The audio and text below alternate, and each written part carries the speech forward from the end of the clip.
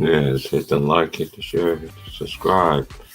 We in here watching the Final Four. Hope everybody is having a great one. Lions Den basketball community. Florida Atlantic with the ball. Now he stepped on the end line. That is a turnover. What a great game. Even though my team's not in it, man, I've been watching Final Four since '82. It ain't gonna stop. Just because my team don't make it, I'm still gonna be in there watching it, man. That's for real. Yeah, he stepped on the end line. All right, here we go. What y'all gonna do? San Diego State, what y'all gonna do? They're killing them with bitch points. Nice denial right there. Bad turnover. Bucket. He missed the layup. What? Ooh, San Diego State is dodging some bullets right now. Here's Parrish. Parrish, what you gonna do, Parrish? Gives it back to the left-handed dude, the center. Oh, and it's great. And they call a foul. This game right here is gonna go to overtime, maybe, man. I'm waiting on Uconn versus Miami, but this first semifinals ended up being a great game.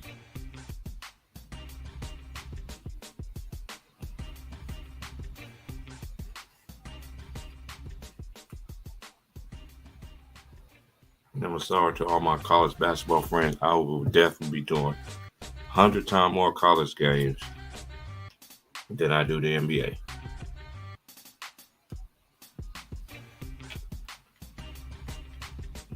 First free throw is up. And he misses, man. They missing some free throws. Both ends. San Diego State trying to complete this comeback here.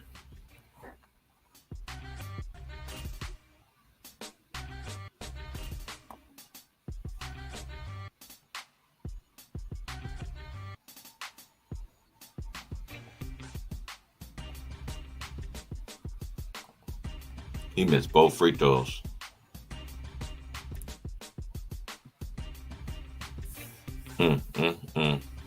Can't miss free throws. We try to win this game, bro. Try to make a comeback. Now San Diego State's going man to man. They switches. Boy, yeah, that he's been killing them. 3-ball misses. The big boy with the rebound. He's being big, and he threw it right to him. Look down the court.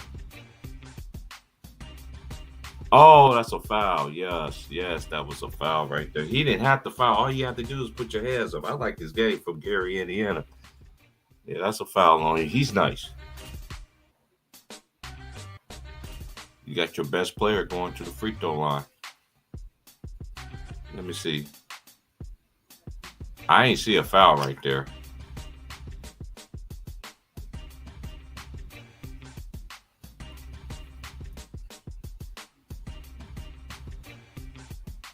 Bradley goes to the free throw line. First free throw is up a brick.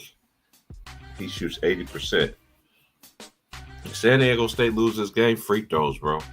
You did all this. You got to make free throws, man.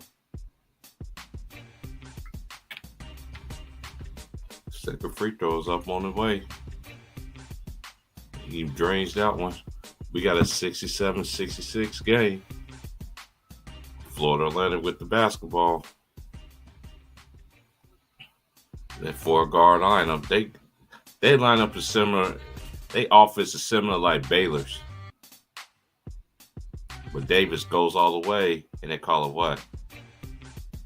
A moving screen? Oh, Boyd out of New York. I like Boyd, a left-handed sniper from New York. Yeah, that was a movie. Yeah, that was. Try to set the side of. Can San Diego State regain the lead? Florida Atlantic has 7 turnovers. This half. Who's gonna get the basket? Who's gonna get the basket? San Diego State in the lane. And he calls Trammell with the turnover. He said that's a bogus call. That's what the coach says. Let's see. Did he travel? He jump stops. He still held his pivot. That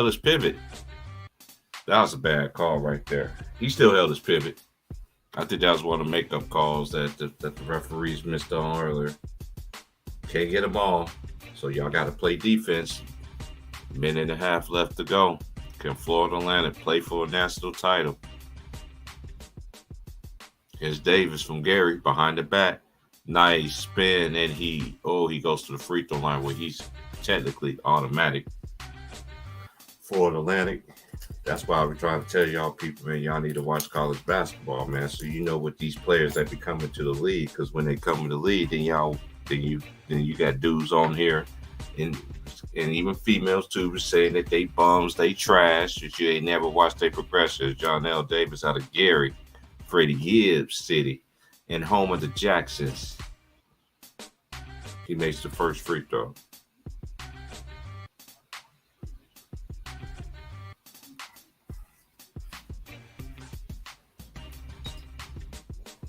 But the game of the night is going to be Miami versus Uconn. But this game ain't over yet. He makes both free throws. We got a 69, 66, a nice seed. Can they make it? Can they make it to a national championship game? They have the most wins in college basketball this season. And it was a nice seed. Liddell looked like Jamal McGlure. He was like Jamal McGlure. They needed that bucket. Nice bucket right there. They're going to call a timeout, run a set play. This team is well connected, man. It'll be crazy if Florida Atlantic, if they make it to a national championship, Gaffney, if they end up playing Uconn, Gaffney will play against his former team that he transferred from. Be the Uconn Huskies. That'll be crazy. I know y'all don't like college basketball on here. Y'all like that. Y'all like the NBA. What the women used to sit there and tell me back in the day that the NBA is going to be a soap opera. That's y'all version of a soap opera. And that's just the way it is. They ain't never lied.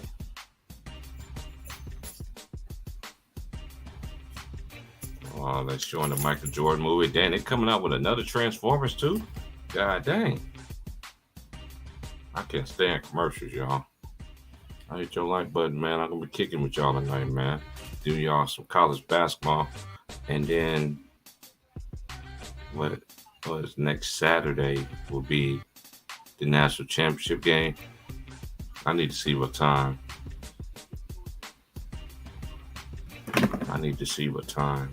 That come on. I'm most likely I'm gonna be doing the national championship. Salute to my little bro, Big Worm, man. You come here and chop it up with me, man. To Uconn, them come on. We'll see the link. Hey, Big Worm, I watched that game, bro. Yes, Caitlin Clark was sensational. She was. But they wasn't calling the game fair, man, for South Carolina, bro. They like the first half, it's just like you playing against the referees and stuff, man. And man, Aaliyah Boss was getting fouled the whole entire night, man. But I did say before this tournament started, there was two teams that I think I said I gave y'all a list of my teams, and one of my list of my teams that's still playing right now is Uconn. I don't think nobody fucking with Uconn, man. Uconn is just, man, them boys is just nice like that. They too deep. That'd be a great matchup between them and Florida Atlantic, too. That'd be a great matchup. But, hey, anything is possible. Because Jordan Hawkins, that boy's the goods. Then they got Sonogo. And then you got that boy Jackson, who's 6'9".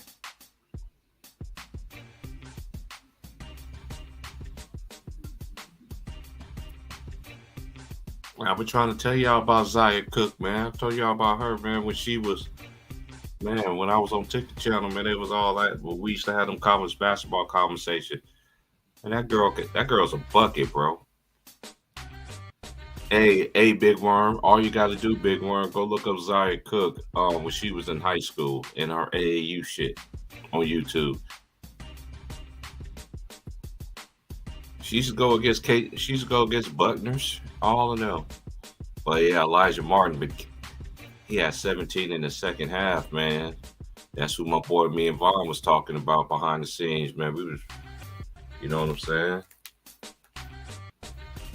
But hey, though, but I just got a gut feeling. I got a gut feeling that LSU gonna win it all, man. And it's shout out to LSU ladies, man, because all them years that Simone Augustus took to the Final Four, they ain't never made it to the national championship game. That's a fact. They never did. But guess what they're gonna do tomorrow, y'all? Play for that chip. And guess what? Caitlin Clark ain't gonna be running wild like she is. They're gonna make it hard for her. But you know why? You got a guard that's just as physical and can get her shot off as well. Make Caitlin Clark play defense. I think Caitlin Clark is nice. I told y'all she the female Steph Curry, man. That girl's a bad one, man. She's a baddie on that basketball court, man. Oh man, what the hell is going on now? Really? Taking so long for this to load up. Hold up, y'all.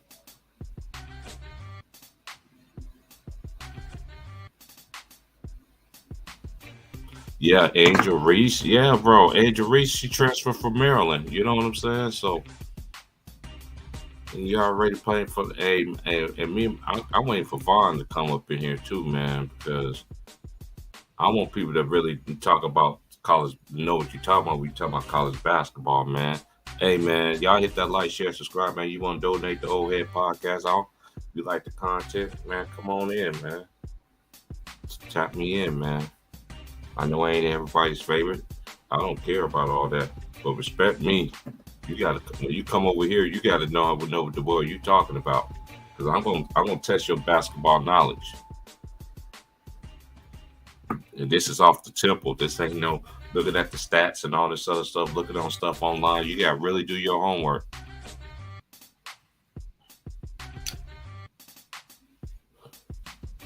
Shout out to Kim Mulkey and LSU Tigers, man. I know my homies in Louisiana. They be sending me messages all all last night, bro. Like, put some respect on them. I was like, dude, I respect LSU what they doing.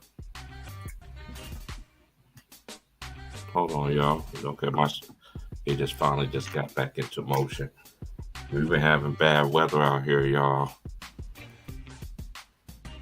I never seen.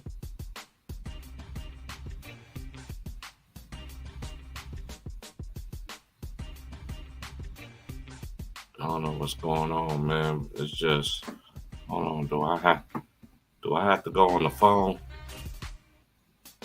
But this is some bull stuff, man. This was playing this whole entire time, and then all of a sudden, shoot, I go on a laptop. Don't play. Now all of a sudden, now it don't even wanna. I don't even know what's going on in the game right now.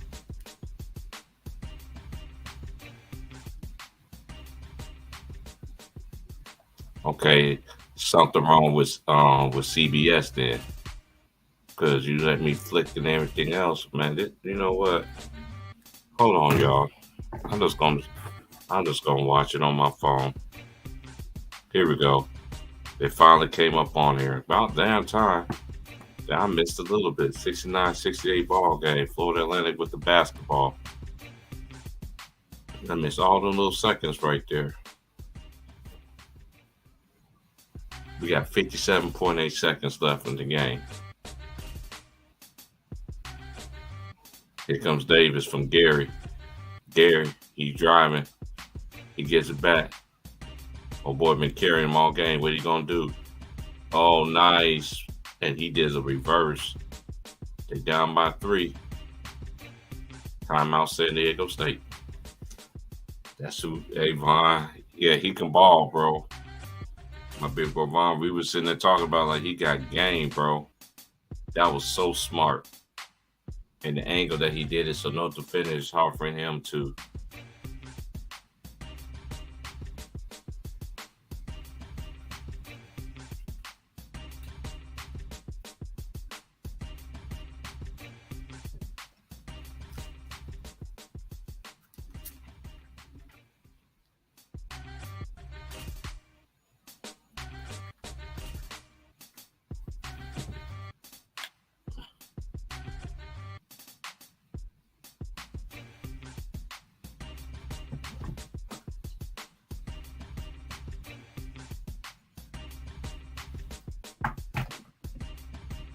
Man, I don't know what's going on with Hulu, man. This is some bullcorn. Let me just go. I'm just gonna keep it up with it on my phone. I'm on my laptop anyway, so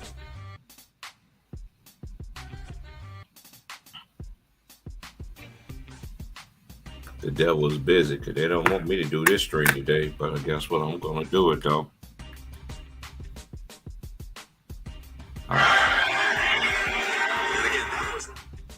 All right, we got a 71-70 game. Florida Atlanta got the basketball. We got 17.5 seconds left in the game.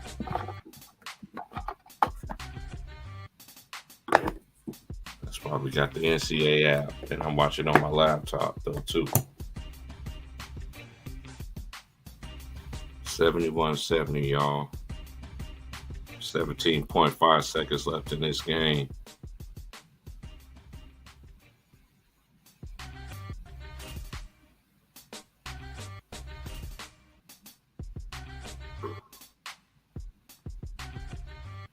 Are they gonna go through their bread and butter? You about to see. I don't know what's going on, man. Let me turn this off and turn it back on. Here we go. 6, 5. Nice block. All right. 6, 5, 4 for the win. Can you get the win? You got to get a shot up. Oh! Florida Atlantic goes down. Oh! That's why I love this. I was here just in time just to see that. Oh, my Lord. And down goes Florida Atlantic. And San Diego State is playing for their first national title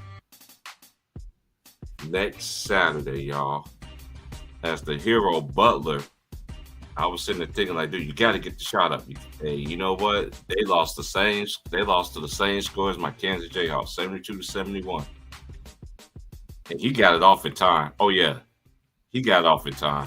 There ain't no doubt about it. And he switched it. Ooh, and he switched it too. Man, this was a good game, y'all. This is why I love college basketball, man. I should have did this game too, though. But I just got off work and I wanted to watch a good game. But yes, oh yeah, and he made it net the butt net. He swishes it. San Diego State, one team got to make history. They beat the team that had the most wins in Division I season this year. This was a great game, great battle, great. It's the tale of two halves, man. The tale of two halves, man. Man, that dude hit him, man. That looked like Jordan jumper, fade away like Jordan over, and Kobe like arrow, everything. Nice form, everything swish. I was sitting there thinking, like, you got to get a shot up, and he made it. What a Final Four! What a semifinal right there, man. Y'all, man. Hey, Lou, y'all come on in, man. Before I do the Uconn game.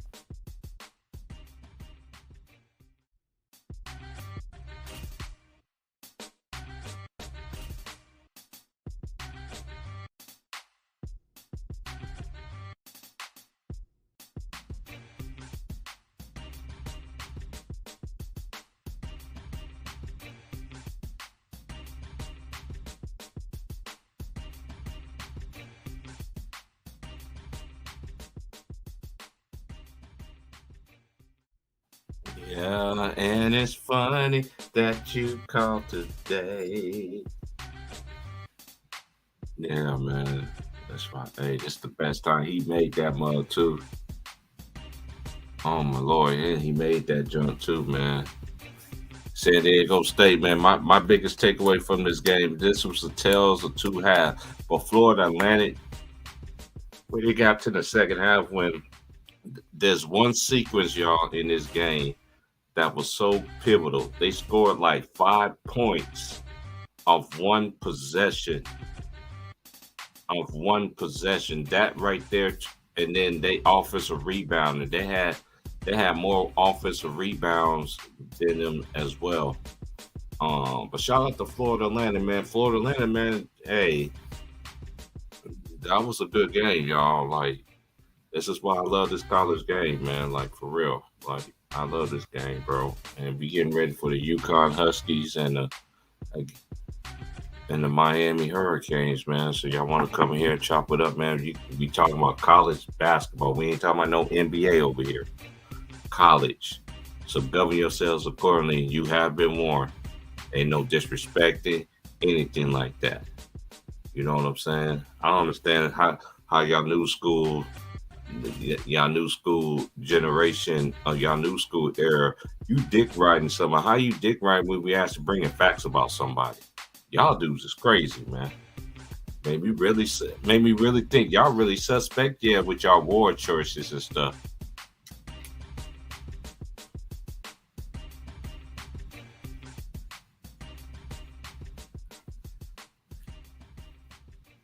Mm, mm, mm.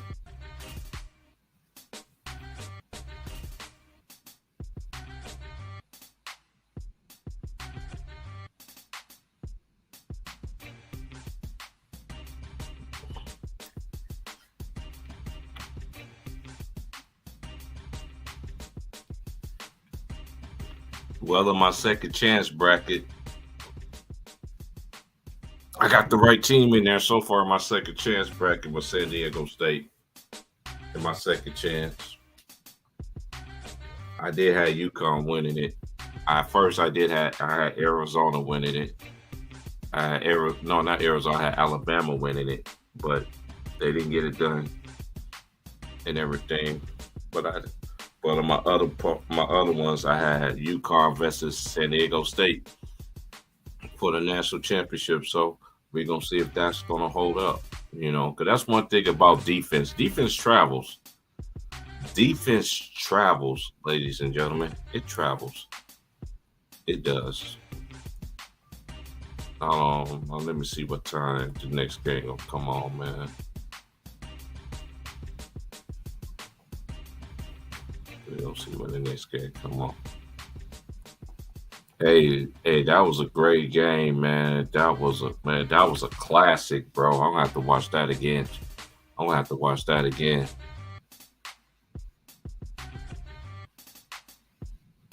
Yeah, bro. Me and you were saying that, man. Avon, we and you were just talking about this. Like, you didn't even know. Hey, my big bro didn't even know the game was on. He thought it was on later tonight. Man, that's why I love this game. I love college basketball. Just because my Jayhawks ain't in there, man, I'm still gonna watch this, bro. Like, I'm just a basketball fanatic, bro. So you gotta raise your hand when you come over here and talk to me. And why they sitting here showing these, you know what, commercials getting crazy. Why they gonna sit there and gonna show this man wearing them? You know what? Oh my gosh. Hey, y'all hit that like button, man. It's free of charge, man. You want to donate to Head Podcast? Do that. Like, share, subscribe, man. We in here, bro.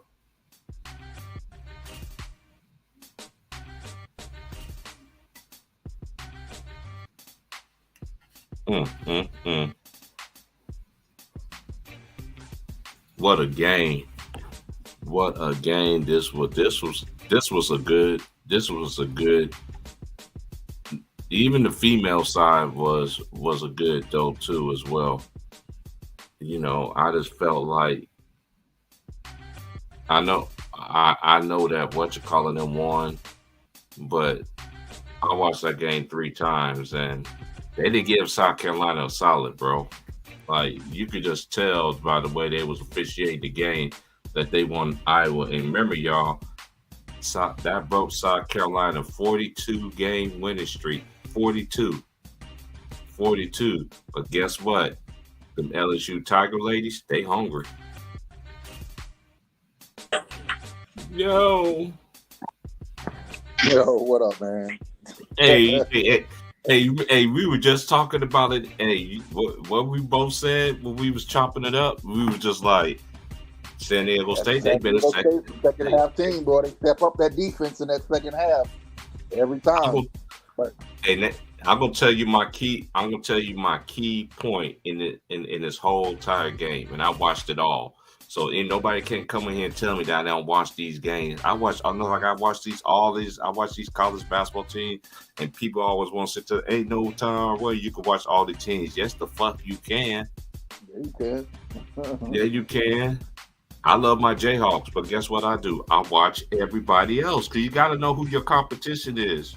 You got to know Right. how your team stack up against everybody else. Back up And against not them. only, Yep. and not only that, you got to sit there and know all these other great up and coming players that you see that might like your team in the NBA or overseas.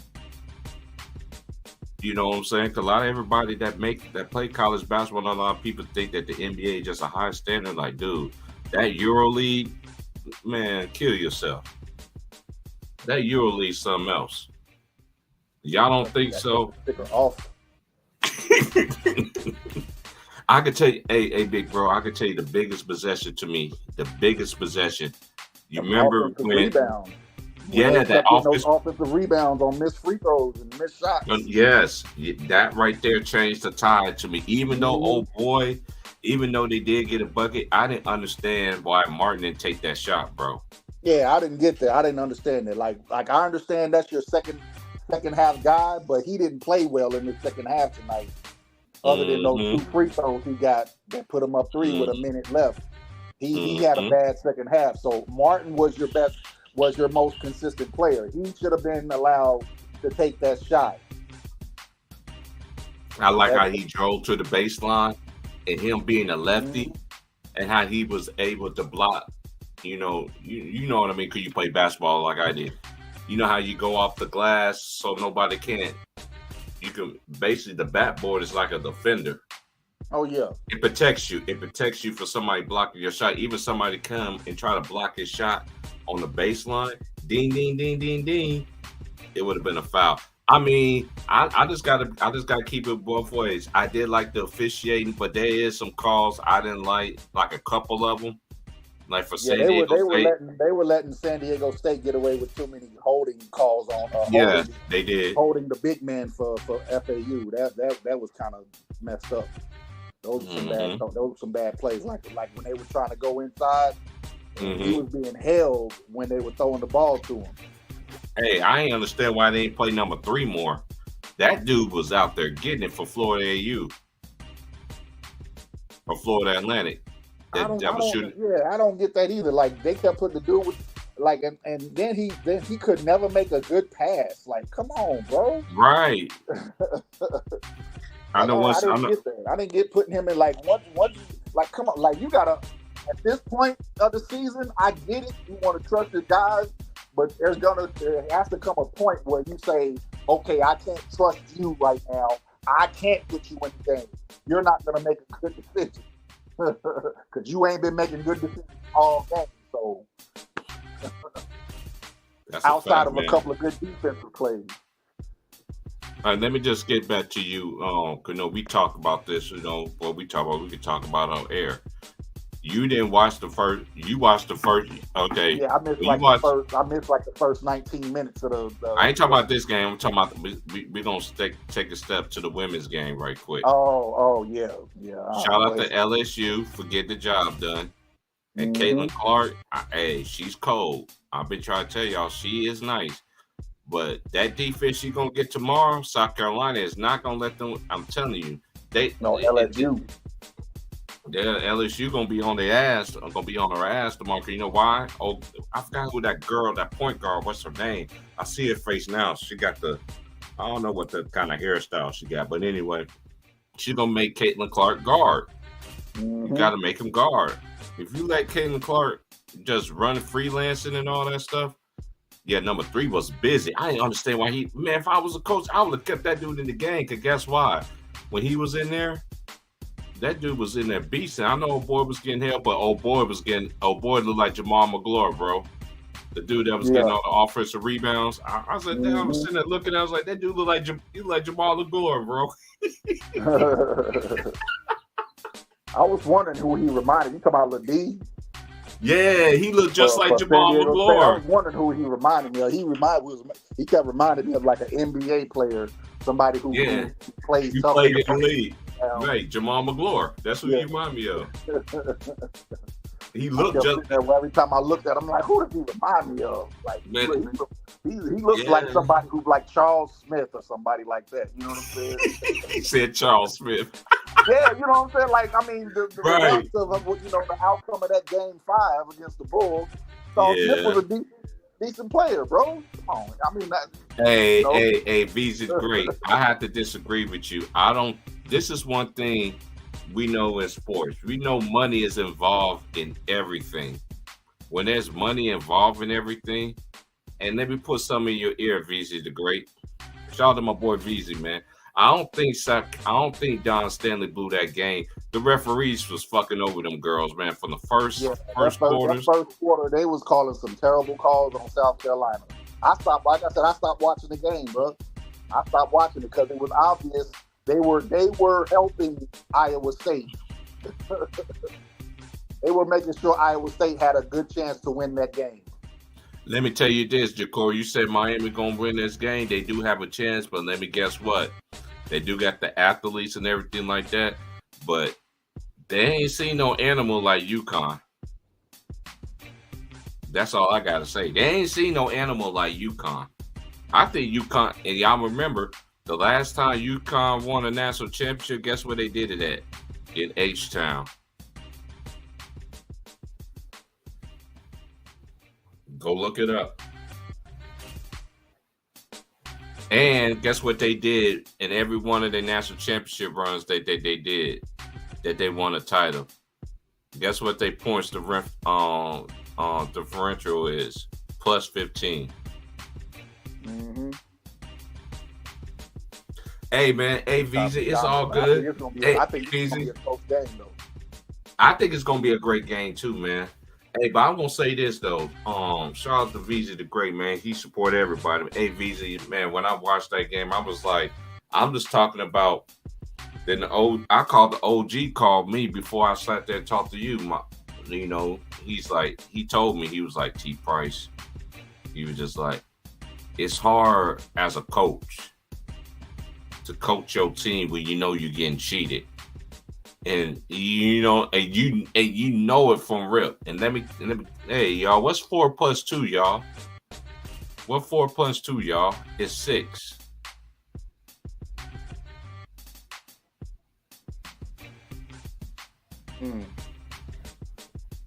That's all I gotta say. If you don't know what that is, put it in your pipe and smoke it and do some research. And don't try to pass that shit to me because I'm gonna smoke you on everything that you say. They don't want Don Staley to do it. Matter of fact, Gino on the rim, he has the highest consecutive games in a row, right? Out of female college basketball. I believe so, yeah, because UConn, they won like 100 something games. Yes. And you know what? I gotta say this. Hold on, I gotta say this. To that one dude, you racist fuck. You know who the fuck you are. You gonna sit here and gonna come and make your little video. Dude, you wasn't rooting for. I've been watching you, bro. You wanna sit here and wanna hate on Don State, talking about she's cocky, she's arrogant, they deserve to lose. How you deserve to lose when the officials don't keep that shit a buck? Man, y'all dudes are slow, man. But you mad, but you wasn't complaining when Gino on the rim was winning 100 games in a row and shit. You wasn't complaining about that. For finally a sister, I don't know what her nationality is, but it ain't. I don't even care about all that. But somebody of color is challenging somebody, and you forget every Uconn commercial. Guess who you see? Mike Krzyzewski, Aflac commercials and stuff like that. Hey, South Carolina gonna be back, bro. I'm not worried about South Carolina, bro. I know UConn gonna get Katie Butler's back and AZ Fudd back next year and all this other stuff, but all these other teams is getting better. Oh, I'm glad I'm talking to you, bro. Nah, it's LSU's time, bro. I think it's LSU. I'm talking about It's right now, LSU. this year. No, I'm talking not even this year. I mean, I'm talking about moving forward. Yeah, Moving forward. it's gonna be it's either gonna be them or South Carolina. That's gonna be about to have them girls destroying everything. Mm-hmm. Because you know that's where Michaela Williams is going. She's going to LSU. Yo, facts. So yeah. And how you feel about the McDonald's All-American game? The girls' game was better than the men's game. I'll just say I that. agree. The girls' game was more entertaining than the men's game. Shit. 1,000%. and the guys' game was good. Don't get it twisted. The guys' game was good. Yeah, the guys' game was good, but the women was playing harder. The girls, they had girls out there playing that could have played with the men on the boys in the boys' game. Like, no lie, bro. Huh? So what you say? I said no lie. You ain't lying. I was like, I see girls doing shit like, man, what are you? What the fuck? And when Michaela Williams did the step back behind the back, step back 3-point shot, I was like, oh my God. What was that? What's that girl name again that did the gritty after she hit that 3-pointer? Oh, goodness gracious. With the braids. Light-skinned girl. Light-skinned girl. I know it was a light-skinned girl. I can't think of her name. Man, what's her name? God dang it. Let me just look it up right quick. Yeah.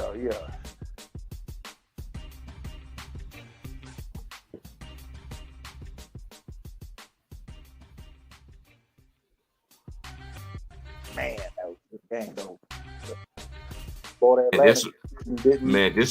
This was a great. I didn't like a lot of the lineups the coach was using in that the last few minutes either for Florida Atlantic.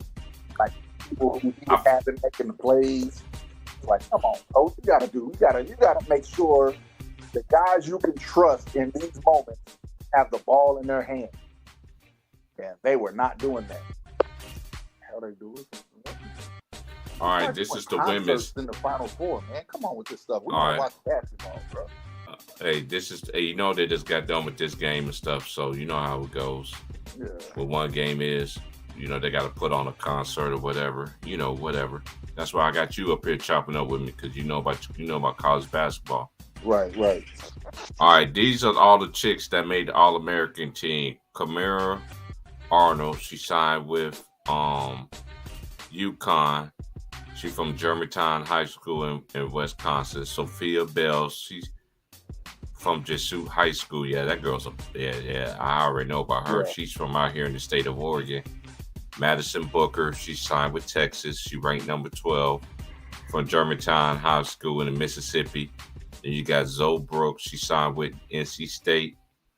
Then you got Addison Brown. She signed with the University of Kansas out of Derby. She from Derby High School, but she signed with Iowa State. Essence Cody, she signed with Alabama. And she from Valdosta High School in Georgia. Then you got Bria Cunningham. She signed with Arizona. She's ranked number 14. Aaliyah Del Rosario, she signed with LSU, ranked number 7.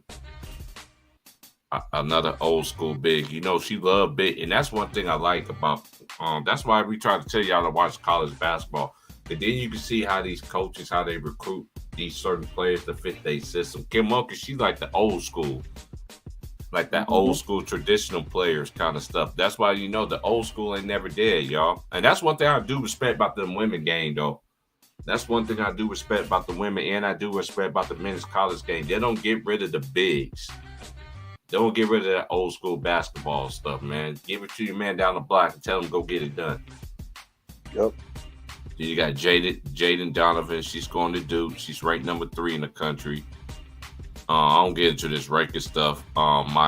Malaysia Fuwali, she's going to South Carolina. And then you got Hannah Hudago. She's going to Notre Dame. She's a point guard. Then you got Kimora Johnson. She's going to Virginia. She's ranked 24 overall. Tessa Johnson, she's going to South Carolina. She's a guard. Amanda Muse, she's going to UCLA. She's ranked 32 overall. Then you got Riley Nelson. She's ranked number 18. She's going to Maryland, her home state. Then you got Courtney Ogden. She she went to a Westminster School in Georgia. She's going to Stanford. Layla Reynolds. She's going to University of Florida. She's from Maryland, and she's ranked number 19. Then you got Emma Rich, another guard. She's going to Notre Dame. Then you got Talia Scott. I like Talia Scott. She's cold. She's going to University of Arkansas Razorback Ladies, and she's ranked number 11. Then you got Ashanti Shade from Indiana. She's going to Uconn. Then you got Jadea Watkins, the number one player in the country out of Sierra Canyon. She's going to USC. She's staying home. That's her name, Jada Williams. That's who did the gritty. She's going to Arizona. She's ranked number 21. She's from California. Then you got Michaela Williams. She's going to LSU. She ranked number 2 out of Parkway High School in Louisiana. Then you got Sarah Williams. And she's ranked number 23, and she's going to University of OU. So we're going to go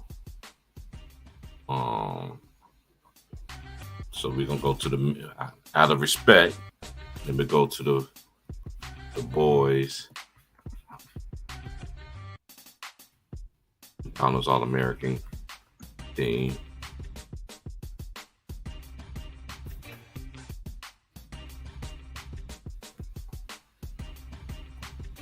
I still say Bronny should have been there, but he did showed out though. But he should have been there. Now there's so many other great guards that should have been there before him, but it's not no hate. Okay, then you got. Hold up, y'all. I need to see.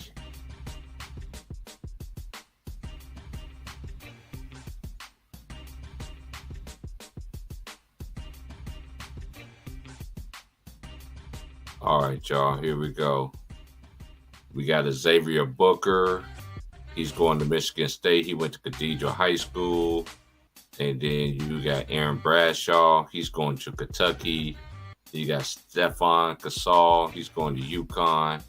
Sunrise Christian Academy. Matisse Bozelis. He's undecided. Oregon got Kwame Evans out of Monterey Academy. You got Aiden Holloway. He's going to out of Terrific Prep.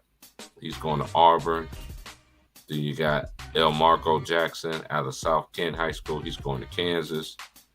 I like his game. And you got Mackenzie Mbako. He's going to Duke out of Roosevelt Catholic High School. Then you got another Duke signee, Monterey Academy, Sean Stewart. Then you got DJ Wagner, Camden High School, going to Kentucky. Then you got Cody Simmons, Perry High School. He's going to Colorado. And then Team West, you got Waukee High School, Omar Bailu, he's going to Iowa State. You got Isaiah Collar, Wheeler High School, going to USC. Muzi Cook out of Arizona Compass Prep is going to Oregon. Then you got Baye Fall, he's going to Arkansas. Accelerated Schools is his high school. Jeremy Fears at Juliet West High School, he's going to Michigan State. Dell City High School is going to Oklahoma State. You got Ron Hollins out of Duncanville High School. He's staying home in the state of Texas. You got Bronny James, who's undecided. Centennial High School, Jared McClain is going to Duke. That's why I've been trying to tell you. I mean, all these big name markets and teams and everything like that, y'all, they even in college basketball, I just named so many players that's going to Duke and Kentucky. And even Michigan State.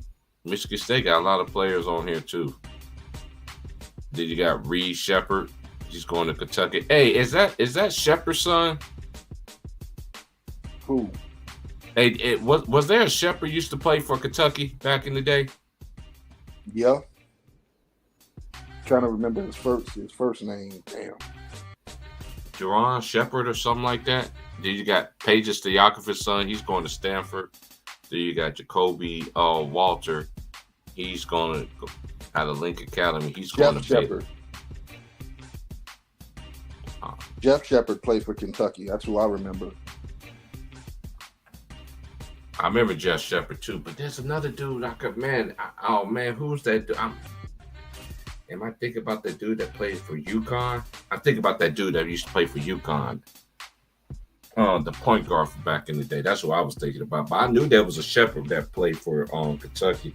You know, a lot of times it's family related. You know, that's why a lot of people are surprised that DJ Wright is going to Kentucky. Duh. His dad played for him. His dad played for him at Memphis. So yeah. That's ties right there. Right. I was gonna say, yeah, that's not a surprise that he chose, because I mean he's known Calipari since he was a baby. So. Mm-hmm.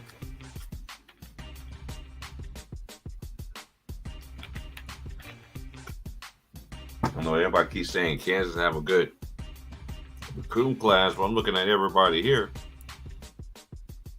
I know they don't count everybody the same way, you know, because I know how these rankings go. But let's go to Michigan State. They got 1, 2. They had 2 players in the McDonald's All-America game. Kentucky had 1, 2, 3 people at a McDonald's All-America game. Now let's go to Duke. Duke had 1, 2. Yeah, he is. Hey, that Shepard, he's related to Jeff Shepard. I'm trying to think. I knew that, bro. Dude, I'm just like, dude, like. It says, he's the son. He's the son. Reed Shepard is his son. I kind of, man. No, I'm not shocked that Grady Dick is leaving, bro. It is what it is. Hey, this is another thing North too. Laurel High School. North Laurel was nice. Some shit. They've always been nice. Let me just address the young homie, because you know me and you were just talking about this behind the scenes. Mm-hmm. Grady Dick is the first white boy that I ever seen that went to University of Kansas and left after 1 year. But we got to think about it. We got to put it in context, okay? Look how all these players is moving now, even at the transfer portal, right? All this other stuff. Look, all these great players that's leaving the transfer. Hey, Kansas gonna be fine, man. Kansas, and this is one thing I don't worry about Kansas. That's why I understand. My old boy Miguel was trying to tell me that Bill Self was leaving and all this. I don't know what I'm talking about. Man, Kansas always gonna get Kansas are blue bloods. They just don't get the McDonald's. They never got the McDonald's All-Americans like Duke and Carolina and all that, and Kentucky. They might get 1 or maybe even 2. Oh, he was Mr. Kentucky too. That's what's up. Yeah, that's why I was sitting there when I was watching him play. I was like, man, he remind me of his dad, bro. No lie, bro. I could tell he got some great coaching too, they bro. Used to compare his dad to Rex Chapman when he was in high school. Yeah. I mean, he was good though. Don't get it twisted. Jeff Shepard was good in high school, but he wasn't. No, I'm talking. Hey, I spoke his name as soon as I mentioned. As soon as I mentioned, oh boy, man, Bill Self ain't leaving Kansas, man. Bill Self just had a life changing experience. He just came out of the hospital and stuff like that. Man, that man ain't leaving no Kansas. You think this man's really gonna take his health issues and want to sit there, want to go in the league with it? I don't know where you get your sources from. Right. Because I'm telling you right now, my boy right now, man, I wish I could get him on the phone. You said stop lying. Okay, how I'm lying, bro? How is the man leaving, bro? How's this man leaving? How is he leaving, Miguel? I want you to explain yourself. How is this man leaving? Drop the link. Bring your capping ass on the stream and break it down. You said Jay Wright is going to Kansas. Is Jay Wright? Hold on, sir. Jay Wright ain't coming back to coaching. Jay Wright said he's done for good. Stop lying. Jay Wright is done. You just saw what Jay Wright was doing. So stop lying. Man, Jay Wright, man, he's done, bro. Hey, remember we did a stream about Jay Wright? Right, yeah. Last year. Because we thought Jay Wright was going to go to the Lakers. That was the thing when he retired. Everybody thought he was going to go coach the Lakers. And he Man, said, y'all "No, gotta I'm check. done coaching Man, y'all forever. I'm gotta not check going y'all nowhere." sources, bro. Like I don't look. It, Listen, actually, it was. Some people thought he was going to go to Louisville, yeah, and some there thought was he a was lot of going to go to the speculations. Lakers. True. And he said, "Nope, I'm done coaching forever. I'm not coaching no more." Oh, you said that's why Shannon Sharp exposed you? Hey, dude, are you a troll? Cause you really about to make me take your wrench away the shit you talking, man. You gotta know what you talk about when you come over here, bro. Are you a troll? I think you're a troll, bro. You be troll?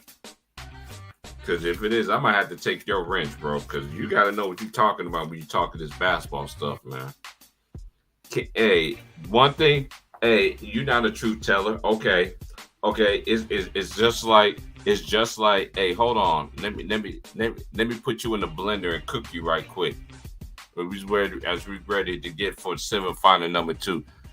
The same way you sat there and said that you sent me $1,000 or whatever you said, $100 or whatever you said. You said 100, whatever you said, and I told you that you got scammed because ain't nobody ever sent me no $100 on YouTube. Nobody, not yet. Dude, you're a student of the game. Okay, you're a student of the game. That's fine, man. Bill stuff ain't going nowhere, bro. You a student getting the F minus. Shut up. Sitting here trying to tell me illiterate ass on somewhere with that bullshit. And let me tell you, hey Miguel, let me tell you. I'm trying to tell you, Miguel, why I know it ain't true. I still get the Lawrence Journal. The Lawrence Journal. That's the name of the newspaper.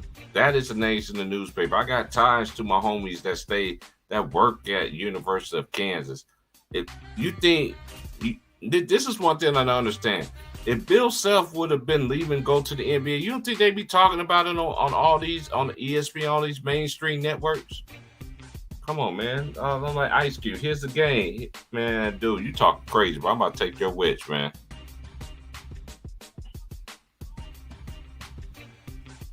You stood of the game, but we trying to tell you that Bill Self ain't going nowhere. What are you talking about? You think, oh boy, he can be a student, but he's failing. He about to get kicked out of school. He about to lose his scholarship. Man, he's about to lose his wrench, boy. I was like, dude, that's what I'm saying. He about to lose his scholarship, his wrench, and then he gonna get kicked out. As soon as he loses his wrench, he's out of here. Dude, you got to know what you're talking about, bro. Because I ain't never heard that. What? Bill Self ain't going nowhere. I talked to my homies. What NBA team can pay him the money? Where he going? That Kansas going to.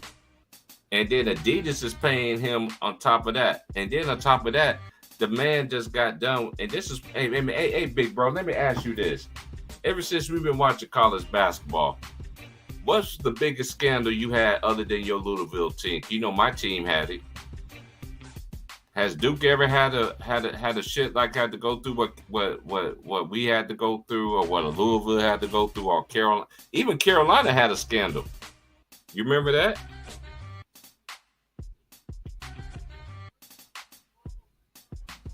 Right. Dealing with a damn. That's why I said I don't understand. Like Louisville and Kansas need to get away from Adidas because it was Adidas that got their asses in trouble. My OG was just telling me that. It was the damn shoe company. My OG was just telling me about that. He was like, your boy Vaughn, he's a Louisville fan. He said the same exact thing you said to me earlier today. He said Kansas need to get away from Adidas. If not, why you think they going through some shit the same way Louisville said? I was just like, Yeah. That made me think really hard. I was like, so that's why I love older generation people, man. They put you on a lot of game. And shout out to the ladies that put me up on game about how the NBA is going to be just like a soap opera when I was 18, 19 years old. When you get 40 years old, it's going to be a soap opera. They seen the future. Yep. And that's what it is.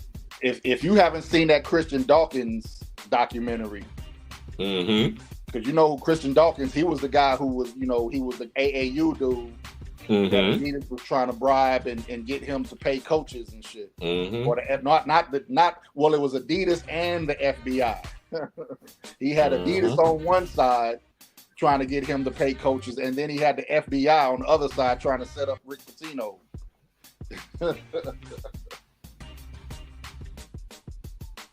That shit was crazy, bro. Okay, hey, hold on, Miguel Malone.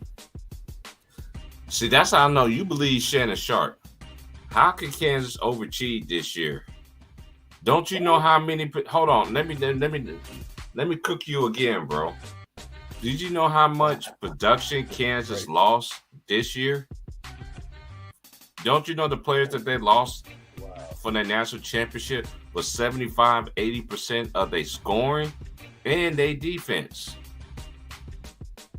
Hey, it's match. Hey, I didn't predict Kansas. Hey, man. Hey, don't come in here and try to troll. Are you work for Shannon Sharp or something, bro? Just let me know, bro. Cause you say you want to learn, but you want to play with both ends here. You can't play on both sides. It's like my mom would say, you can't serve two masters. Which master you serving? I didn't predict Kansas to even make it out the second round. I predict Kansas to lose in the second round to Arkansas. Kansas State was a talented team, bro. Stop, bro. Stop. See, you disrespecting, bro. Stop. That's how, you need a lot to learn, bro. Until you learn, I'm going to have to take your wrench away.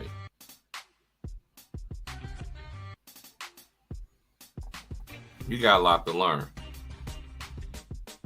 You don't know nothing about college basketball. Let me ask you a question, Miguel. How long you been watching college basketball? And don't lie.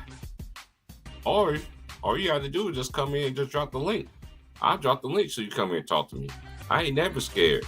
I don't see nobody on here talking that's black like me that talk about more about college basketball. This your second year? Okay, imagine watching basketball from 1982 all the way to now. That's how long I've been watching college basketball. Man, if you don't take your wet behind the ears ass on somewhere and stop commenting, if you trying to learn, shut your ass up and listen to the people trying to give you information. Oh, goofy ass. They don't want this, man. This is for me. I hit the like button, man. This is funny, man. This is fun. I like this. And I do this all out the temple, bro. You know why? Because I've been watching it for so long. Did he actually say that for real? 2 years? This is his second year watching college basketball? I don't know why you trying to troll. Yeah, for real. Yeah, man. Hey, this is what I want you to do, Miguel. I don't know where you located at, Miguel. Where you located at, Miguel? Where you located at?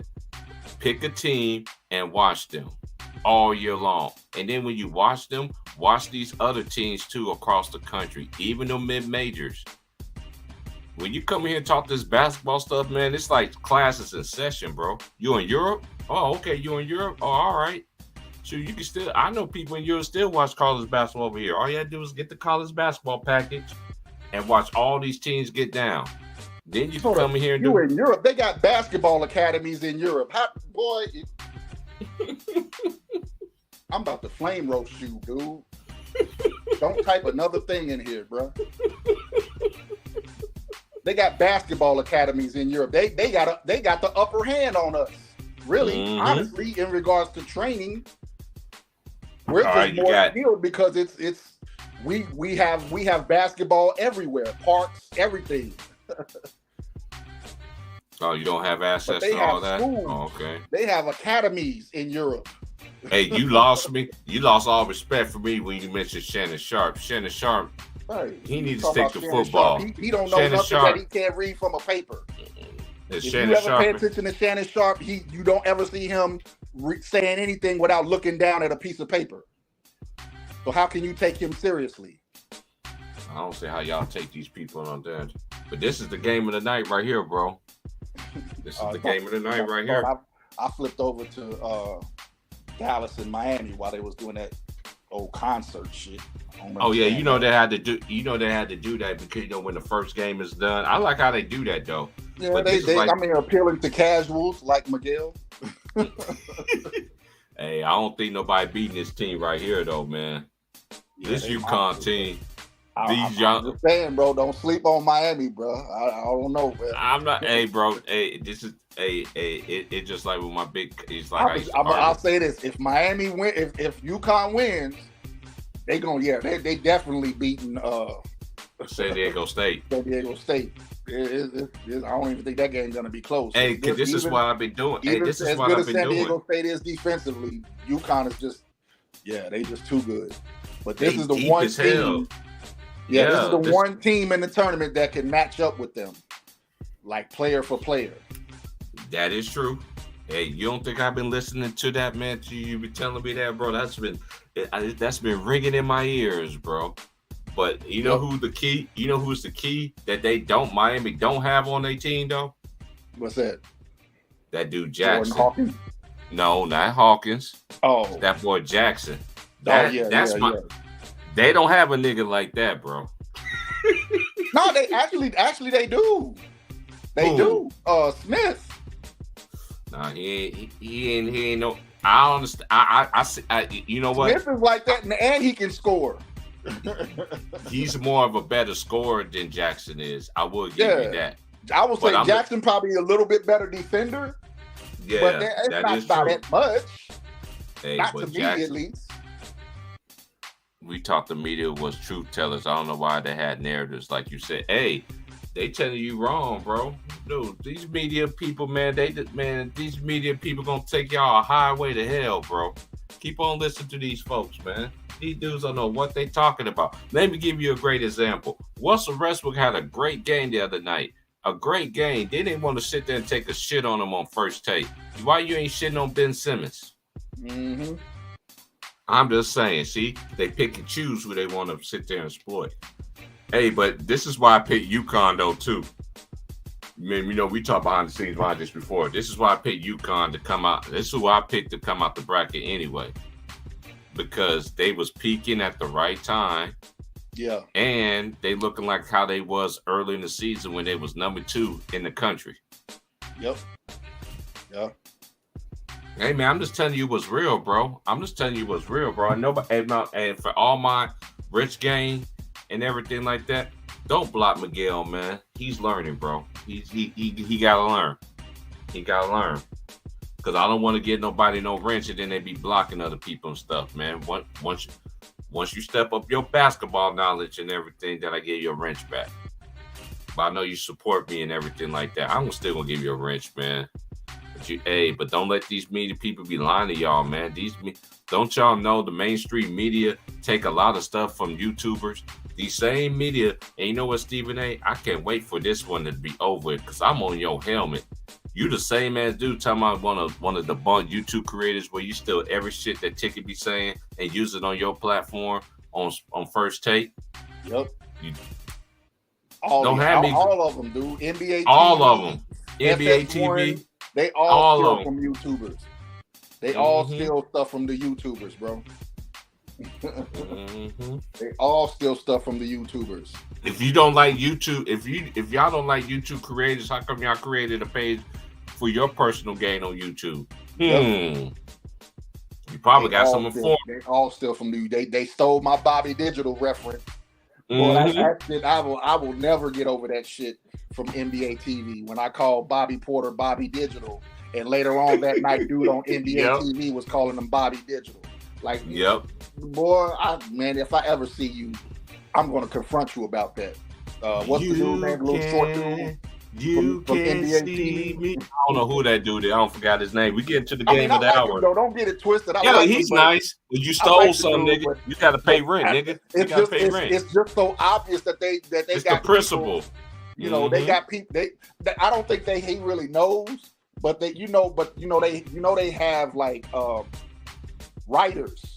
You know what I'm saying? All right, man. We about to get to it. And what happens is those writers, they sit around and they watch the YouTubers to get content. There you go, already.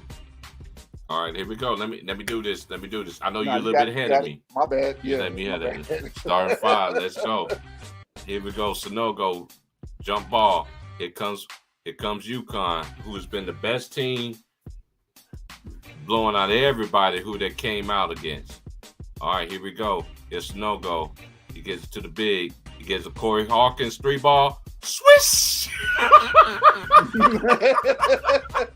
Oh, hey, his when you said Miami don't have something, that's Jordan. What I thought you was talking about. Jordan Hawkins. No. Yeah, don't nobody got a Jordan Hawkins, bro. Hey, there's two people. They do got Jackson, but they don't have a Jordan Hawkins though. They don't. Yeah, they don't have a Jordan Hawkins. Roger Pat. I agree with that. I could say Pat, but he's just shorter though. Yeah. Pat just shorter. I like Pat. Guess where he went to? Miguel, before he transferred, Kansas State. And he led K-State in scoring. But Kansas went 1-1 right there. Go down. Get big. Go big. Go big. Oh, good block. Good block. Good block. What? Oh, here comes Wong. Wong go all the way.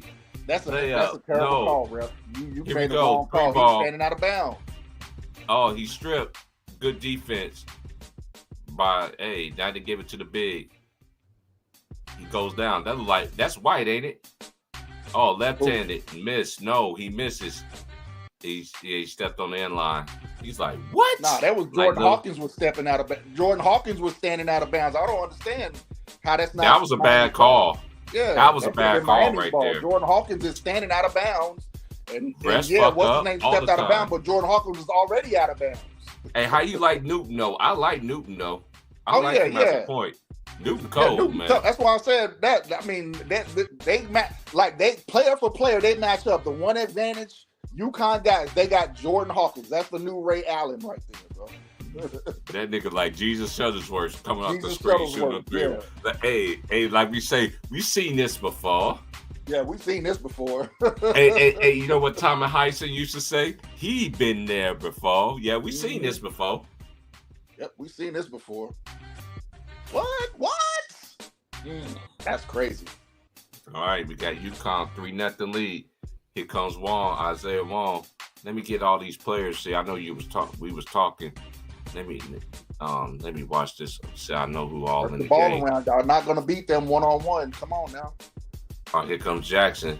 That's the X factor because he can give you anything. It's Sanogo. 3-ball. Swish! He's on fire. That's why I was like, what? Here's Jordan Pat. Here's Pat.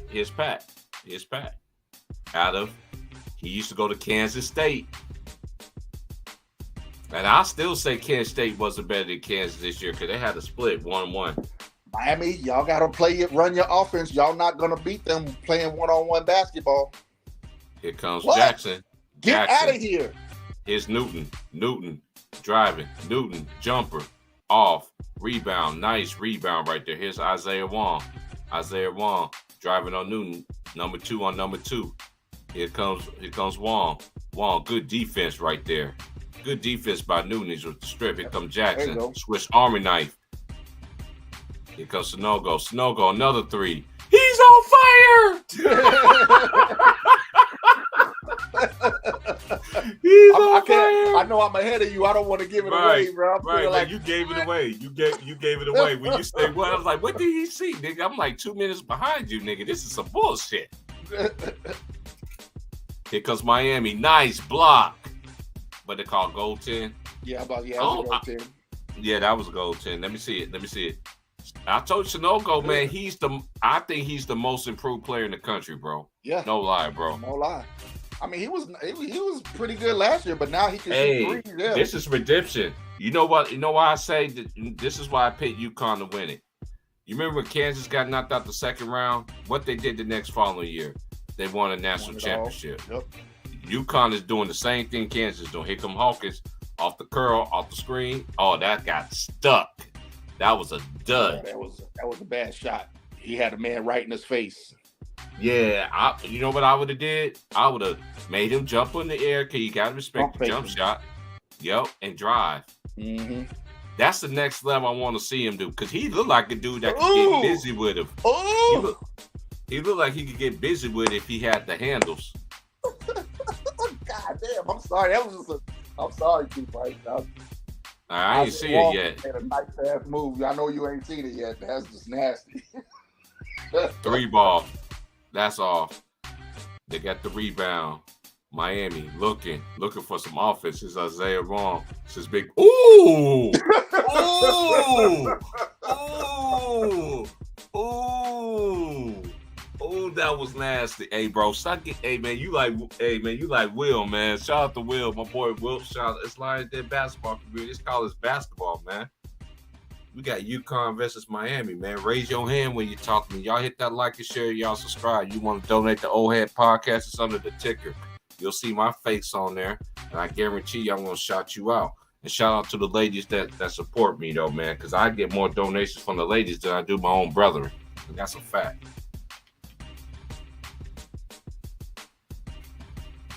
Now, I don't beg people for money because I go out there and get it every day. I got to go out there and get it tomorrow. But I'll be off Tuesday and next Sunday. I'm definitely going to be on Tuesday and Sunday.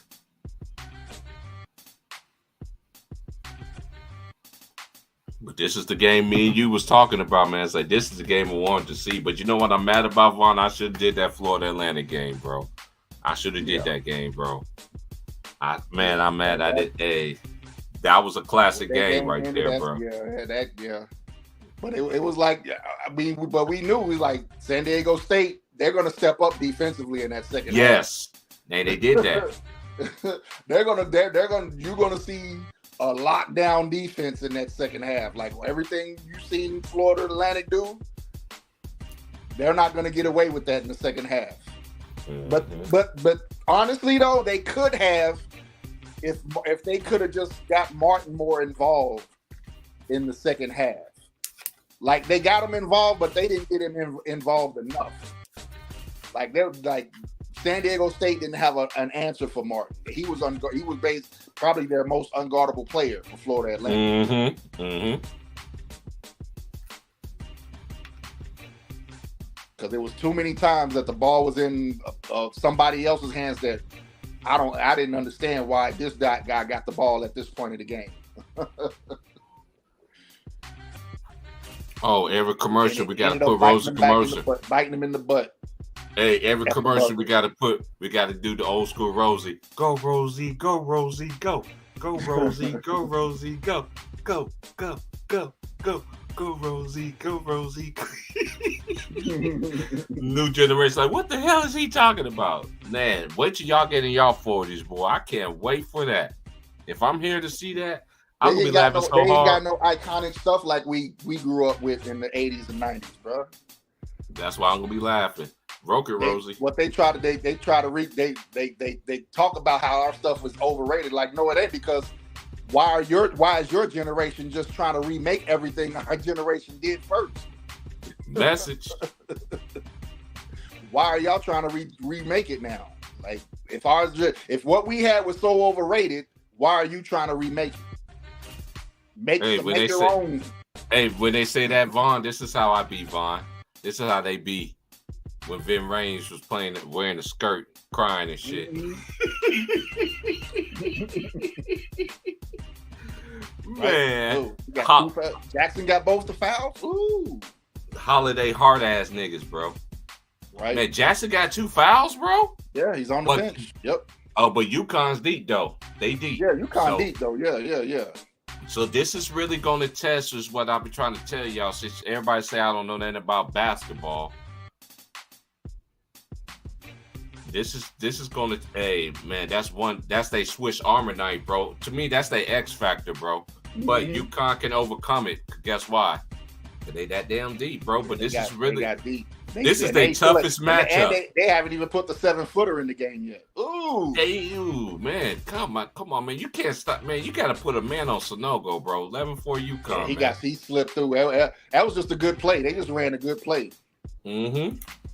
You know, that was just a good play. You know, he set the screen. The guy guarding him went over the top, trying to interrupt, because he probably thought they were trying to look for the 3-pointer across the court, and Sonogo ended up getting the spot on the baseline. Oh, he missed the layup. He missed that chip in. What are you doing? See, Miami is out of sync. Yeah, they are. I think that I told you this was going to be a tough matchup for Miami, bro. I really do believe this, bro, because they both got dealt, but you already know who's that going to be better is going to win this game. Yep, but they better get in. See, Miami is trying to play too much one-on-one basketball, where UConn is running their offense. They're being patient Jordan running Hawkins, their what you gonna offense. do? Now they got Jordan Hawkins. I like that left-handed dude coming off the bench for him. Here comes Newton. I like Newton. Yeah. Newton's cold. Transfer. And number 11 is nice too. And they didn't even put the 7-footer in the game yet, bro. Here he come in. I think his name is Klingly or something like that. Yeah. That dude's nice. 6 seconds. 5, 4. Oh, he fumbled the ball. You gotta get a shot up from way out there. That's air ball. I saw that when the shot. That's the best possession Miami had on defense. And Danny Hurley said he's on his ass. Hey, I always thought he was a good coach though too. Now he's beginning to show it on the big stage. I know everybody think about Bobby Hurley from the Duke days. That's a family tree. His dad is legendary. Yep. Legendary high school coach. Hey, I like I cannot say his name. Man, you know what's another thing about this new generation too? Look at all these last names of these players, bro. Yep. Like, man, but like, how am I supposed to say this shit? Here come UConn, up by 7. Winner gets to play San Diego State in the national championship game. Here we go. You need this 3-ball. And he misses. Offensive rebound. Miami, left-handed. I mean, y'all better run some. Y'all better stop trying to play one-on-one basketball. Isaiah Wong, Fumbleias. They Fumbleias. They fumble. UConn with the steal. Here comes Newton. Head up. Newton gives it to. Oh, he stepped out of bounds, bro. Yeah, Newton for 3. No, he didn't. He's on fire. I know he did, but he looked like he did. He's on fire. And maybe want to play NBA Jam tonight. He's on fire. Man, it was close. It looked like he stepped out, but he was still in bounds. Hey, that's one thing I love about. Yeah, Newton can shoot that Wong, shit. Just run the offense. Just run the offense, bro. Yeah, there's too much one-on-one, man. It's like, too much one-on-one, Miami. He said, "Call me." Call me. I like Newton though. He's cold though, bro. You can tell he a seasoned vet in the college game, bro. And he got size, and he could defend too. Mm-hmm. Here comes Wong. Wong gives it to the center, whoever that dude is. I know more UConn players than I know Miami, but I have watched Miami all year. Oh, nice rebound. Yeah, if UConn take care of the bad boys, Miami ain't winning nothing. Here comes the 7-footer. Klinigan. That's his name, Klinigan. Okay, let me go to the NCAA basketball thing here so I can know these players on the court here. On the court for Miami's Umnar, Poplar, Pack, Wong, and Miller. And starters, you got Caravan, you got Sonogo, you got Hawkins, Newton, and Jackson. Let me go by play-by-play. See, now that would have been perfect. Play-by-play, they always show. Stop. I don't want to. They would have executed. Yep. I already see what you were saying. Hey, bro, you just cut the seconds off, man. Y'all hit that like button. I know a lot of people ain't going to come here because we talking about college. If it was NBA, these niggas be having their jock straps and everything out.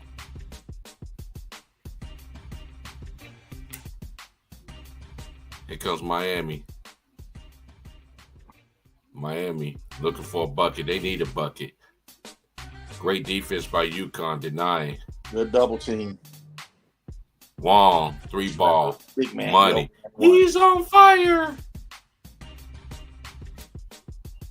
That was a big bucket. They needed that bucket.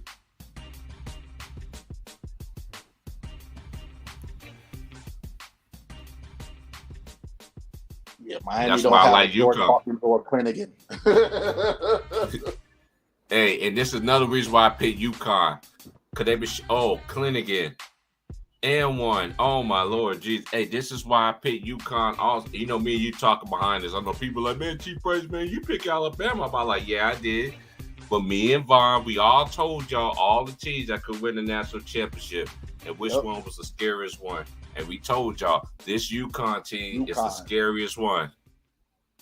They are so fucking deep, bro. Yep. Yeah, because UConn only struggled once they started playing within their conference. Yes. When you play in their conference, you're playing against teams that know you. You know what I'm saying? That's why Kansas was struggling too. Yep. because you're playing against teams that know your weaknesses and knows what you like to do. Mm-hmm. Here's one dancing with him. Nice defense, like man. Try to go against all that lift. Here come the push. It's Jordan Hawkins. Hawkins stole. That's a dunk. That's a dunk. Nope, layup. Yeah, they needed that. 16-9. We got Uconn up. We gonna at halftime. We gonna take y'all way back. Let y'all see. Y'all know y'all Uconn history. That was a lazy pass right there. Mm-hmm. That was a lazy pass. I don't think Jordan Hawkins was expecting him to shoot the gap like that. No. I understand that though too, but that's, it was a lazy pass. Don't get it twisted. It's a lazy pass, but at the same time, I think he just relaxed, not expecting the dude to shoot the gap like that. He did shoot that gap, bro. You can't relax. You got to make that pass. All the coaches that I know, bro, that I've been around, bro, right, who taught the game. Man, they would have went in on him. Like, dude, that was a lazy pass. Like, dude, like, coach, I didn't expect his reaction. You got to be my other set of eyes when I'm out here on the court. Mm-hmm. One thing I noticed, like all the dudes I talked to that coaches basketball, that used to coach basketball, one thing they always respect was this, bro. They always told me this, like, T, when I had a point guard, I always used to ask my point guards, what do you see on the court that's going on? Because I always felt like, and you already know where I'm going when I say this, coaches see stuff on the sidelines, right? But then you got to actually got a player, like a point guard, like I'm talking about an old school point guard, not this new school point guard want to score first and all that. What do you see that I don't see? And they built that relationship. You see what I'm saying? With that player, I think a point. That's what's missing. That's another thing that's missing in today's NBA. Is connection with point guards and coaches. Now point guards have more power than coaches, and then you got Trae Young out here looking like Thornberry, acting like he's the best thing ever since sliced bread, just because you became a villain for 1 year. But that was just is what the new school generation say. You got your what we say on here on YouTube. You got your 30 seconds of fame, and then after that, what have you done for me lately? Not a damn thing. Got two black coaches fired.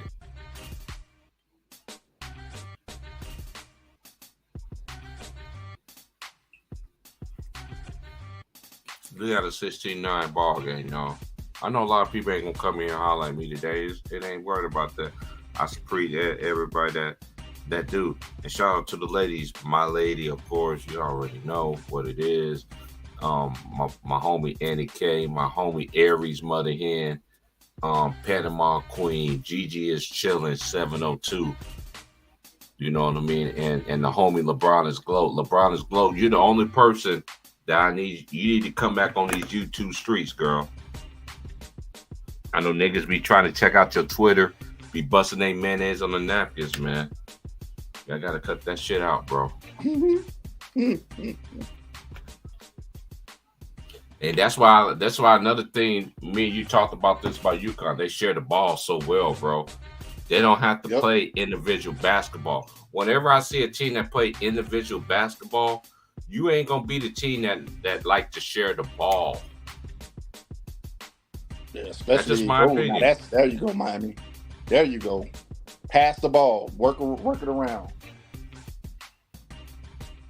This game still ain't over. I think Miami still have a great chance. This is a great matchup. This is the best game of the night. The score ain't too much out of hand yet, so Miami got a chance to get their shit together and get back in the game. I got 16-9 on my end. Newton 3. I think he should have drove that, but if shot clock was going down, here come Pat. Used to go to my dad's alma mater, Kansas State, Michael Bishop. Went on the Batman. Nice left-handed layup. Oh my God, don't do this. I don't understand, man. The weather's been crazy out here, y'all. Oh, We've been having some bad. We in a winter advisory right now. I got a 16-11 ball game. Miami started 1 for 12 and they made the last 3 or 4 shots. They're settling in now. Let's see they get their shit together. Actually, back them up, back them down. Left-handed, 2 lefties guarding another lefty. Nice rebound right there. And Uconn just deep as hell, bro. I forgot. Yep. Oh, I forgot about number 5. And he lost the ball. Susan. That's their defense.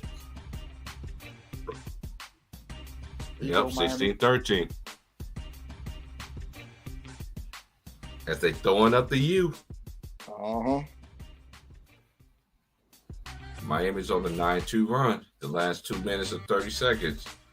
Here comes Uconn. Ooh, nice. Sanogo. I gotta stop going over the top. Man, Sanogo gonna eat. If you're the man guarding Sanogo, you gotta stay underneath. You gotta stay with him, bro. Yeah, he already has 10 points already, bro. Over the top. If you're guarding Sanogo, because he's gonna dive to the basket and it's over.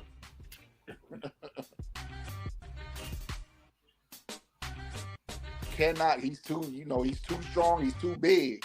I think that matchup right there with Sanogo is they don't have a Sanogo. You know one thing about Miami they had last year? Do you remember Miami lost last year to Kansas in the Elite 8? You know one thing they don't have last year? If they would have had it this year, a guy that could bang with Sanogo. Right. No, they do. They got Omir. I know. I'm talking about the dude that can score and defend, though. Oh, you talking about score on the offensive end? Yeah. Right. They don't have the offensive player. Ooh. Oh man. Ooh, nice tip. There you go. I'm telling you, Smith, bro. I'm telling you, man, Smith. That's you said that they do. Smith is their Jackson. Oh yeah, I see him. You know what? I'm glad you said that because I was trying to think who he played like. You know what I'm saying? That's their Jackson, him right there. Yeah, that's what I was saying. Yeah, you're right. Smith is Miami's Jackson. He's better offensive he's a southpaw. Jackson is better defender. Jackson's just a better defender.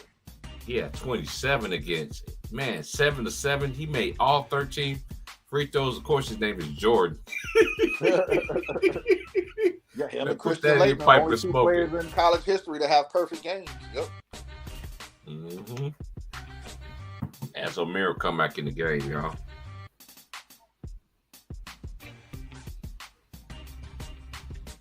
All right, we got 18-16. Here come Uconn. Put pressure on them. Hey, offensive rebounds, 6-1. Miami. Ugh. Oh, almost had a strip. Fade away. Yep. That's off. Rebound. Sanogo again. Sanogo. Oh, man. I don't see nobody stopping that. Man, Sanogo's a beast, bro. Yep. Man, he improved so much from last year to this year. He looked like a totally different player. He just well polished. He looked like he should be like a defensive end, bro. Man. I just hope defensive end. Look how big he is. That's why I'm wondering if he's related to the football player that plays for Louisville. I think he's like a linebacker that plays for University of Louisville. Momo Sanogo, that's his name. Hey, we got to check into that, bro. Like, I think so too. Now you putting that bug in my ears, what the old folks say. Let me put a bug in. Well, there's something I gotta pick. I got something I gotta pick with you about. He made 1 out of 2 free throws. Here comes Uconn up by 3 on defense. Here come Pat out of Kansas State transfer. They do a little screen in a row. Great defense right there by Uconn. Ooh, he's on fire. He knocked it down right there. Hey, Pat can shoot that shit though. He's short, but he can shoot that. He just got to take it. He got to take a good shot. He just can't be forcing it. Like earlier, he was forcing shots. You just got to take it within the offense. That's why I was saying they got to run their offense. They weren't running their offense. They was just trying to play too much one-on-one basketball. Nice backdoor cut by Uconn, and they get a basket. You can't go to sleep like that, number 5. You ball watching. Yeah, he ball watching, man. Your man. It's Pat Oh, feeling nice. himself. Oh, come on, Pat. Oh, he missed the layup. Come on, Pat. Here comes dude. Here comes Uconn. Give it to Snogo. Oh, they called He travel. traveled. It wasn't foul. That was a travel. That was Yeah, a he travel. traveled. I thought they were going to call a foul at first. Nah, yeah, I knew he traveled. Yeah, he was moving. He was moving his shuffling his feet, bro. I promise y'all, man. Next year, bro, it's gonna be college basketball season, man. Then these same people gonna be like, this is one thing I understand about y'all YouTube people, man. Y'all want everything like Destiny's Child. Let me cater to you. You want us to cater to you, and then when you sit there and cater to you, you still don't give us no kind of respect. So I'm doing college basketball next year, man. Y'all can put that in your pipe and smoke it. And I mean that. Next year it's going to be all college basketball all year long. Bar none, my work schedule. I'm telling y'all, next year it's going to be college basketball season, y'all. I'm telling y'all.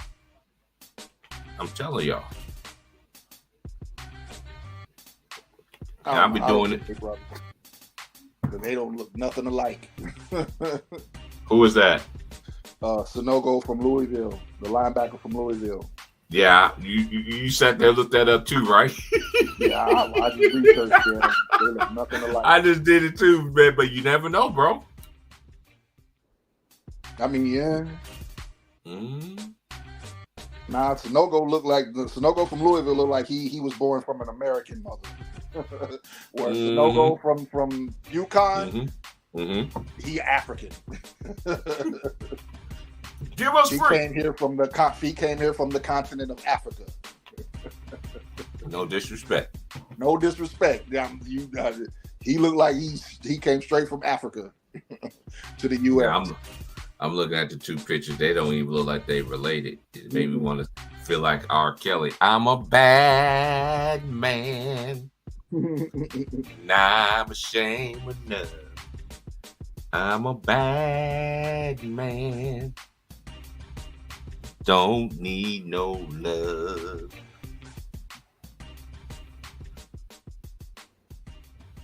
Hey, man, but hey, you know what game I'm gonna watch before I go to bed tonight? I ain't gonna lie, bro. That Florida Atlanta game, that game right there, bro. That was a great game, I'm still hurting bro. for Florida Atlantic, but yeah, they kind of did it to themselves the way they weren't playing, the way you expected them to play. Hey, Ja'Cory, you need to raise your hand when you talk to me, young sir. I ain't jumping on the Miami bandwagon, nigga. I picked UConn, nigga. Only one I know that probably will pick Miami that's on my pennant right now is my big bro. He the one that kept on telling me, we talk about this basketball. Y'all don't understand. Basketball is eternal. It ain't gotta be on YouTube.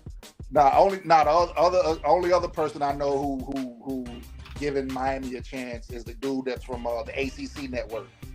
The guy, the light skinned dude that do the college basketball games, that do the ACC. Of course, he got it. Of course, he got to be biased because he's ACC network. He got to represent his brand. Most definitely. But he wasn't biased in his commentary. He was breaking it down kind of like I did. You know what I'm saying? They got the athletes. Yeah, he did. They got the same kind of athletes that can match up with UConn. UConn got Jordan Hawkins. That might and Momo Sonogo. I mean, not Momo Sonogo, but Sonogo, which is probably going to be the difference if UConn wins. But I'm not going to sleep on Miami because they got a good team, especially if they play their game. Nice defense right there. Nice defense. He just put his hands up. Hands up. Hands up. Put your hands up. Miami, y'all getting cold shots. Y'all got to make these.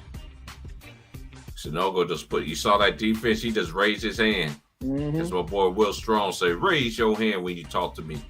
It's Newton to the basket. You can't allow that. Come on now. You cannot. That's bad defense right there, bro. Get Smith blocked. Turnover. Yep.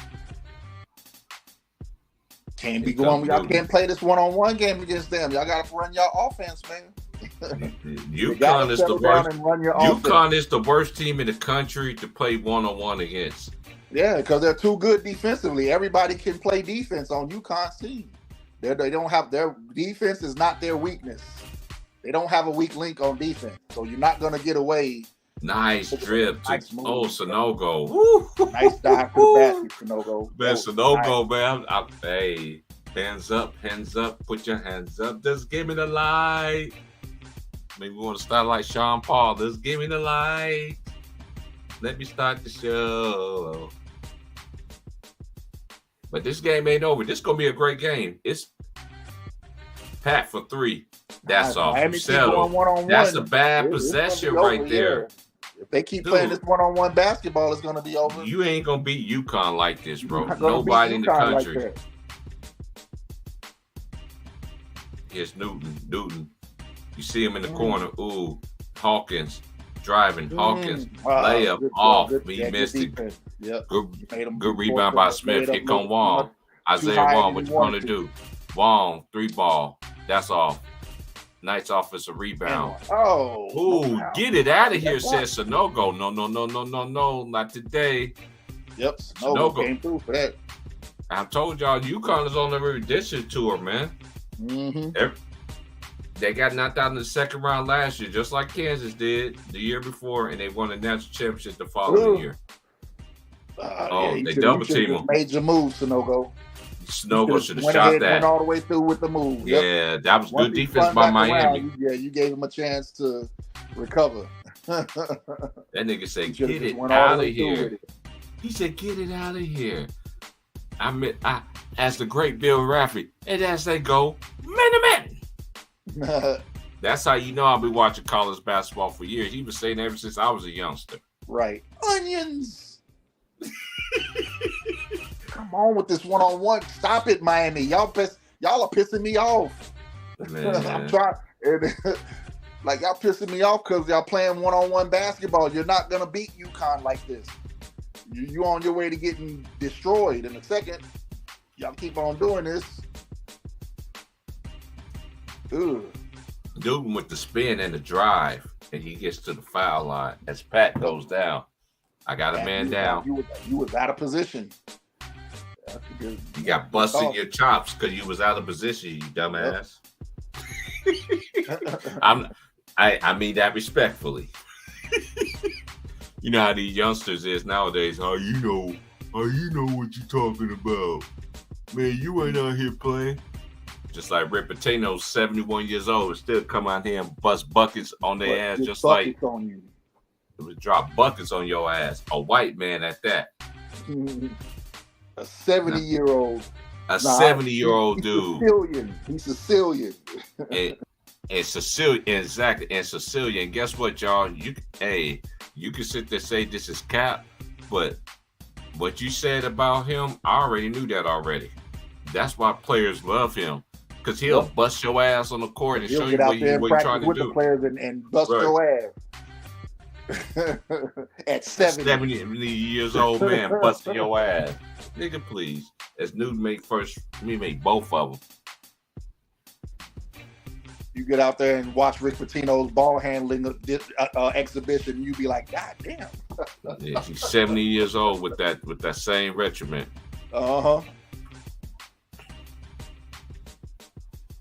Man, Miami is scoring a 3.5 as Clinigan with too the much block. One-on-one. Nobody is passing the ball. Somebody, one pass and then somebody's trying to take their man off the dribble. Like, Pac, what are you doing? You going at a 7-footer. That's not smart. He just waiting on his ass too. Yeah, he's just waiting on you to go up. He's already up there. All he got to do is wait for you to release the ball. That's a turnover. Great defense by UConn. Yeah, Miami's on the way to getting blown out, bro. If they don't get it together. This is why I told you, bro, why I picked UConn. I know you was trying to sway me, like the little bro, man.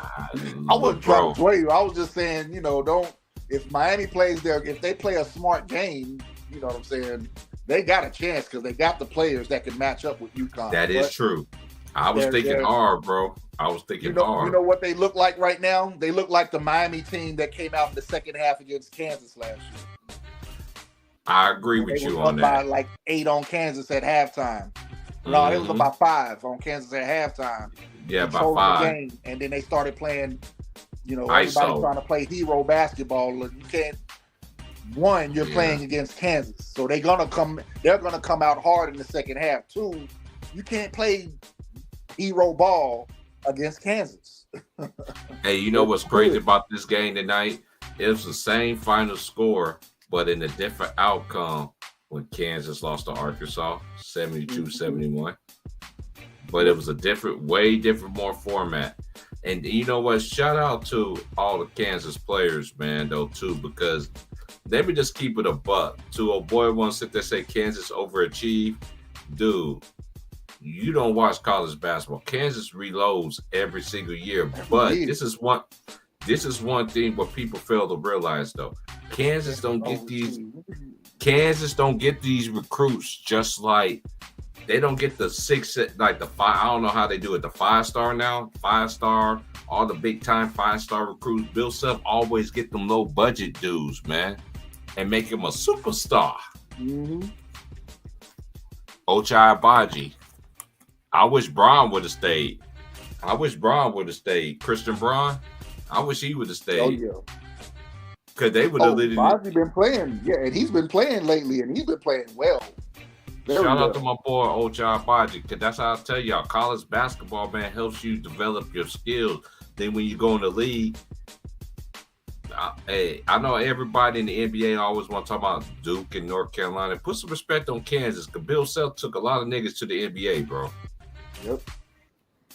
I know y'all always want to talk about Duke and North Carolina, but Kansas got a lot of niggas in the league, too, other than Paul Pierce. And Paul Pierce wasn't the only person that won a championship either that went to Kansas either in the NBA. You dumbass niggas.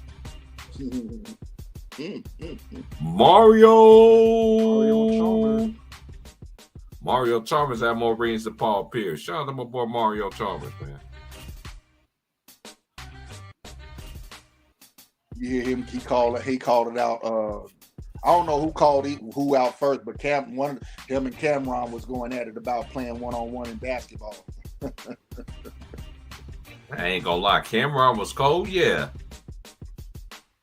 I remember watching. Cameron, I remember him. Cold. He can still play, actually.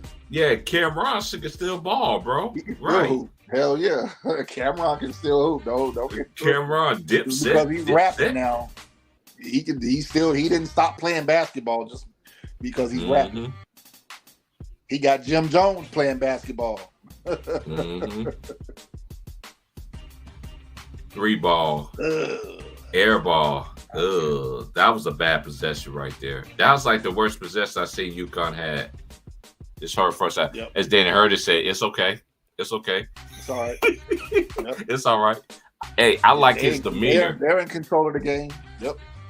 I like his demeanor because he has that. This is one thing that Kansas missed in their tournament run. Bill Self on the sidelines. I don't care what y'all say, bro. In any sport, when you lose your coach, and this ain't no excuses. I don't make no excuses for my team. I don't care if it's the fucking Lakers. When you make excuses, go Rosie, go Rosie. Oh, it's halftime, so I got to put Rosie on. Man. Because it's halftime. Because it's halftime. Go Rosie, go Rosie, go Rosie. Y'all don't even know nothing. See, these new generation, they don't know nothing about Soul Train. They don't know nothing about that. I'm like T.I. What you know about that? Because I know about that. We keep telling y'all how it is, bro. But y'all still refuse to listen. But guess what? When you get into your 40s, you see how y'all disrespectful, how y'all beat me if I'm dead and gone? Let's rewind the tape. But guess what? Y'all gonna be like, man, I used to talk to these dudes crazy, man. And these next generations gonna be way worse than y'all, bro. I'm telling you, bro. Every generation gets worse every 10 years, bro. I've been hearing that since I was a kid. And that's a fact. Because the Bible says it.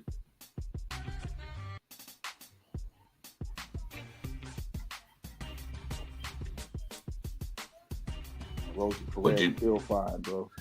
But hey, Vaughn, but what I'm going to do next year on some realness, man, when college basketball start next season, bro, I want you to be on there with me, man. We going to sit there and we're going to educate these YouTube streets because only people I know that talk about college basketball is white folks.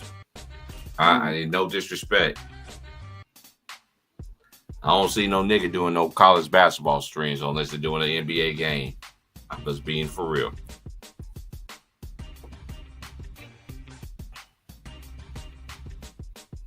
Yeah. Yeah, you gotta like college. But again, when you're trying to appeal to this generation don't really enjoy the actual sport. They just enjoy watching the stars of the sports. So they don't really appreciate the sport. They appreciate being a fan of the names. Yeah, Uconn is 10 of 21 for the field. Miami 7 of 30. 7 of 30, goodness. 2 of the 8 that's all for because 3. they're playing. Look at that. That's more attempts. And Uconn's have more turnovers too, but guess what? Exactly. That's why I'm looking. That's why I see that. It's more attempts, but because of the majority of those possessions, they're going one-on-one. You're playing terrible. I like Jordan Hawkins. I think he cold, bro. I think he gonna go to the NBA and be like another Jesus Shuttlesworth, start crossing over niggas and shit. Cause I really think he has that in his bag. But nice defense, Smith. Yeah, he just way more. Yeah, I see why you sit. I see why. The more I watch Smith, I see why you said that. You know who I like also too. Even though Arkansas went down, Nick Smith gonna be better next year, bro. Oh yeah, he gonna be. Is he coming back? I haven't heard back because I haven't heard he went anything. Through an injury, so he should come back. Yeah, right. At least play another year, stay healthy for the season, and then go to the league. Right. I like Nick Smith, bro. He cold. That's Newton jumper off. Here comes Miami with the rebound, pushing. Slow down. Looking. Pass the ball. They slow it down. Here comes Pat. Oh my goodness!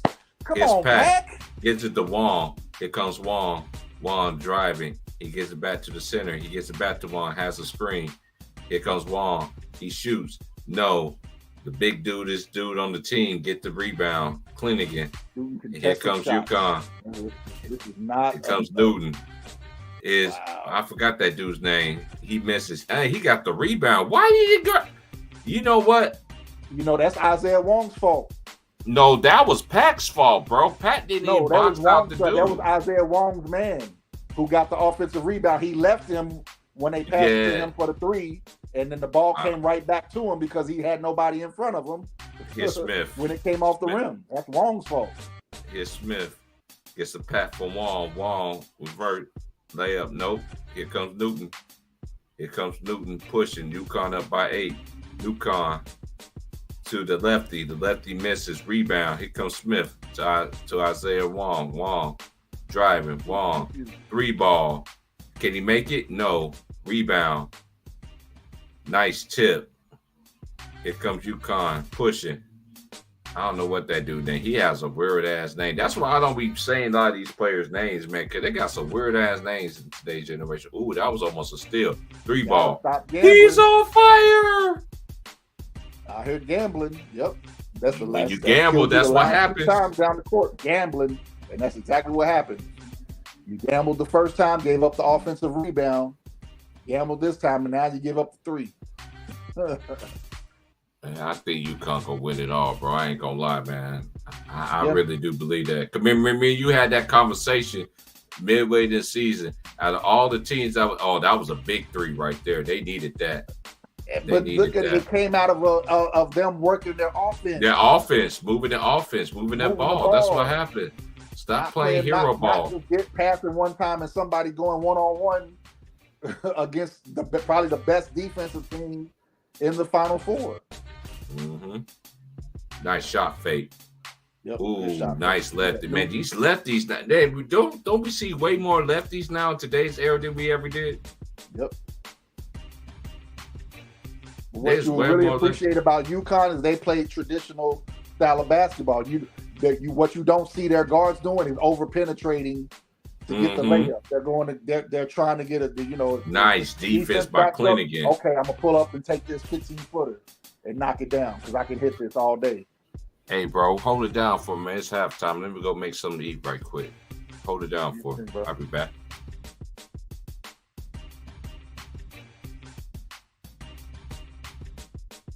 Yeah, like I was saying, that's what you can appreciate about UConn, man. They just play a more traditional style of basketball,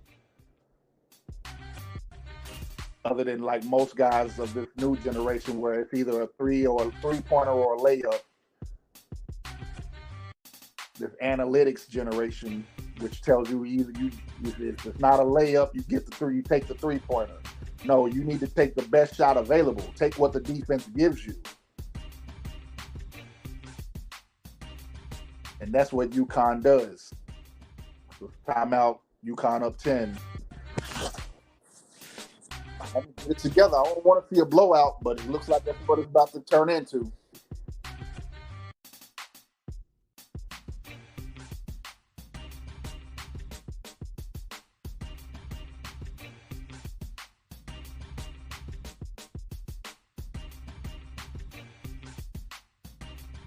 Miami is out here just going one-on-one, not passing the ball, not running their offense.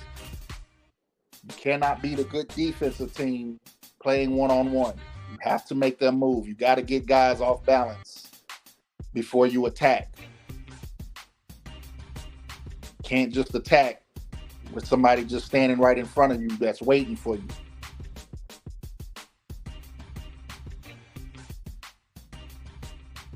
Danny Hurley looking like his dad and shit.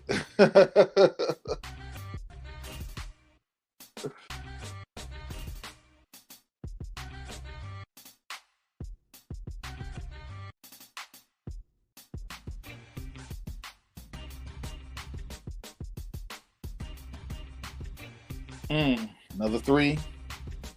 UConn just working it. And halftime, buzzer beater at the 3-pointer at the buzzer. UConn up 37-24 at halftime.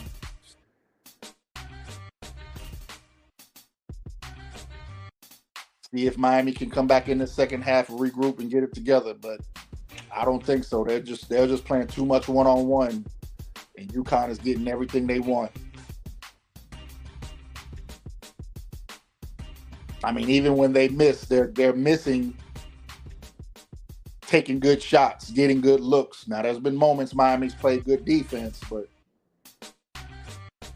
outside of that, UConn has totally controlled this game.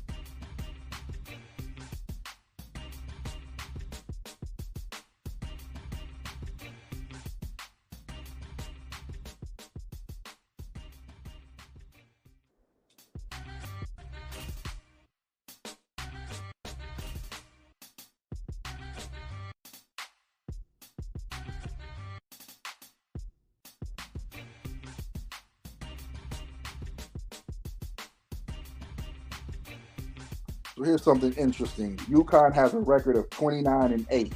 And as we were talking about, me and T Price was talking about earlier, the way they started the season, I mean, we was pretty much looking at UConn as a team that could compete for a Final Four.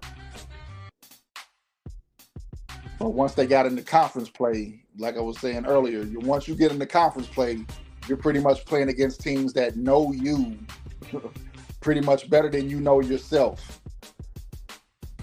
So those games are going to be a lot harder to win.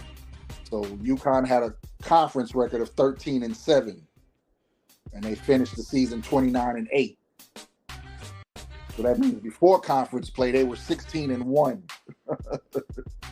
They had one loss before they started their conference play.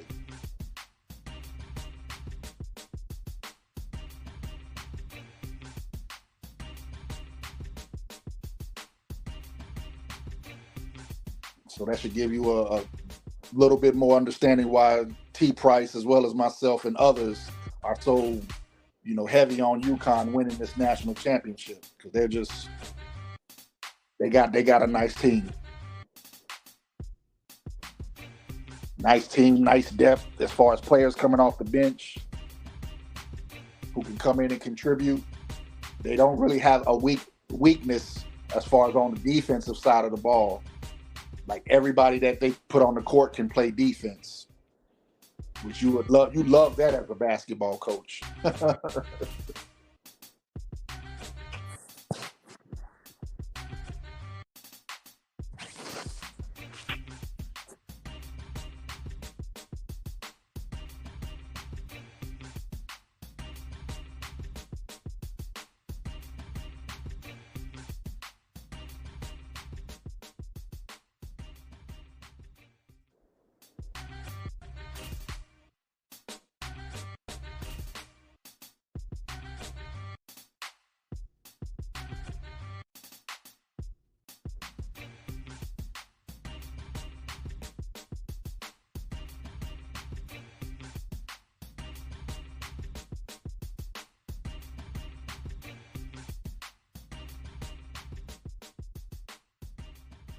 Uconn out of the Big East. Man, I miss the Big East, the old school Big East. I wish my school never left the Big East because once we joined the Big East, that made us so much better as a basketball college.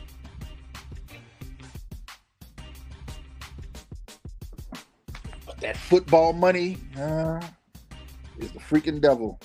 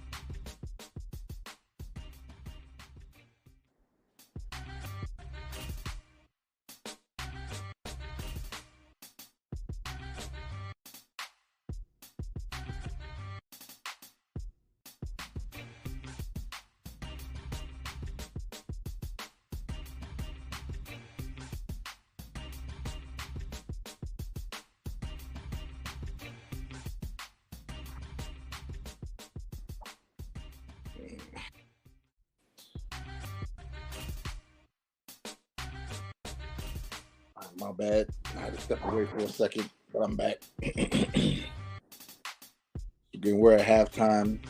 37-23 is the score. 37-24 is the score. UConn has a 13-point lead.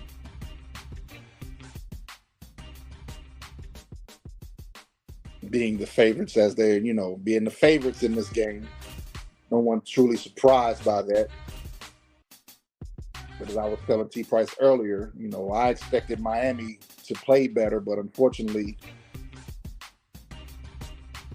they're not playing solid team basketball. They're playing too much. Everybody's out there trying to play too much one-on-one. In that case, you can't beat a team like UConn like that. Where UConn is getting everything through their offensive play calling. Now, when Miami got back in the game, they got back in the game because they were running their offense. They actually came back and tied the score up after being down by 11 early.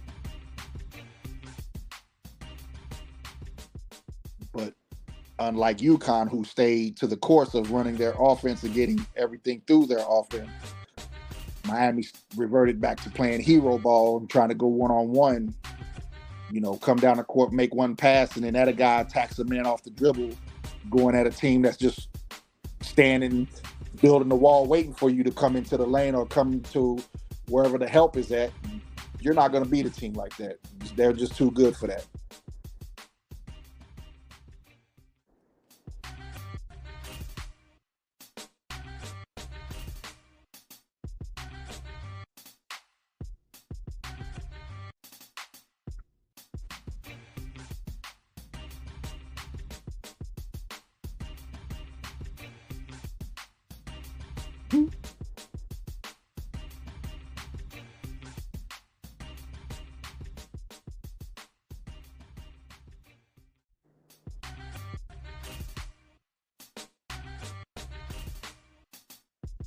And it's funny looking at the crowd by the looks of the game, by the looks of what you see in the crowd. You couldn't tell Miami's losing. Their fans is having fun, but I guess because they're sitting on the side of the court where the broadcasters, the broadcast team is at with Ernie and Chuck and Kenny Smith and everybody. They out here acting a fool and having fun.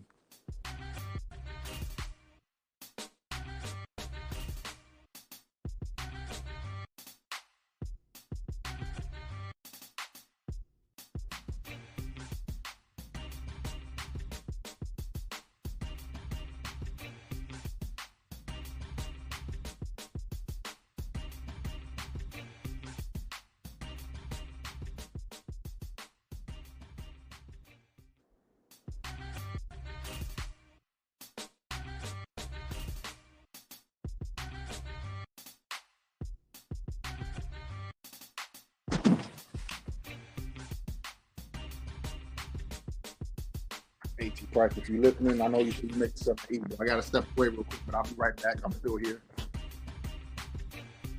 Make a couple minutes. I'll be right back.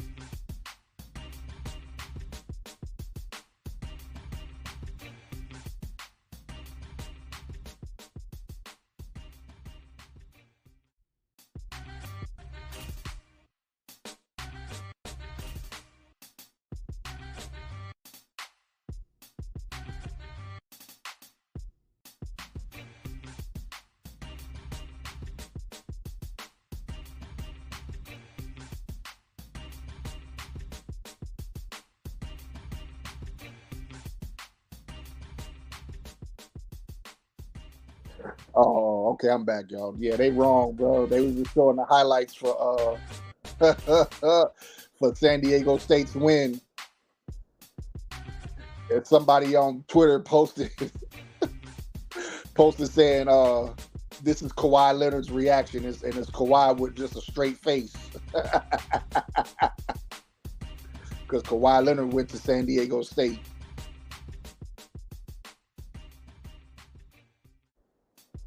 And I was thinking about that earlier when they won the game. I was wondering if Kawhi was happy. He's probably not smiling, but he's probably happy though.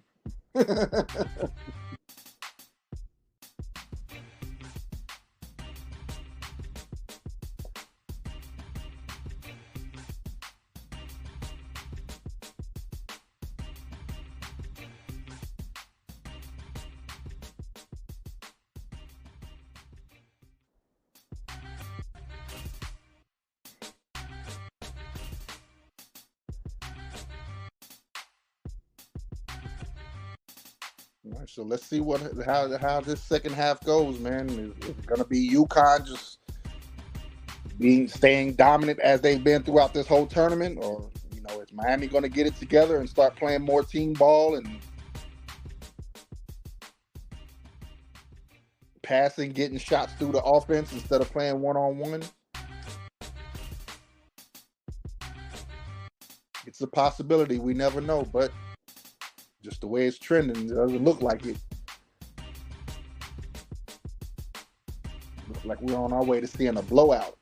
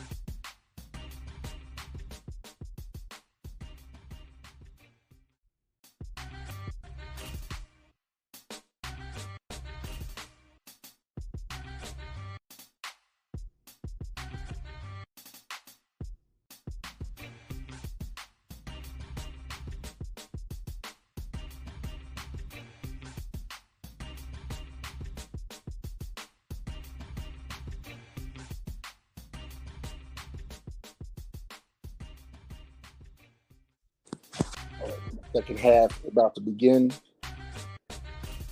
Let me see.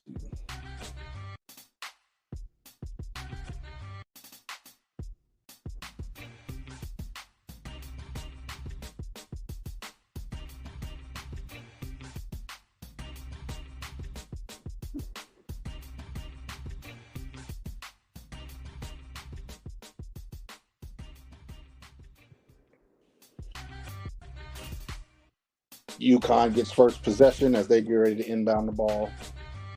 Again, up 13. Let's see how it goes. Who's going to be the second team in the national championship? Uconn or Miami?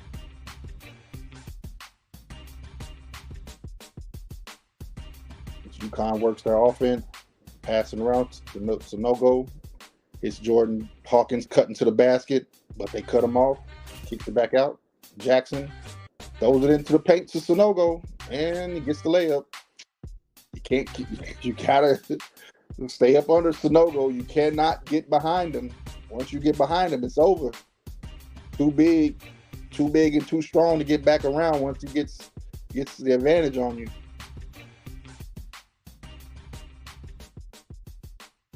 Miami up 39-24. I mean, Uconn up 39-24. As Uconn comes down, again, not running no offense. One pass and one guy looks to try to go one-on-one and end up turning the ball over. So Uconn gets the ball back, coming down the court. Looking like they smelling blood right now. They're ready to get this game over with.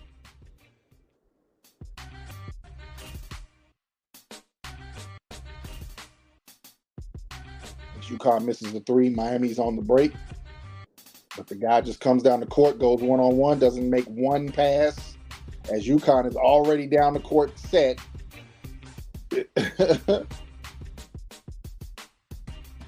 Number 55 for Miami just comes down the court, one-on-one, takes a terrible shot, misses.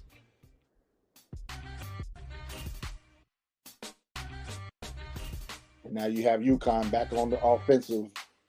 Again, ready to just take over as Sanogo pump fakes, beats Omier off the dribble and gets another layup. Uconn 41-24. Like I said, they're smelling blood. They're ready to get this game over with. Get ready for San Diego State. Miami comes down, works the ball, and goes to the paint. Actually makes a pass to the paint to Omier. He gets the back shot off the glass over Sanogo.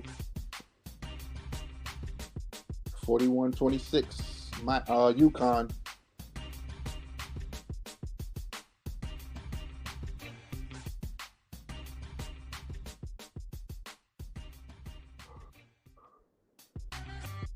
Uconn works it around, misses the layup, kicks it back out for three, and it's good. 44-26 Uconn again. Like they're smelling blood. They're ready to get over it so they can get ready for San Diego State on Monday night.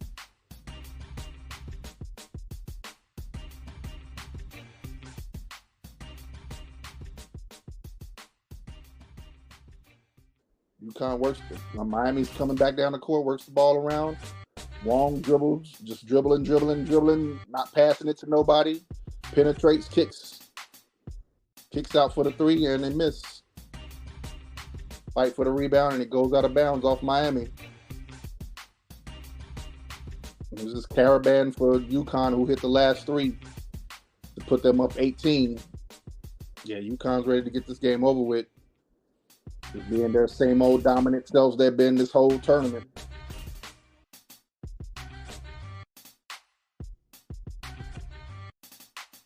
And Jordan Hawkins, nope, he's off. But they get the offensive rebound, kick it back to him. Drives to the basket, and he gets fouled. I don't know about that one, ref. It looked like Omier jumped straight up. He didn't bring his hands down. But they give Jordan Hawkins the benefit of the doubt. He's going to go to the free throw line for two.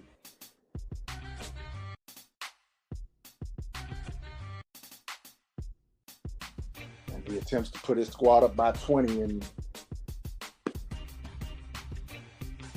Yeah, Miami, y'all in trouble. Yeah, Miami in trouble, bro. Yeah, they really are in trouble.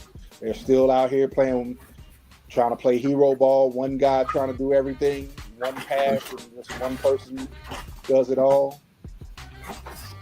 Nah, you don't need see that defense. Like, you know, would have been a great matchup for UConn. Now I'm looking at it.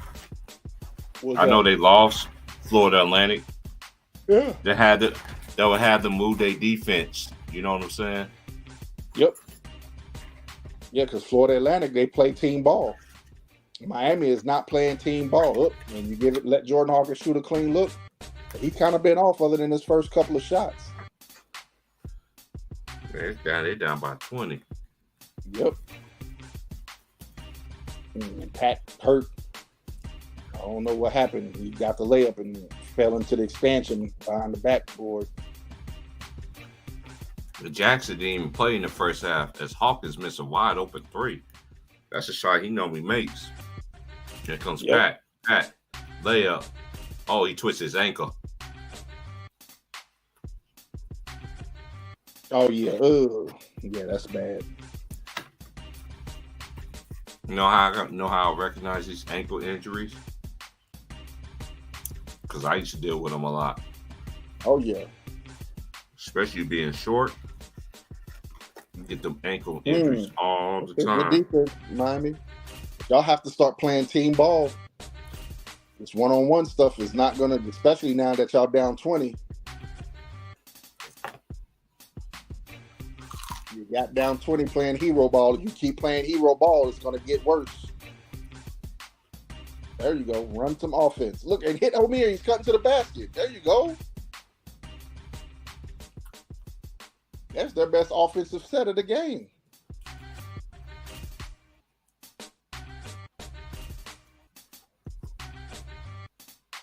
The second half is already off to a more faster pace because we're already at the first TV timeout. That's crazy. Mm-hmm. I think that was their second best possession this whole entire game. Yeah, it looked like their best to me. I mean, they worked it. They finally hit O'Meara cutting to the basket. He didn't have anybody on him, and then he got fouled. Remember they had a possession like that in the first half. Yeah, the ball was they moving. had a couple. They had a few of them. That's what That's how they got back in the game when they were down early. When they got down 10 early, they started playing team ball and got back into the game. Actually tied the game up. But then once they tied the game up, they reverted right back to playing one-on-one basketball. Man, I thought it was gonna be back, but that's one thing about me. I always watch games. I watch games 3 or 4 times and give my assessment.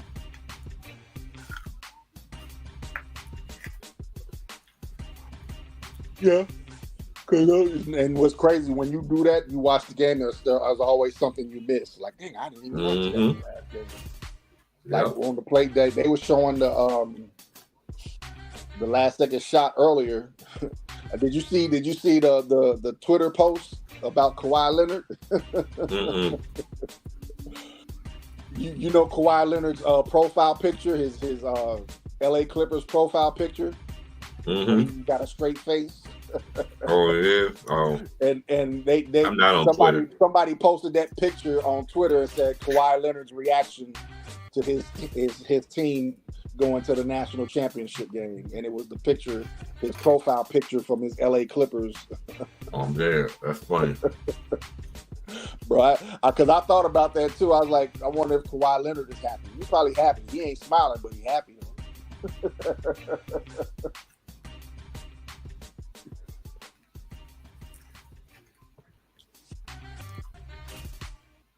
Steve Fisher brought that program from the rock bottom up. Yeah, he did. Because those are his players. Those are the guys he recruited or he brought to the school. The majority of them, outside of what's his name, Ladie. Ladie, I think, is the only one who's transferred around. Mm-hmm. Because what he went to Ohio State first, and he went to TCU. No, he went to VCU. VCU. You look just like Jamal McGlory, bro. I ain't gonna lie, bro. Yeah.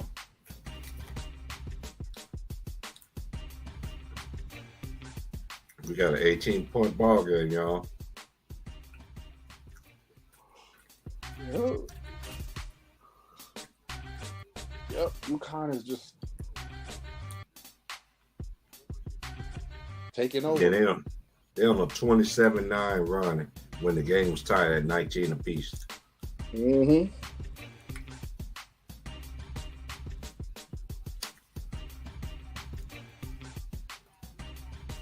O'Meara knocks down 2.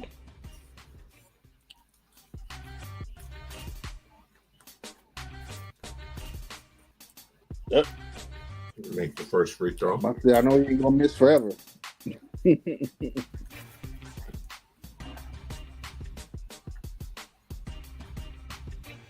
makes the second one. Yeah, a couple seconds because I'm in the West. Yep.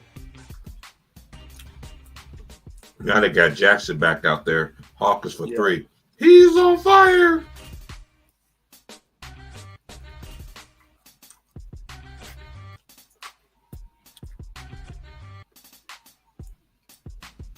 Oh. What y'all gonna do, Miami? They moving the ball around. Another 3 ball. He's on fire. You can't trade buckets with UConn. No, you can't. You gotta start getting stops.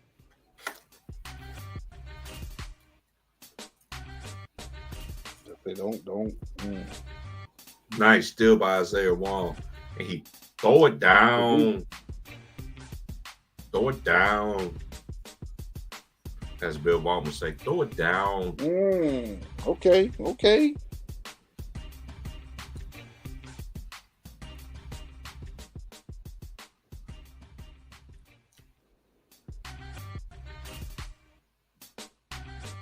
Just a no-go. Nice steal. Here comes Smith. Layup. Good. Is UConn gonna get a TO? Need a TO, baby. Need a TO, baby. Need a TO, baby. With a capital T, baby. Miami on a little bit of a run. They got it within 12.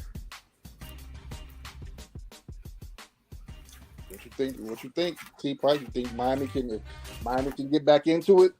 Hell no. UConn 2 season, bro. Yeah, I don't know. Gamers runs. They ain't showed me nothing this whole game. Make it seem like they can fuck with UConn. They ain't showed me nothing. Yeah, because once they make a nice little run, they revert back to what got them behind the 8 ball in the first place. But I will say, one-on-one. But I will say, college basketball is always 2 halves. Look at San Diego State. Yeah. You know what I'm saying? So that's just, but like I said, that's San Diego State's calling card. Especially when they're down at halftime, you should expect them to come out in the second half and crank it up on the defensive end. And they did exactly that.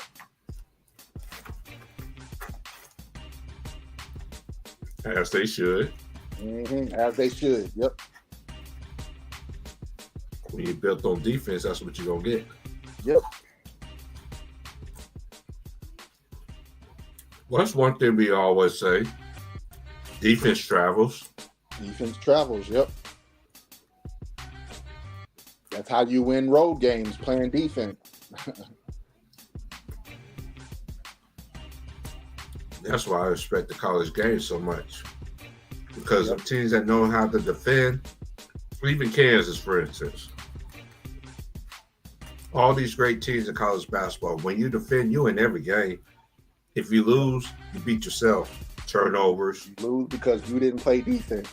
And offensive rebounding. You didn't get the defensive rebound. Yeah.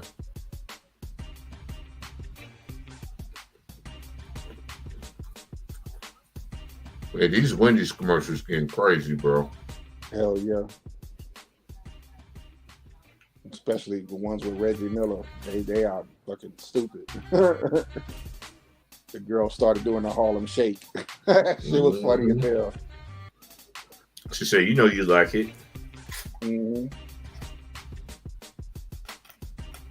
Yeah, these commercials getting crazy, bro. There's so many more commercials in today's generation than we was growing up.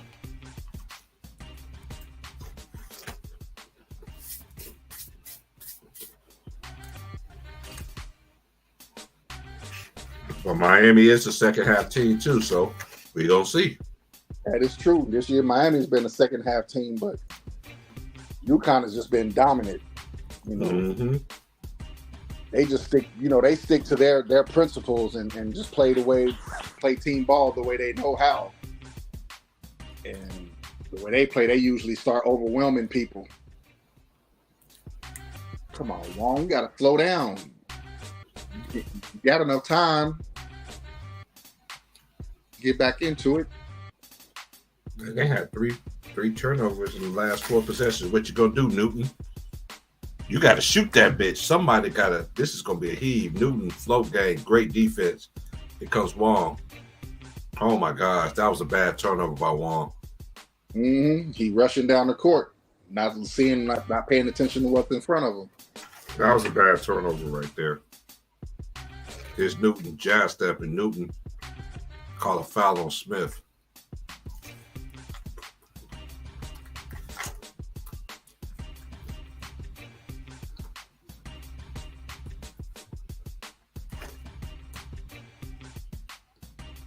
Oh, good.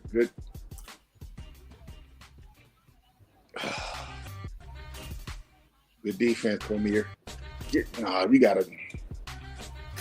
Miller remind me of a taller version of I'm thinking about that dude from Arkansas, Nick Smith.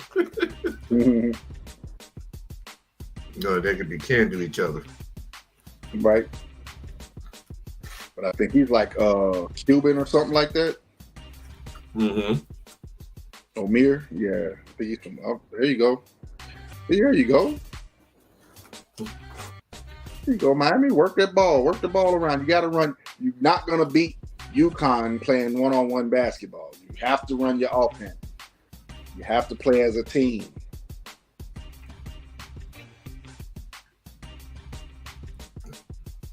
Three ball.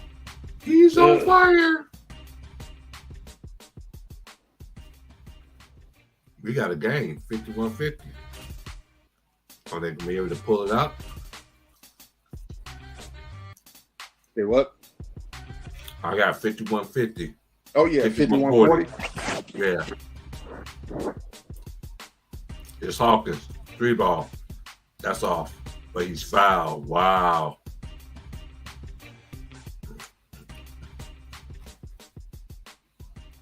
Yeah, I gotta see that again. It kind of looked like he was falling down before the guy even got to him.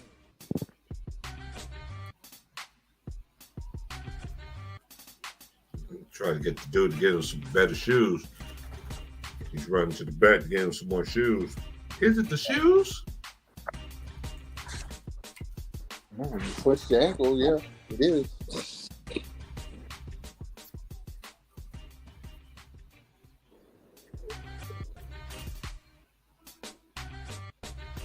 And that's one thing I like about UConn too. They play the same way they did all season. Multiple bodies. Using their depth, yep. But I also seen UConn play when the bench was playing well. He kept the bench out there for long minutes of time. He missed. What y'all gonna do, Miami? You're down by 12.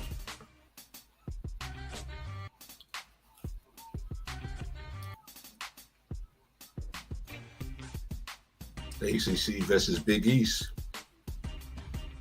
Wong, nice floater over the center. Here comes Jackson. He's back on the floor. Missed a lot of time due to foul trouble in the first half. Uh-oh. It's Jackson. I forgot who number 3 is. He got a weird name. Oh, here he is. They gave it to him.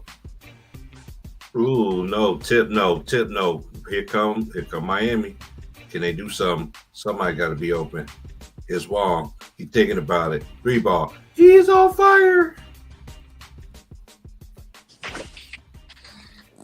Oh, I like it. I like it. I I can't won fight. a Can't game. fight your teammates for the rebound though. I don't understand why you just did that. The big man is right there. Let him go get the rebound.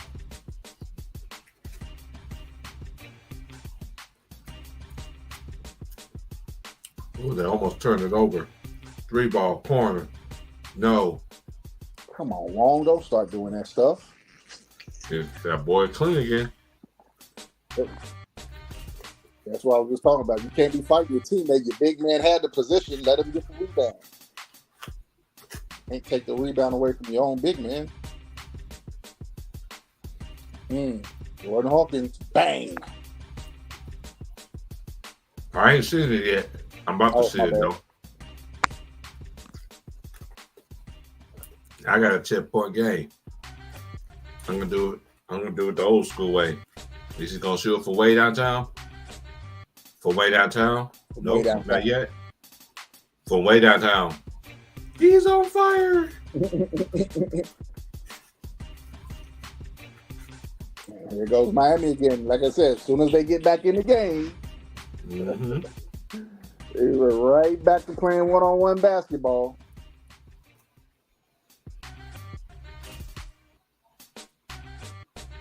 Three ball for Miami. That's all. Yeah, Same team. That was a bad possession right there. Yeah, that's what I said. Like as soon as they got right back in the game, they revert right back to doing the stuff that got them down by 20 points. Playing selfish basketball. No, not passing the ball to using your teammates, working the ball to get a better look, a good look. That's a recipe for disaster, sir. Will not win a basketball.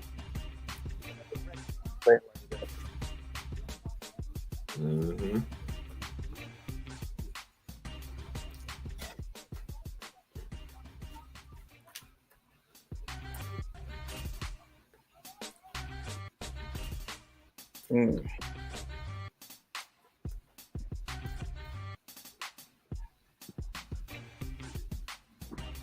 This is one of my favorite commercials.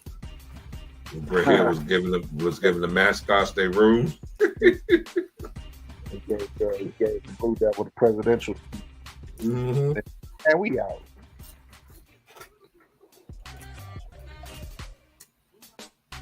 That's probably no Jay. I ain't surprised they have all the blue bloods on there. Oh, you about? Yeah, for that commercial. I mean, that what's that? Not AT&T, Marriott Bonvoy. Mm-hmm. They saw him Wally Zerback. You the same person Wally Zerback that was hating on. What's his face? Halliburton.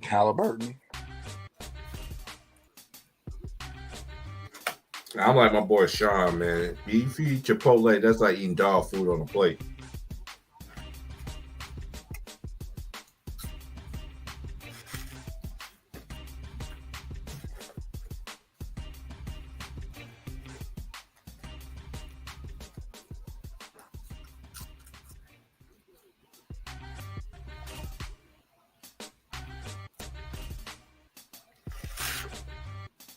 Yeah, we know South Carolina's out the tournament. You know, they went Under Armour. They could have checked. They didn't have a chance to protect the house because the referees, even though I give Iowa the credit, they did win the game, but y'all got to see how the play is. It's just like all these teams, all of a sudden, you get more free throws than your opponent during the second half of the season so you can make the playoffs.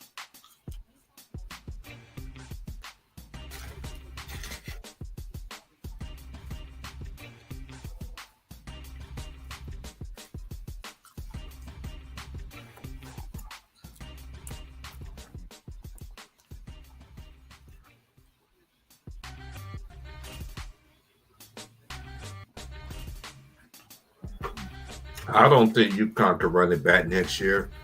They do got some great recruits coming in next year, but if they win the championship, I guarantee you a lot of these players are going to the league. I don't see that happening. It's hard to repeat in college basketball because the last team that done it, the last team that repeated in college basketball was University of Florida with Billy Donovan. Oh, good save.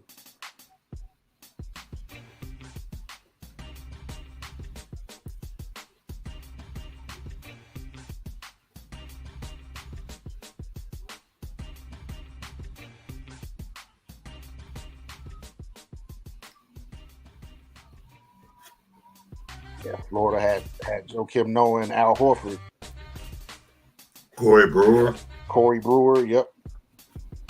I forgot who that white boy was. Oh, god damn. What was his name? I can see his face now. And they had a cold black dude, too. Who was that black dude was? Man, what's his name? Oh, my goodness. He was cold, too. I think his name was Green. James White, too. Remember James White? Flight White? Yep. Mm-hmm. They had him out there, too. Mm-hmm. I remember that Ball Above, what was that? Jermaine Dupri, that little basketball mixtape he put out, Ball Above All. Mm-hmm. When they had him and who else was on that tape? They had a few players from that era on that tape. And they showed James Flight White take off 1 foot behind, like 2 feet behind the free throw line and dunk it with 2 hands. Like, this dude grabbed 1 rebound. Great box out by the big man, by the freshman right there. Yeah, it was.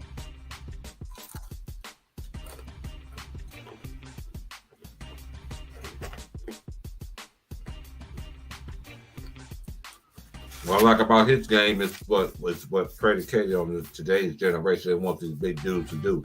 He can shoot that 3 ball if he's open. And just like that, folks, UConn is right back up 15.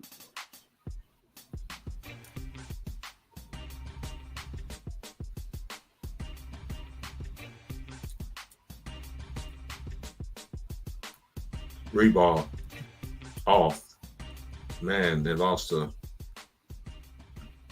Yeah, that play right there hurts you right there, especially trying to get it back in the game. You gonna call a timeout? Yes, he is. As UConn is showing a sure dominance like they did through this whole tournament run. Yep. Yeah, like I was saying, they're sticking to their principles. Miami will make a little run here and there, but UConn is just sticking to their principles of, what they do best, which is play team ball. And eventually, our style is going to overwhelm you, and we're going to win by 20. I ain't gonna get above myself right here, but I'm gonna wait till it's 0-0 when I know the game is in doubt. No,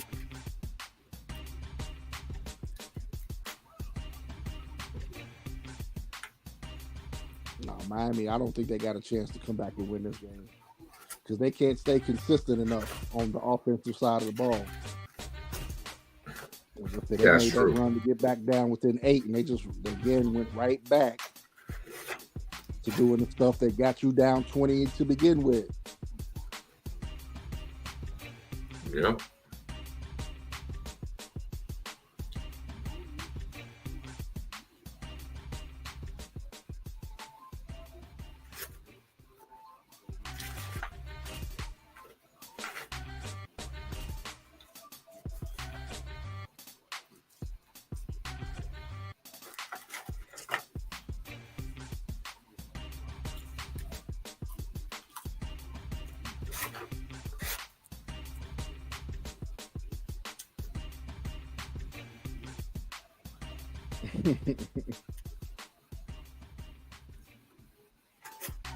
When they start showing ass chasing shit on hotels.com.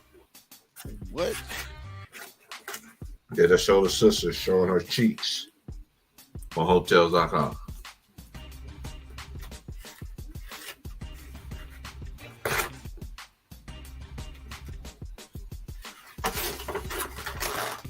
Crazy. What? I say it's crazy. You remember what they should tell us back in the day? Sex sells.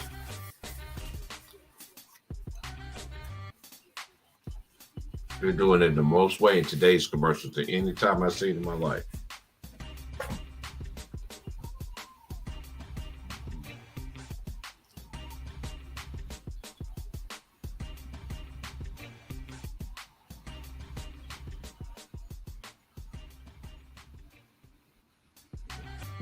Yeah, this is a hard clear decline for when you're versus Miami, bro. This is a hard clear decline.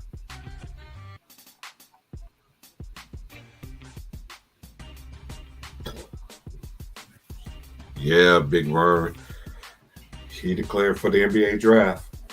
Grady Dick is out of there. He was on NBA Today. You can look it up on YouTube. They had him on NBA Today. Yeah, he's the first white boy that I see that left Kansas early. And no knock on him. I wish the best for him. He do have a shot, though.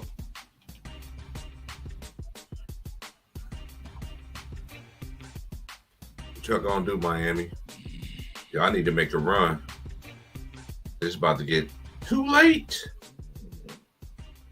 What you gonna do, Smith? Backing down. Backing him down. Left shot, no. Nice rebound.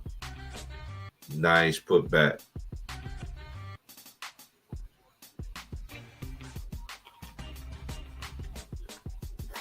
Yeah, that Florida Atlanta team, that team was nice, bro. No lie. That team was nice, bro. Mm-hmm. That team was nice, man. But shout out to San Diego State for getting it done. They came back. Nice defense right there. Active hands. There's a jump ball. Man, they need to get rid of this shit out the game, bro. Let them dudes jump. Man, Kansas ain't gonna fall off, bro. Kansas is always in contention every single year, bro. You know why Kansas is always in the contention? Because of their coach. That's why I like college basketball. That's why I always respect the Danny Hurley's team. Even Miami. You know what I'm saying? Even though John Shire just started. North Carolina, they the ones that got a lot to prove. Kansas ain't got nothing to prove. North Carolina do. And they was preseason number one. They did not make the champ. And didn't even make it in the tournament. They didn't make it in the dance. They still getting them, and they still always get them They always get them high school All Americans too. Am I right, Vaughn? Oh, that's a dunk. Oh my Lord. Yeah, y'all can't get that up. No. Mm-mm.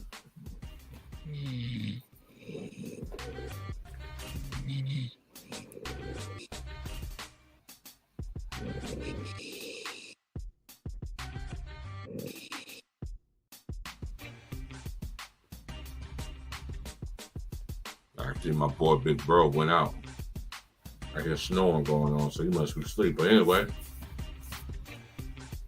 hey, look at Kansas' track record, man. Kansas, name a time that you see Kansas never make the NCAA tournament. I'll wait. And I know the exact year when they didn't make it.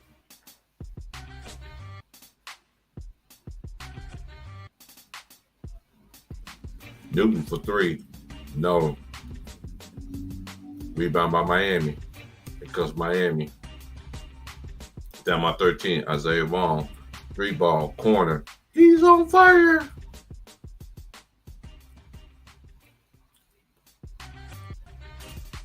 As Miami's down by 10. Here's Newton. Connecticut needs to stick to their game plan. Still win your stuff. There's still plenty of time in this game. They give it to the bigs. Sanogo, All-American. Sanogo in the paint. He gets stripped by Wong. Here comes Wong. Pushing. Wong gets his ass stripped as well. Pack. Out of bounds. Connecticut ball. Great defense by Uconn. Never giving up on the play.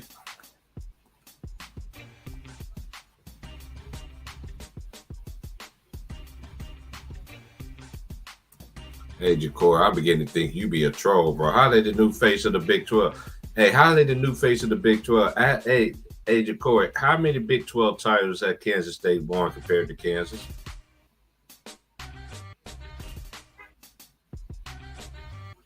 You know how many Big 12 championship Kansas has over everybody else?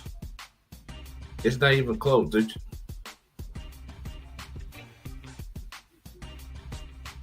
Hey, it's a bad. Of course, college basketball is the next step, bro. Look, I like K State.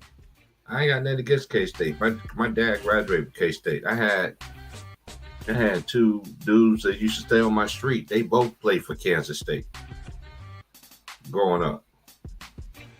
K State is always the little brother to KU. It's always going to be. That's just a fact. It always been that way ever since I've been growing up.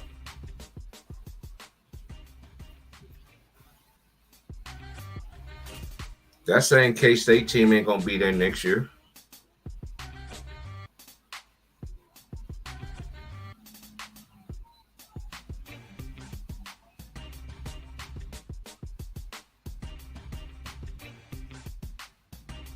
I'm serious, man. You know how many Big 12 championships? I can understand when you say Kansas State. Kansas State don't have more Big 12 championships than Kansas. It's not even in the Big 12 tournament.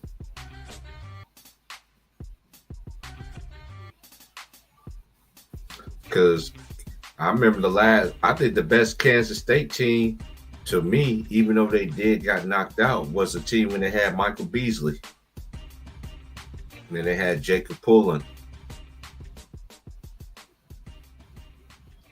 Uconn up by 12. Pat can't do nothing. Here's Miller. Miller going to work. Got him off his feet. Blocked. But oh boy, got out. Caravan got out of position. I don't know. That's one thing about tricky about college basketball, man. Just because you have the best team doesn't mean you're gonna win the championship.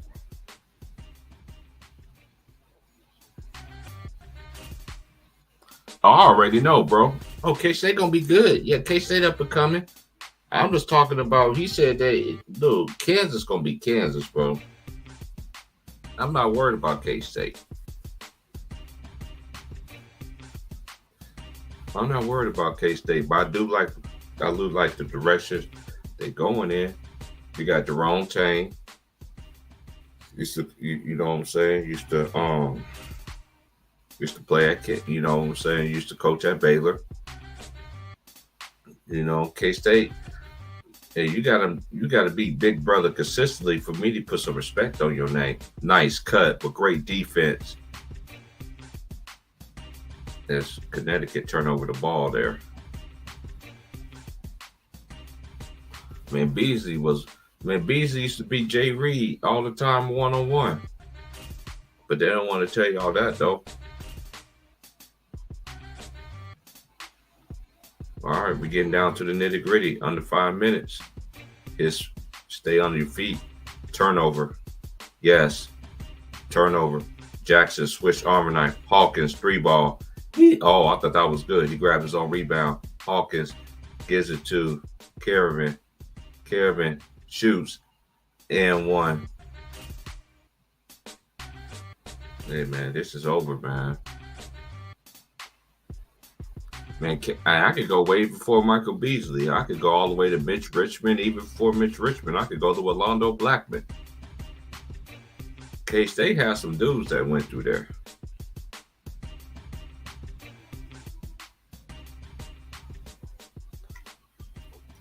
Y'all know who Orlando Blackman is? He played for Kansas State back in the day. Do your homework. Mitch Richmond brought his own junior college team, brought all his teammates with him at Kansas State. He had a cold ass point guard that was on the team.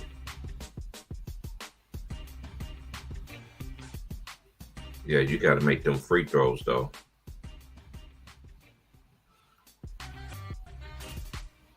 Hey, go look at the interviews, Corey. You think what these NBA be playing about Jay Reed is real, man? That stuff is really real. What did Mario Chalmers say? How Michael Beasley used to bust LeBron's ass 1-on-1 in practice. Come on, man. Let's cut this stuff. I've been knowing about that years ago. Of course, the media don't say that because that's what's wrong with y'all people that they sit there and say the media. Y'all believe the media gonna send y'all to a highway straight to hell with gasoline draws on, and then you want somebody to pour water on you. They ain't gonna pour it out because we be trying to tell you don't don't listen to them, but that's who y'all believe.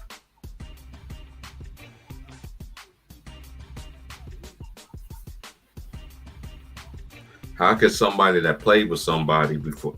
This is one thing I don't understand. How somebody played with somebody like LeBron, been through him. I mean, been through him every day with practice, seasons, going to NBA finals, going through practices, even way before then. You know what I'm saying? And then on the man, I'm telling you, man, these players ain't lying on LeBron, man.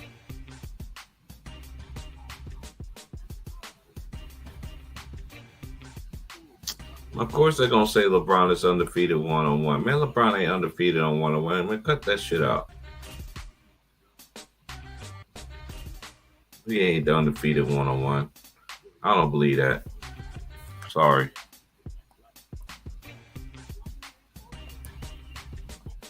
I just don't believe that. Because ain't nobody undefeated 1-on-1.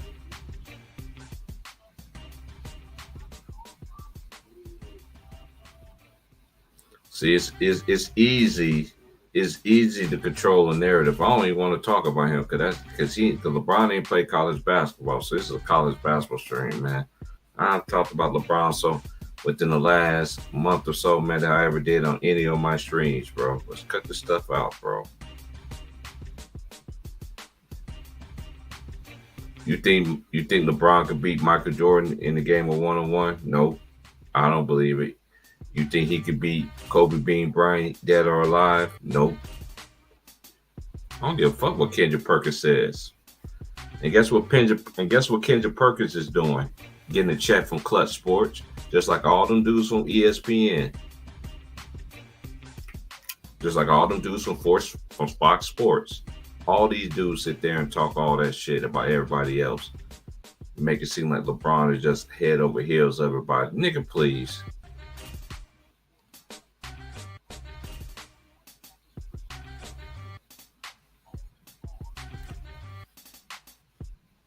Kendrick Perkins looking like Sugar Bear.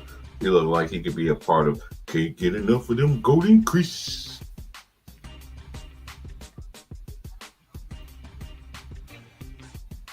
Hey, hey, since you like to believe the media so much, Corey, let me put a bug in your ear, like the old folks say. Don't you know Kendrick Perkins was a McDonald's All American? Did you know that Kendrick Perkins was a McDonald's All American? Did you know that, Ja'Cory?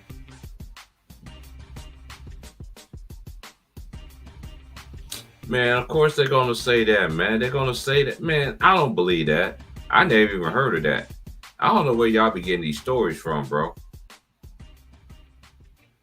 You talking about the same LeBron James that went to Mike Krzyzewski and told Kobe Bryant to tell the coach, do you need to fix this motherfucker? If you go tell the coach to go fix the motherfucker, and you supposed to beat that person 1-on-1. That don't even make no sense to me. Yeah, this game over, man. Uconn, man. I told you, man. I'm trying to tell my big bro, man. Uconn ain't fucking around. Nice alley oop right there, too, by Newton to Jackson, who was in foul trouble in the first half. As Uconn is up 68-54.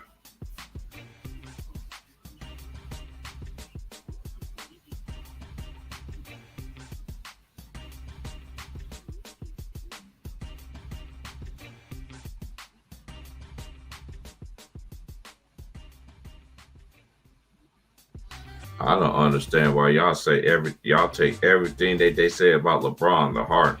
Y'all like it's the gospel. Y'all act like y'all new generation be acting like everything that these people be saying, man, it's the truth, nothing but the truth. So help me God.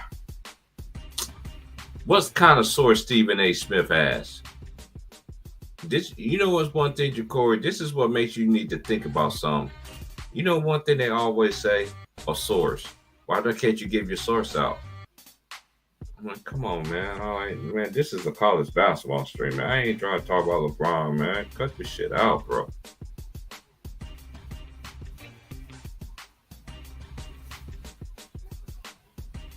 Uconn is up by 14. We got 3 minutes and 30 seconds left in this game.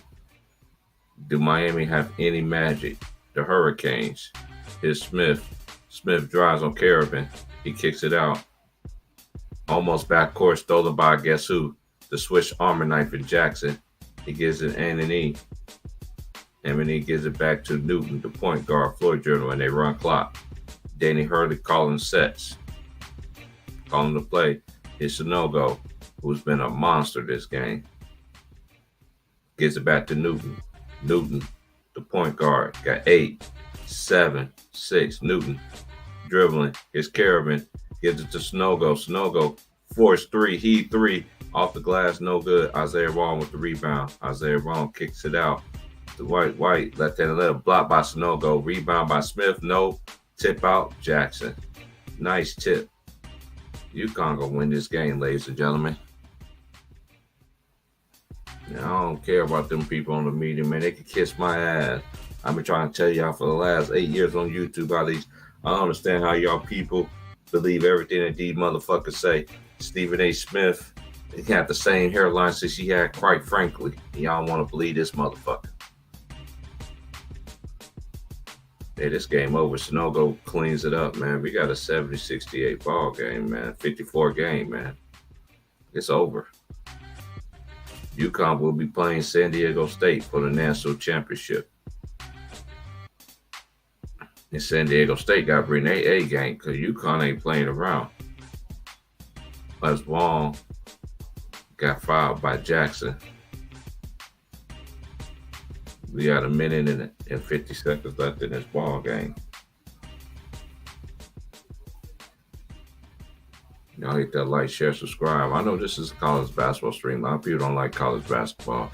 They just want to watch the. They just want to watch the. They just want to watch these soap operas and shit in the NBA. That's all it is. The sports, the NBA basketball has become basketball into a fucking soap opera. Period. It's just not the too much offense. It's that defense too. Uconn is deep, bro. Like, they deep. This is what me and Vaughn was talking about. We was talking about this, but Uconn was struggling early in the season. Once Jordan Hawkins get better, start playing right, Uconn is on another level. And Uconn is going to win it again, in my opinion. It's going to be a 4 versus 5. That's Sanogo with another rebound. He has a double-double for sure.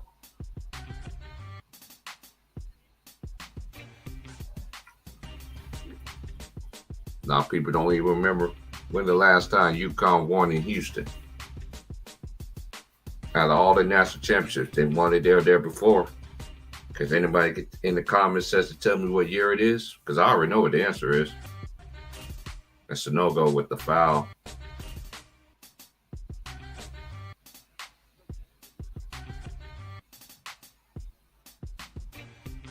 That's good sportsmanship right there.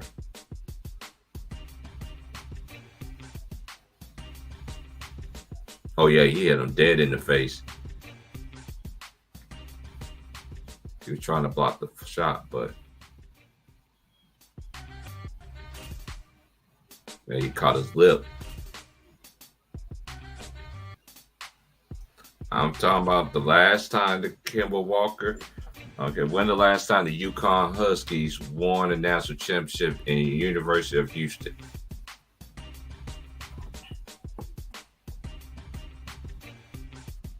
I mean, not in the city of Houston, not University of Houston.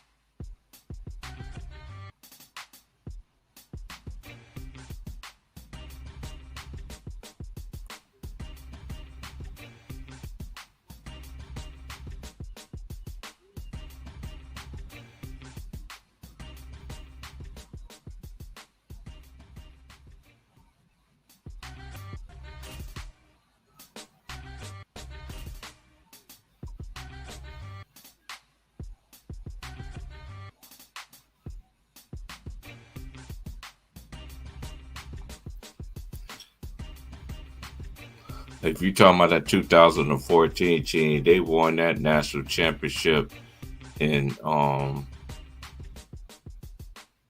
yeah, because UConn has won a national championship.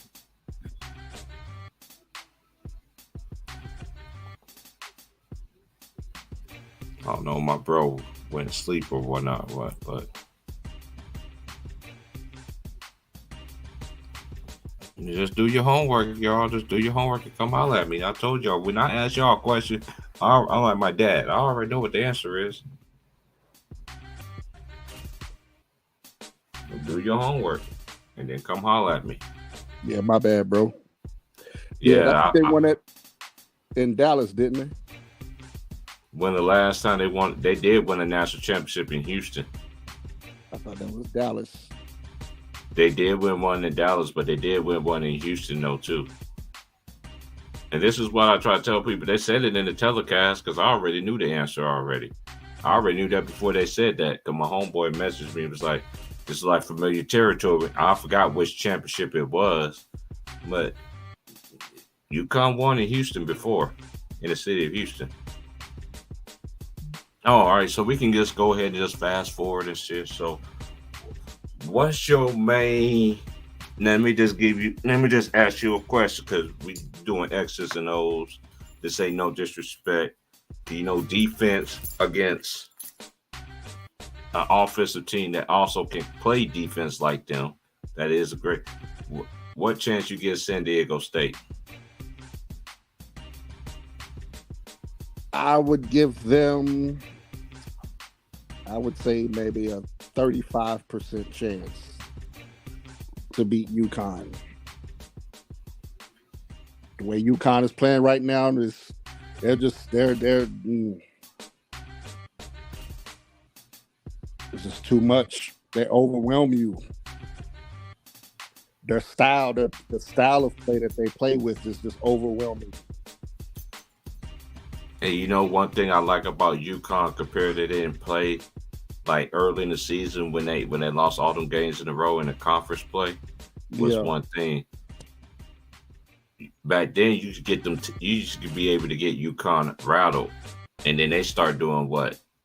Becoming one-on-one artists. But one thing you said to me, I never forget this.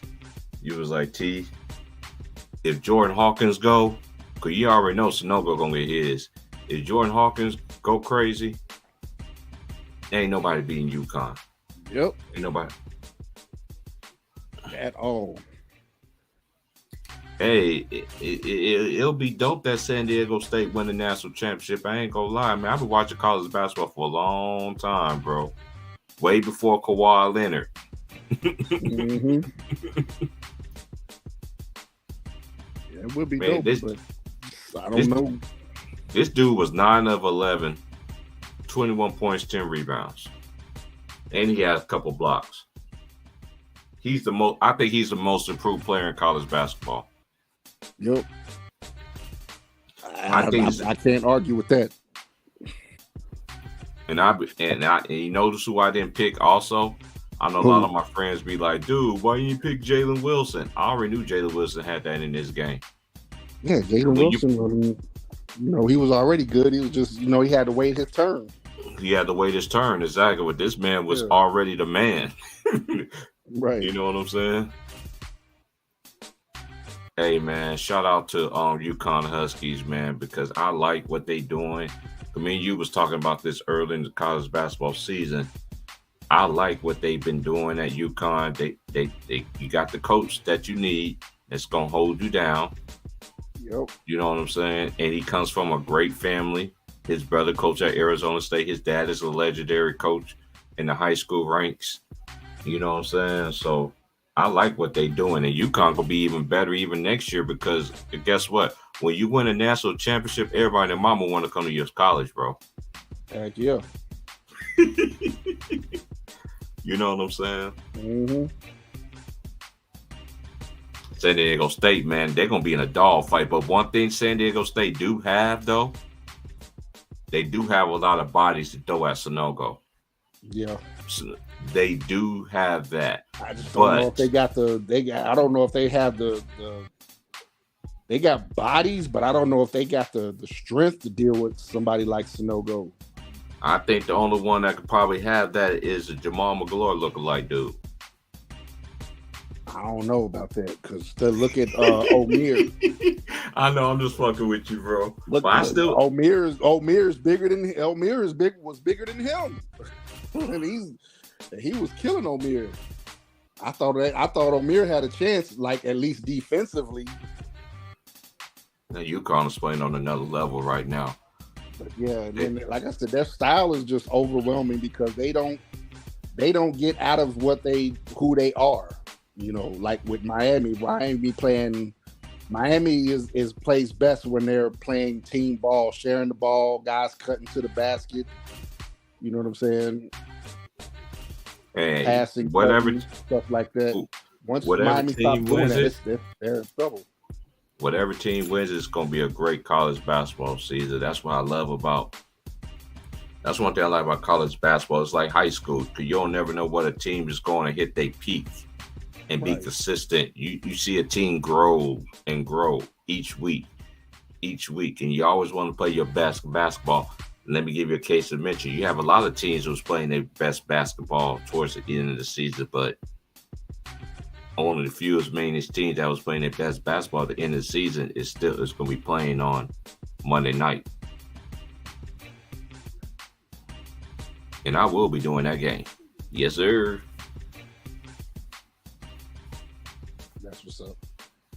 Yeah, man, I'm gonna start doing this. Man, I'm gonna start doing this college basketball stuff, man, because I be watching the NBA games. That's one thing I love about the college basketball. You see big men get in that paint, give me that work, bro. Yeah. Go get that bucket. You don't see that in the NBA game no more. If you do, it's just you don't see it as much. That's one thing I like about college because you have principles, you got Yep. coaches' DNA, systems. Hey, let me ask you this just now. How you feel about the transfer portal? Yeah, I like it. I mean, I don't have an issue with it. You know, they could have saved a lot of players in college basketball. You know what I'm saying?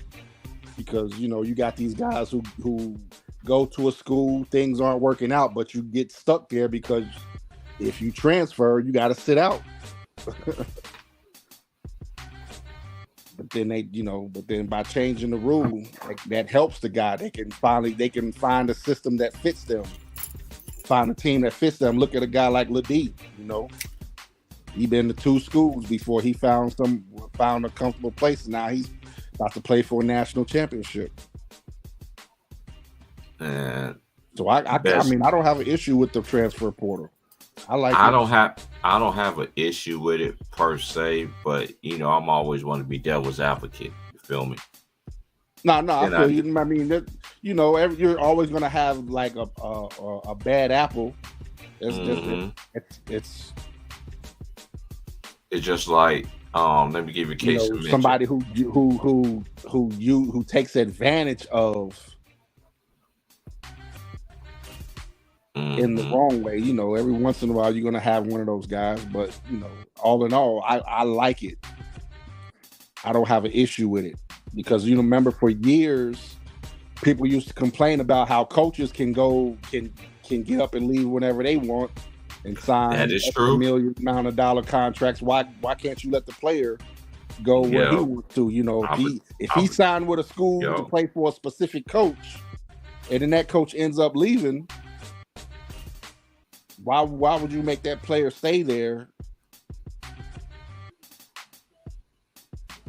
just because of some silly rule? He came to your school to play for a specific coach, and now that coach is now no longer at the school for whatever reason.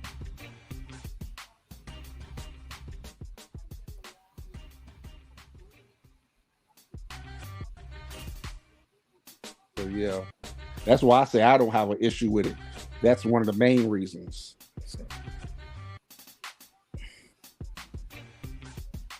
Yeah, Grady Dick is going to NBA draft. Man, hold on. I was trying to. Um,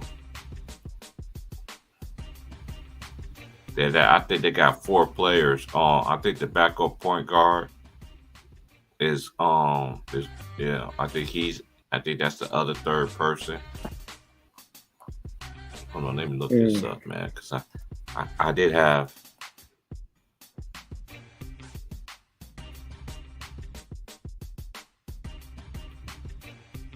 Because you know me, I don't like to do everything until everything's like set in stone.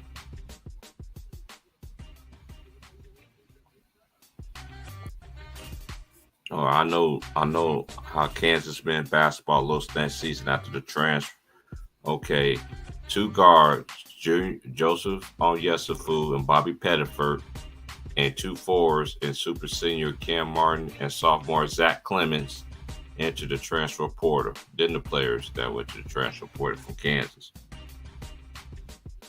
There's going to be a lot of new faces on the next year's season squad. MJ Rice entered the transfer.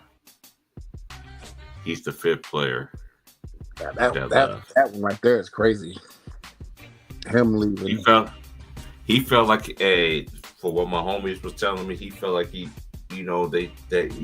boy was telling me this, man. He was like, he felt like Bill Self should have played him like they did Josh Jackson.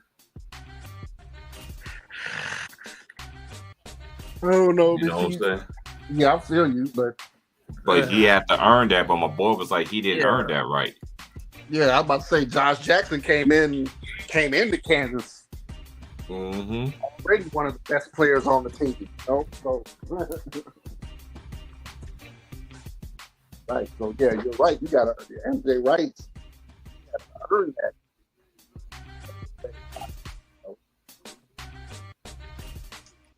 Josh Jackson that came to Kansas, one of the best players coming out of high school to begin with. And he was already one of the top players on the team, even as a freshman. Yeah, MJ Rice was one of the best players. He was a McDonald's All-American and everything like that. But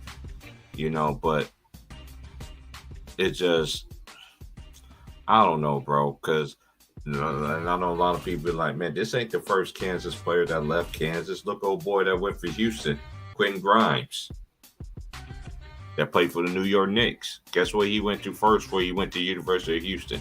University of Kansas. Then he ended up playing for Kelvin Sampson at University of Houston, who's now going to be a Big 12 opponent of Kansas. I can't believe that dude said that Jay Wright is going to coach at University of Kansas. I don't know where y'all be hearing y'all stuff from, bro. From his ass from like, that shit like, boy, you better tell us a source. Then he had the nerve to say Jay Wright was going to go coach in Kansas. Like, what? That's what I'm talking about, and I'm watching Jay Wright talking right now. Jay Wright look comfortable. He ain't getting back out there, bro. Yeah, he ain't getting back into coaching. when everybody, like I was saying earlier, when everybody was speculating that where he's going to go to next, why he left Villanova, and he came out and said, "I'm done." He's like, "I don't want to coach no more. I'm burnt out. I can't do it no more." Mm-hmm. That's why I said Jay Wright said he's done. He ain't going nowhere else. He ain't coaching nowhere. If Jay Wright coaches again, it'll be in the NBA. I'll just say that. And I don't think he's gonna coach in the NBA.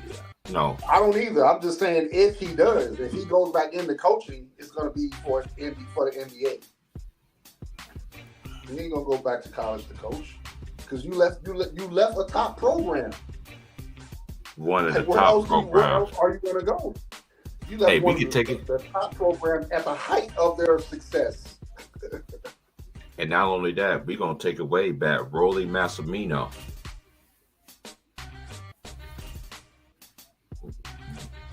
Right? A lot of people don't know who that is. That's how I be trying to tell y'all. When you want to come here and talk this basketball stuff, man, you got to know who the hell you're talking about. I'll be right back, Price. All right. That's why I try to tell y'all. Now, some dude said that early in the comment section, bro. He stay overseas. We ain't gonna mention his name, but You just gotta rewind the tape, man.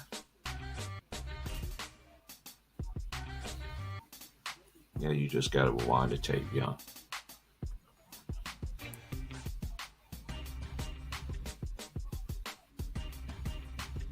I don't know who Grady did.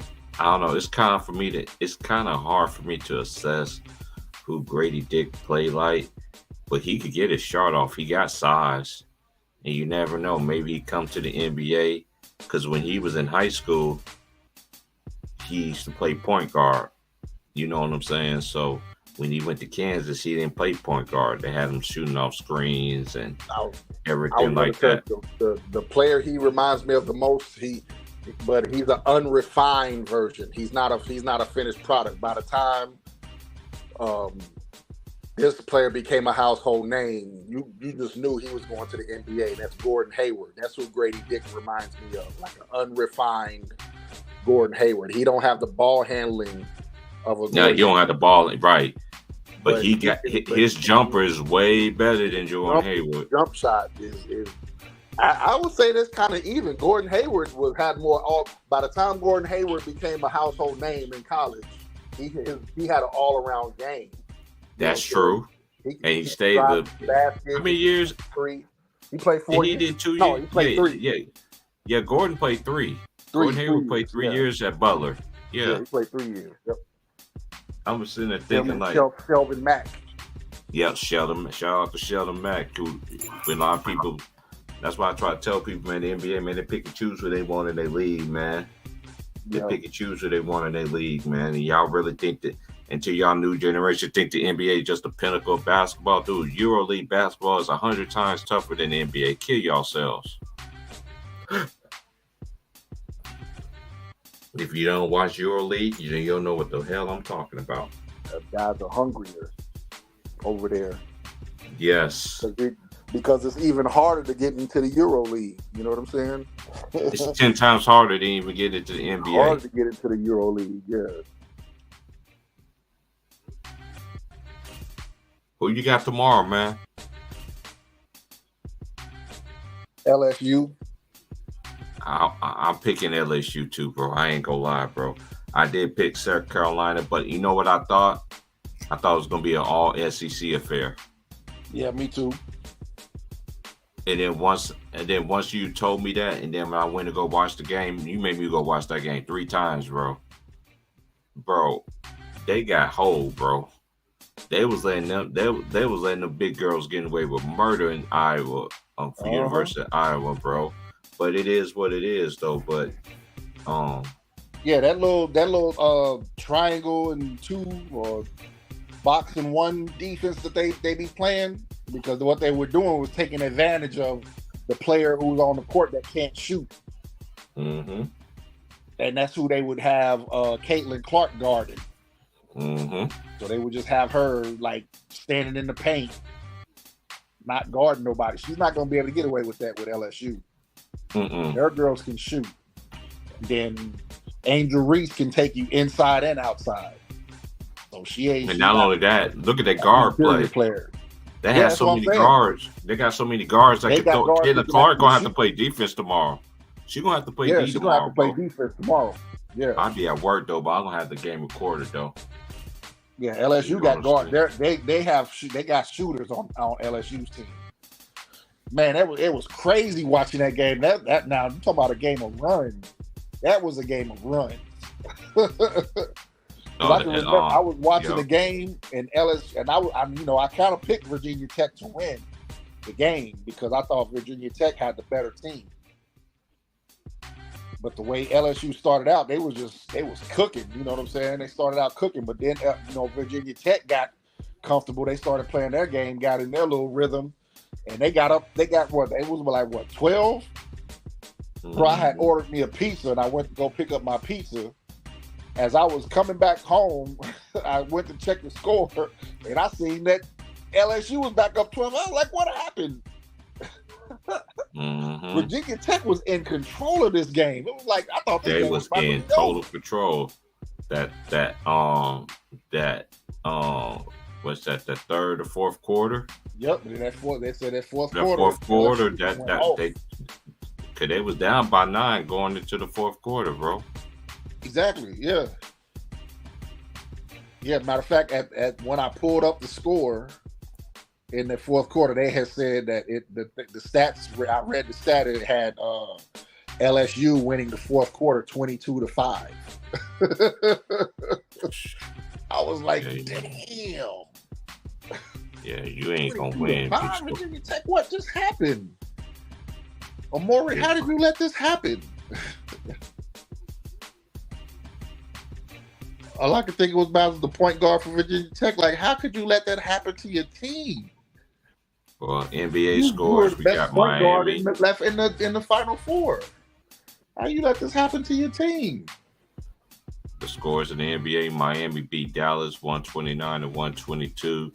You had the New Orleans Pelicans. They beat the Clippers 122-114. Wow. I didn't understand why Martin didn't take the shot at the end. That was a nice drive on the baseline. Yep. Here it is right here. Barely had his foot in bounds before he hit that shot. That's crazy.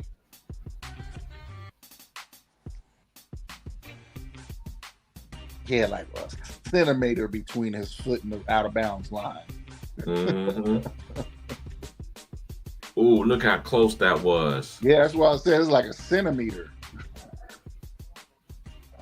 Perfect form on his jump shot. Yeah, he was. I said the same thing when they showed the first replay after the game. Right after the game, I was like, oh yeah, he when he took that shot, he thought about nothing but fundamentals on that. He's like, I have to do the perfect form.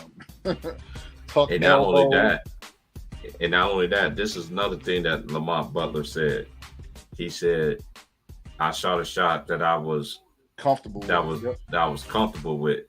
When I saw it left his hands, I was like, that's going net, but net. My homeboy was messaging me. Same thing, yep. I thought the same thing. I was like, I was watching the trajectory of the shot. I was like, oh yeah, that looks good. I was like, yeah, that looks good. And it went in. Like, man, that's messed up.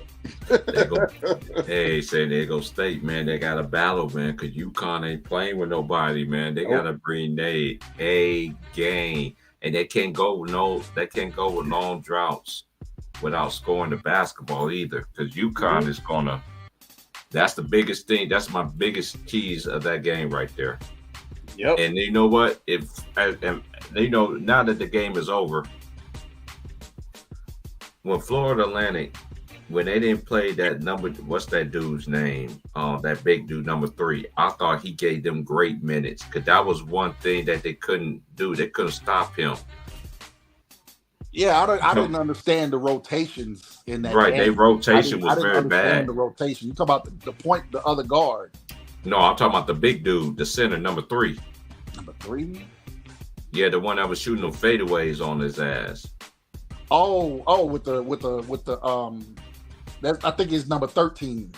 No, he was number 3, the big dude. I thought 3 was a guard for Florida. No, it's number 3. He wear number 3, bro. That's why you gotta watch with the locks.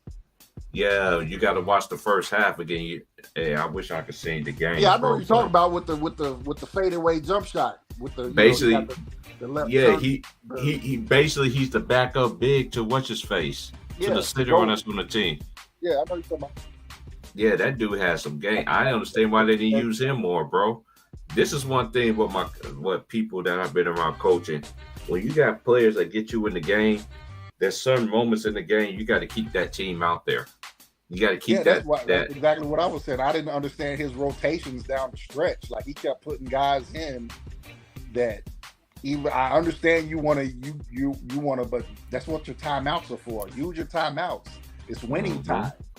You got to keep the guys on the court who are going to help you win the game. They need to be on the court. Like Elijah Martin had those 4 fouls, but use the timeouts. Use the timeouts just to remind them, hey, you got 4 fouls. You can't do this. You got to make sure, you're in position to make a good play. You can't be out of position steps where you're going to try to overdo it and commit a foul that gets you taken out of the game, and now we don't have you. Mm-hmm. But yeah, I just didn't. This is just one thing I did disagree with Charles Barkley about. Charles, I do like your opinions about these games and stuff, but you can't sit there and tell me I'm a basketball junkie that I don't watch all these teams like everybody else do. I watch every team in all these major conferences. Because when you got cable, guess what you're going to get? All these major conferences. And depending on who you got your cable with, you're going to get them. You always going to get them. I always watch Division 1. I watch Division 2. I watch Division 3. I watch a lot of basketball, bro. I know some D3 dudes right now could come to D1 and will kill. It's all about what coach would give them a chance. You see what I'm saying? Right. You know what I mean? And you know one thing I love about Louisiana? I don't know if Louisiana still do this, though. But back when I was living in Louisiana, when I was watching Simone Augustus and Big Baby play in high school and Tyrese Thomas and what's my boy's name that used to play for Brandon Bass? I used to watch all them play, bro, and I was like, I like how the high school format was set back in the day. I don't know they still do the same format where they sit there and put everybody, whoever they put all like whatever like you 5A, 4A, 3A, 2A, 1A or whatever. Whoever wins, they put you all in one big tournament. Then you have one big old champion. You know what I'm saying? I don't know if they still do that now. I gotta ask my OG about that. You talk about division, classes. Yeah, you know. Yeah, they do. I mean, I know. I don't know if I know they do it in Louisiana. They do have like classes. Like in Texas, they got so many high schools that they got divisions as well as classes. Mm-hmm. Texas is the own country, shit. Hell yeah. I mean, but you got to understand, because it's so big. Yeah, Texas. It's like a damn country. It's like its own country. You know, it's so big. They got so many high schools that they had to. They got divisions. So you got a Division 1 champion and a Division 2 champion. Mm-hmm. You know what I'm saying? And in each division, they got their own separate classes: 1A, 2A, 3A, 4A, 5A, all the way to 6A. I'm trying to remember what it is. Is it the Super 28 tournament? Is what they used to call it back in the day? I gotta ask my OG about that. They used to take me to Sweet 16. Yeah, because you have 16 regions. You got 16 regions in the state, as far as for at least for basketball, as basketball goes, you got 16 regions, and then each regional champion goes to the Sweet 16. And that's pretty much like, like the NCAA Sweet 16. I'm pretty sure that's where the NCAA got their Sweet 16 thing from. It's from the state of Kentucky, because the Sweet 16 has been around forever in the state of Kentucky. That's a fact. And I've been knowing about that like ever since I was young, because I had a homeboy I went to high school with. He was from Kentucky. And whenever it comes down to like the high school tournaments and stuff, his family always used to leave and stuff. He used to be able to go too. Yeah. You know what I'm saying? He used to tell me all the time, like, bro, I'm about to go watch the Sweet 16. Yep. This was when I was little, bro. And I was like, bro, like Sweet 16. Then I thought about the Sweet 16 in college basketball. You know what I'm saying? Because they like, college basketball still do that. Like they put all the Sweet 16s, like whoever made the Sweet 16, and whoever made the Elite 8, they always played each other the next following year. Yeah, it's been like that since. Yep, it's been like that since I've been watching college basketball. Yep. Miami never led in this game. No, I know. I'm talking about these people. And you know what? This is how versatile Uconn is. This is why I think San Diego State, they're going to have to play a perfect game to beat these guys, because Jackson was in foul trouble. They switched Army knife. Yep. And they was able to get a lead on him in the first half. Then you insert him in the second half, and yes, you did make it. It's just like you said one thing that hit home to me. Whenever Miami was sharing the basketball, trusting their teammates, running the plays, you made a run. Yep. And then when you made a run, you want to go back, reinvert to your bad habits. Yep. To your bad habits. You can't have that. You can't have that. And Jim Laurinaitis, hey man, y'all think this team right here? This man that's coaching Miami, he coached. What was that name of that school that beat Rudy Gay and them? George Mason. You remember that season? Oh yeah, I remember that season. Because I thought Rudy Gay was the truth up until that game. He yes, I did too. I did too. He punked out in that game. Yeah, he did not have a good game that game. I remember that game like it was yesterday, bro. You know, I got every tournament from 82 to now, bro. From 82. Yep. That's a lot of years. And guess what, y'all? Kansas didn't win all them championships. Kansas only won 3 of them at that time. It was Danny and the Miracles, 08 Mario Chalmers, and his team that just won the championship the year before. But guess what? This is going to be the last 2 seasons. This is how I know people don't watch college basketball. The last 2 seasons, the Big 12 won the national championship. This year, it's either going to be the Big East or the Mountain West. If the Mountain West win the championship, they're going to start putting some respect on the Mountain West. That's just my opinion. I think I watch the Mountain West anyway because you already know growing up, you know, that was the latest game to play out there in the West Coast. You got to literally stay up to watch these games. If you're in the Central or even if you are down South, you got to literally stay up and watch it unless you out here like me in the West Coast. It comes on early. And guess what? The replay is already about to come on again, bro. I know. And it's only 9 o'clock. It's about to be 9 o'clock out here, bro. Yeah, 9 o'clock. Where you at? 8:50. So, yeah. I'm about to watch the replay again. I believe you. Florida A&M for Florida Atlantic. Everybody here about to go to bed.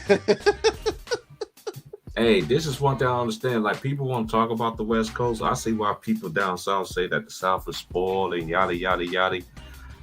Hey, I see why they spoiled out here, bro. Because number one, hold on, I'm about to switch to my phone right quick.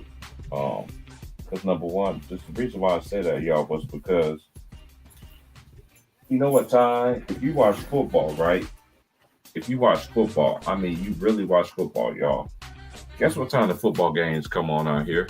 They come on at 10 o'clock in the morning. 10 o'clock in the morning. That is, man. It starts around 1 o'clock Eastern. Yeah, 1 o'clock Eastern. And then if you're in the Midwest, it starts at 12. At noon, yep. I mean, dude, y'all just don't understand. Like, hey, and even if you watch Sunday Night Football, guess what? The games come on time. I come on out here. Come on at 4:30, 4:45, some shit. Sunday Night Football. Yeah. Come on, man. It's like I don't understand, but I see why my older generation should tell me how the West Coast people are so spoiled. Boy, they ain't never lied. I lived out here almost 8 years, bro. Bro, they ain't never lied, bro. Just by me being out here. That's why I see why people say what they say. Yep. That's why you don't see too many events other than maybe the Super Bowl played on the West Coast, like any too many main events. Because you know you got to start those games so early. Yeah, you do. Being on the West Coast, you know, you got to start those games at least by 6, 7 o'clock Eastern time. Mm-hmm. So you know you have a good audience to watch the game. So. Yeah, that's true. You gotta have them events, bro.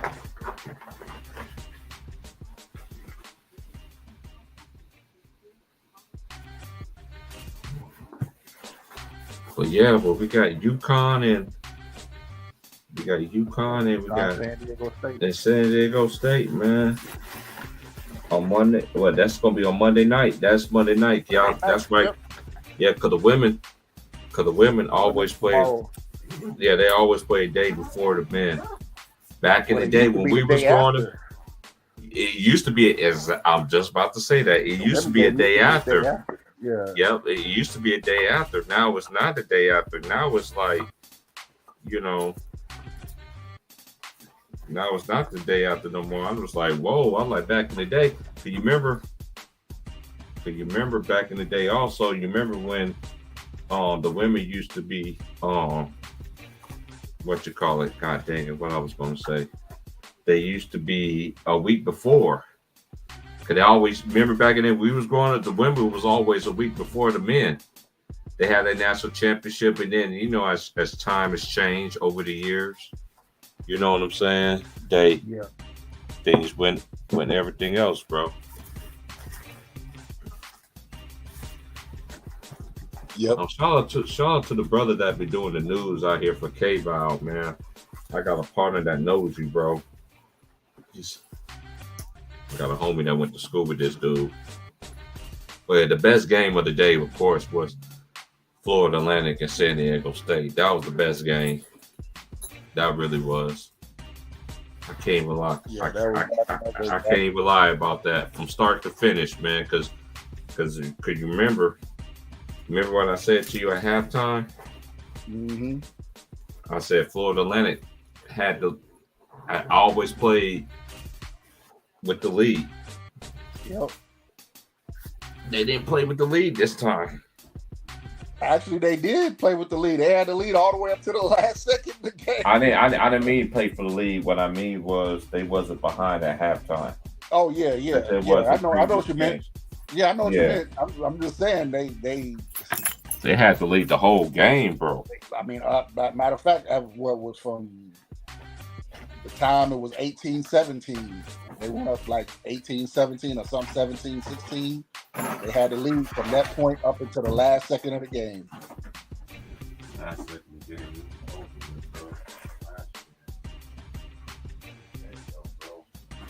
Shout out to San Diego State for fighting. I mean, I expected them to step up their defense in the second half, but I also expected Florida Atlantic to hang on and win the game by a couple points. But like I said, the coaching, some of his rotations were questionable. He gonna regret it. Coming back to kind of like bite the team. Yeah, he's gonna regret that, bro. Because because this one thing about I never forget the last conversation, like serious conversation, like you always have a conversation with your siblings about regrets. Yep. My brother's biggest regret was when they lost in the National Junior College regional to Hutchinson. He said if they would have won that game, that would have changed their whole entire career. Oh, yeah. He said he lived with that pain still to this day. He said instead of us getting good D1 offers, we would have had major D1 offers. Major. Hold on, let me switch to my phone, man. I'm gonna chop it up for about another 30 minutes, y'all, and I gotta get up out of here. I gotta go to work. A man doesn't work, doesn't eat. I'm not my own boss yet.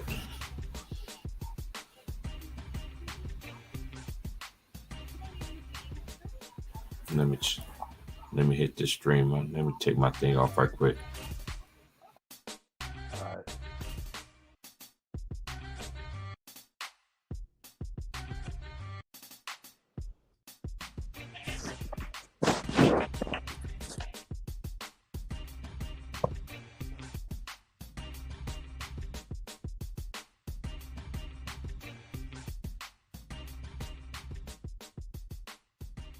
Yeah.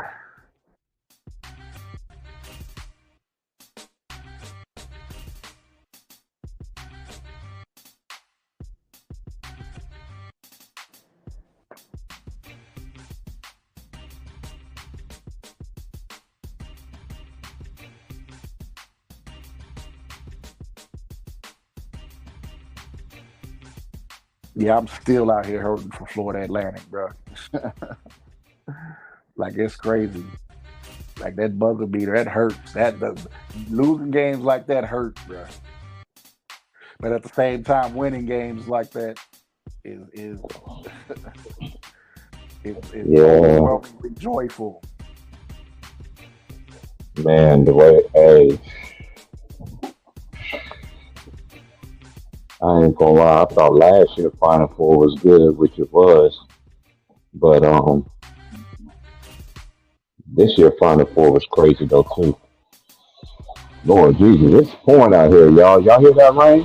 Can you stand the rain? Sound like a shower. Man, man, dude, it's been like this. Like, dude, we've been having some bad weather, bro. Like, it is really cool. My boy just texted me like, "T Christ, man, I'm getting hit with hail and all kind of shit." So I just Wow. got to come outside to see what he's talking about. Man, it's raining hell out here, bro. Damn, that sound like y'all got Texas weather. Hey, let me That's tell you how it is something. in Texas. Because when it rains here, it rains. Like it rains hard. Hey, let me tell y'all something, bro. If you plan on taking your ass to the West Coast, y'all think Oregon is rain? Take your ass to Washington. Washington rains 100 times worse than Oregon does. Hell yeah. In Washington, it could be. I lived in Washington. I Me seen too. Washington rain for 3 straight months straight, 90 days, no lie, all day rain, Yep. nonstop for 3 months. Winter, winter in Washington, it rains. That's how it is in Oregon, bro. When it rains out here in Oregon, our winter time is rain, bro. Rain and cold. But you live in the mountains and shit, you gonna get I that lived snow and shit. I lived in Tacoma for 2 years, so yeah, when I was younger, yep, and I remember that it doesn't get hot, but it doesn't get cold either. Yeah. Hey, hey, you don't even want. Hey, I'm telling you, man, you don't want even want to go back to Tacoma no more. My childhood friends, they mad at me right now. I've been out here 7 years, going on 8, and I ain't never seen them since I've been out here. Cause Wow. Tacoma got so bad. 'Cause a lot of people don't understand. You know, Tacoma, Washington got every branch of the military, every Oh yeah. branch, every branch. So you end up talking to some chick, and she be like, "Oh, my baby daddy's in the military." Which one? Yep. Army, Air Force, Marines, even and what's them other dudes that only that's what's them part time people called big bro? Oh, the National Guard. The National Guard. They Yep. got a National Guard too in every branch. Reserves. They got the reserves, yeah. Yeah. Yeah, the My National Guard, childhood friends, aka the Weekend Warriors. yeah, the weekend warriors, right? Man, it's crazy, bro. Dude. I'm glad I made me something to eat and all that stuff, man, before this starts. Man, because the weather been out here been crazy, bro. Because because we under a national weather advisory. Yeah, see, what was that? What was it? They had them tornadoes the other day. Like y'all got tornadoes out there? What? In Who said Georgia, they had Georgia got that was Georgia? Mississippi. Georgia get them tornadoes, bro. Yeah, Georgia, Mississippi. Wow. Um, what was that? Arkansas, Yeah. Alabama gets them too. It's just like what the Bible says, bro. You Oh know, yeah. you ain't gonna know what season it's going to be in. Cause look at all the places that got bad weather sister COVID year. Yep. Shout out to my boy James, cause James used to have me cracking up. See, I told y'all stop messing with the Lord, messing with his stuff. Want to try to change the weather? You know how James is. Shout out to my boy James, man. Yep.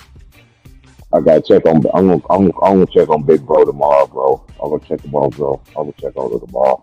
It's too late for me to holler at him right now, but I'm definitely gonna reach out to my bro and holler at him because I miss our little weekly conversation we have. I know he has another job. I know he's making some moves, family man. So when people are family, man, I don't really don't too much like to hit them up because I know one thing, they got to work and be family, you Yeah. know. So That was me yesterday. Like I said, I got to the crib, ordered me a pizza, the New Yorker, that big ass pizza. Then my niece came over. She was talking about, I hey, want let me some ask more pizza you, too. Now I had to go hey, ahead let and me order ask you a some. question. Do y'all have a place down there called Mod's Pizza? Have you ever heard of Mod's? Yeah, Mods. Yeah, where's Mods Pizza at? I think it's in like Round Rock or Pflugerville or something like that. Man, Mod's Pizza is the bomb. Yeah, you. Because they got Hey, I didn't. that's like a they got them personal pizzas and stuff Mm-hmm. like that. Yeah, They basically like Subway. They make the pizza right in front of you. You get. basically like you make your own pizza. You make it yourself. You basically tell them what you want on it, and then they Hey, bro, you it put literally it on rained the for oven like. and you pick It it up. literally rained for like. It literally rained for like 10 minutes and it just stopped, bro. As soon as I came outside, now it Yeah, ain't no rain. Now it's not even raining no more. yeah, and I think I remember my boy had told me about Mods, and we went there, and I ordered me a pizza. It's just like Subway. You know how they got the line where you Yep. walk down, and they got the little all the ingredients sitting out, and you just say, I want Mm-hmm. that, I want that, I want. That mom's off the chain, y'all. Y'all ain't had no. I didn't even know they still had Godfather's Pizza. I ain't know Godfather's Pizza Yeah, still out here. Godfather pizza forever with the same, still the same. Well, everywhere that's the same last four digits. Depending on the area, the only thing that's different about Godfather's Pizza is the first three digits of the phone number. But everywhere it's the last four digits, 2222. Of course. Not Godfather, Mr. Gaddy's. That's what I was thinking about, Mr. Gaddy's. Mr. Gaddy's Pizza, they're still around too.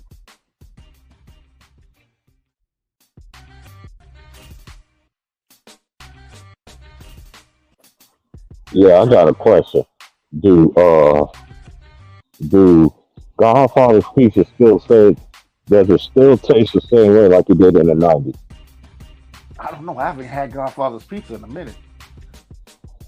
Because I seen it online because a coworker was asking, she was like, I hear you talking about Godfather's Pizza. Like, girl, Godfather's Pizza, Pizza Hut, all these little food chains, there's nothing compared to Godfather. It's nothing. And Oh, when I I know. looked at it online, Yeah, I haven't had Godfathers in a minute. I know I've had good Mr. Gaddy's, and their pizza still is the same because they're the first. They were the first pizza place to put butter on their crust. mm-hmm, Gaddy's, and then Pizza Hut started doing it with their pan pizzas, putting the butter on the pan pizza crust. mm-hmm. But yeah, Mr. Gaddy's was the first to do butter crust pizzas and stuff.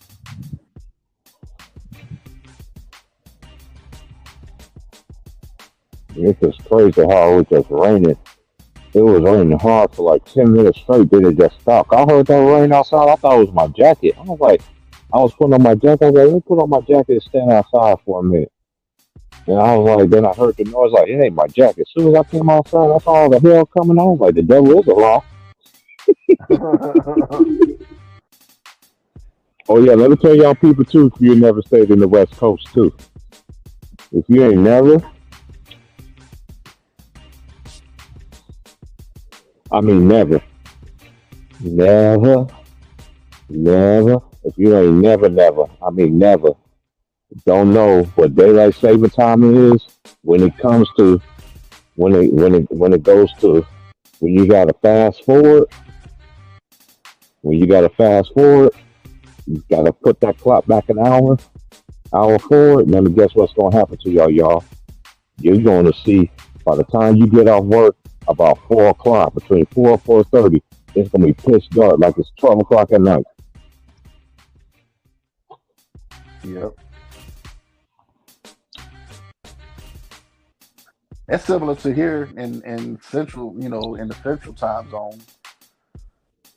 When we go to like a like daylight savings time, when you go move forward, Mm-hmm. hell yeah, days get shorter. Hey, As far as the Yeah, sunlight, now having the sunlight, hell yeah. I never forget this. Because the first time I came out here was in 2014.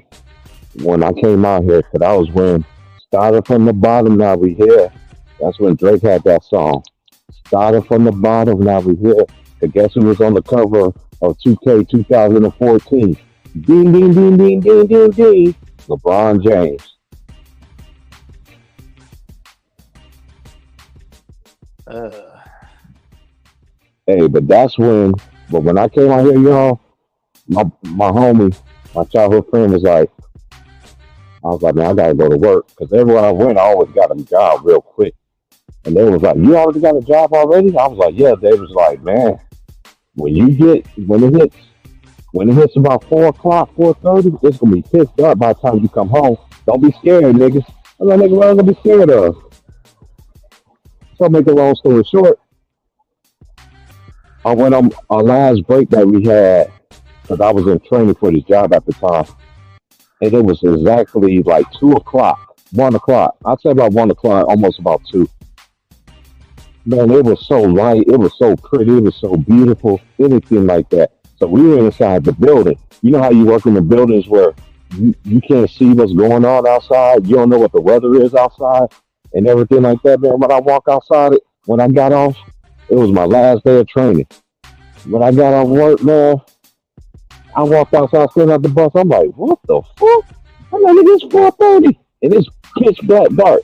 It was four. No, at that time it was 4 o'clock, bro. But guess what? And it was on a Thursday. So by the time I came home, guess what I was in time for? what's that? Monday Night Football. I'm like, dang, God, that's one thing about my homies. Like, if you're a sport fan, then you'll love to watch sports out here because the games come on early. Even if you watch the game on TNT, guess what you're going to do? It's going to come on again around 8 or 9 o'clock, 10 o'clock Yep. that night.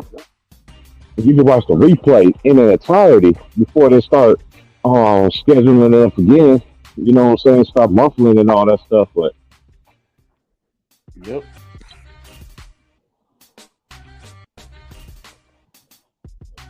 yeah, Man. my month schedule this month, y'all, is kind of crazy. I know this week I work Tuesday, then I'm off next Sunday.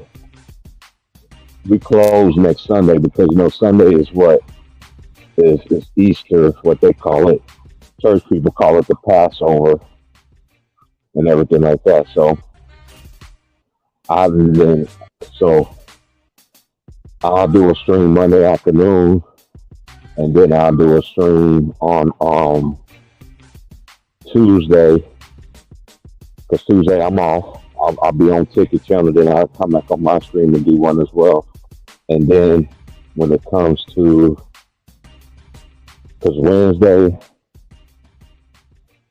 Wednesday I open, and then Thursday I close, Friday I close, then Friday I close. Yeah, so My bad. I dropped my phone. oh, you good, bro? Hey, I go. Yeah, next week, bro, I'm gonna be getting me my own incognito phone. So when you see, we'll talk about behind the scenes. Don't say nothing on the screen though. But when you see my All right. name on the phone, when you see Yeah. another phone number, but I'm gonna call you for my. It's gonna be a Georgia number. So I'm gonna Okay. be moving to Georgia too. Yeah, it's gonna be a 478 number. I'm gonna message you. I'll text you, be like, bro, this is me. Okay, this Bill, bro. Okay, Oh, really? yeah, yeah. Because when you do these planned contracts and shit like that, when you Uh got huh. people that's on the phone line, they can put the main person name on there anyway. So that's why you saw that earlier. So Oh, okay. yeah, Yeah, like a family contracts. mm-hmm. Or friends, or whatever they want to call it. Friends with, yeah, whatever it is. Yeah, friends with friends. One person gets it and he sets up other people on the same contract. Yeah, I know what you. Hey, I just want to give a shout out to the Final Four on the men's and women's squad, even though I felt like South Carolina got cheated, but it is what it is.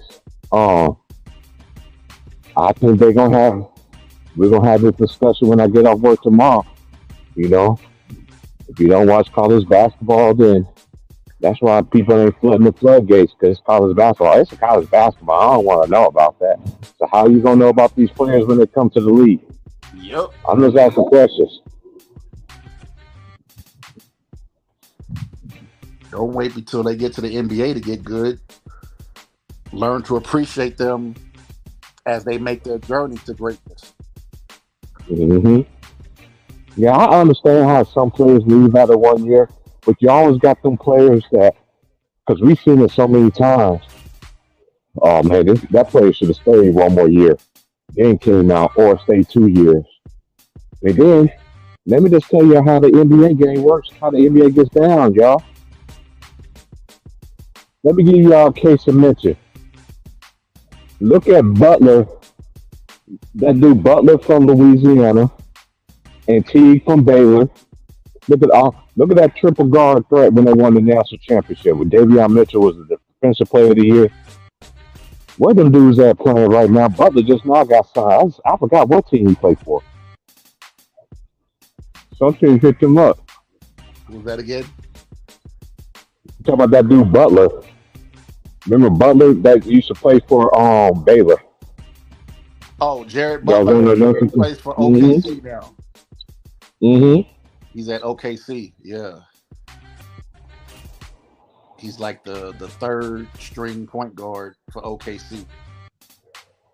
But this is how the NBA is backwards. But me and Von, we already seen this shit already. Let me give y'all a great example. Paul Pierce stayed 3 years. If he had left this sophomore year, he would have been in the top five easily. Am I right? Yep. Yeah. You know what? You know what they do?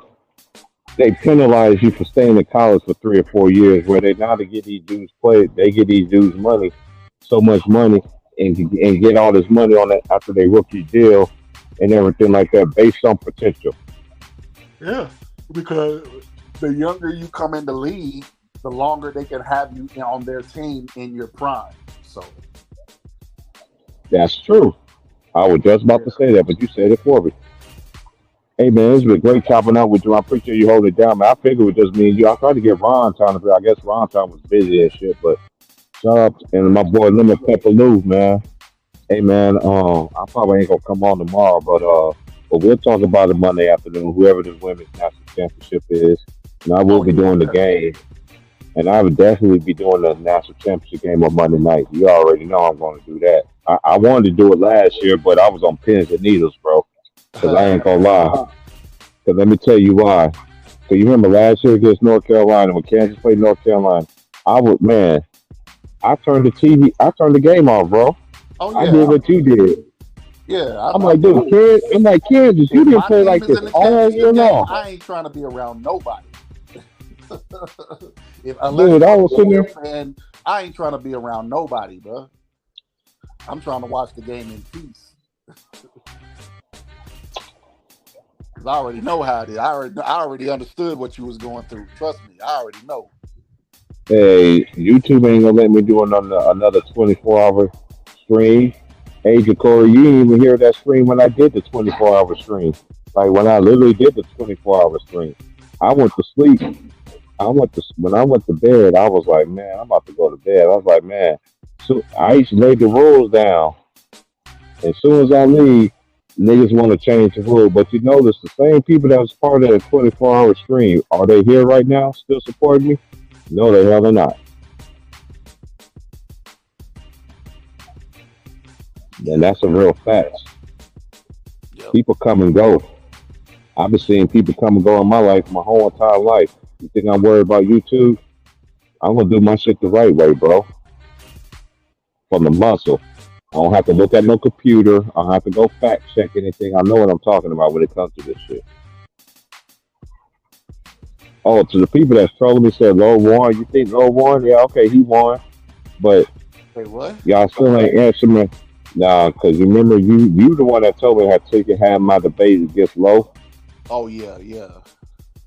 They said low one. Hey, this is one thing about people. People pick and choose who what they do, but what y'all young people stick together. But one thing I do know, and I do know this, ever since I've been watching basketball, the same players that made first team, second team, and third team All NBA, guess what they did? You see the same players, majority of them that made all defense. All You defense always have a or come on, second man. team. Or second team. Hey, I asked the OG. You know who the OG is on YouTube? Underrated Darkness. I asked him, and he's way older than us. And he almost in his 60s. He was like big. Wow. He's like I little didn't know bro. that. He said, yeah, underrated man. He's from New York too. Shout out to my big bro, Underrated Darkness, man. That's my bro, man. I've I've been following him, Ticket, LB, uh, Too Raw for TV, even LBZ at the time. I already knew who Elder was off uh, from the very beginning. You feel what I'm saying? Right. So shout out to my boy Hearn. Shout out to my boy Mr. Mars. Shout out to my boy Greenleaf. Hey Greenleaf, keep pushing. Hey Greenleaf, I heard your scream, bro.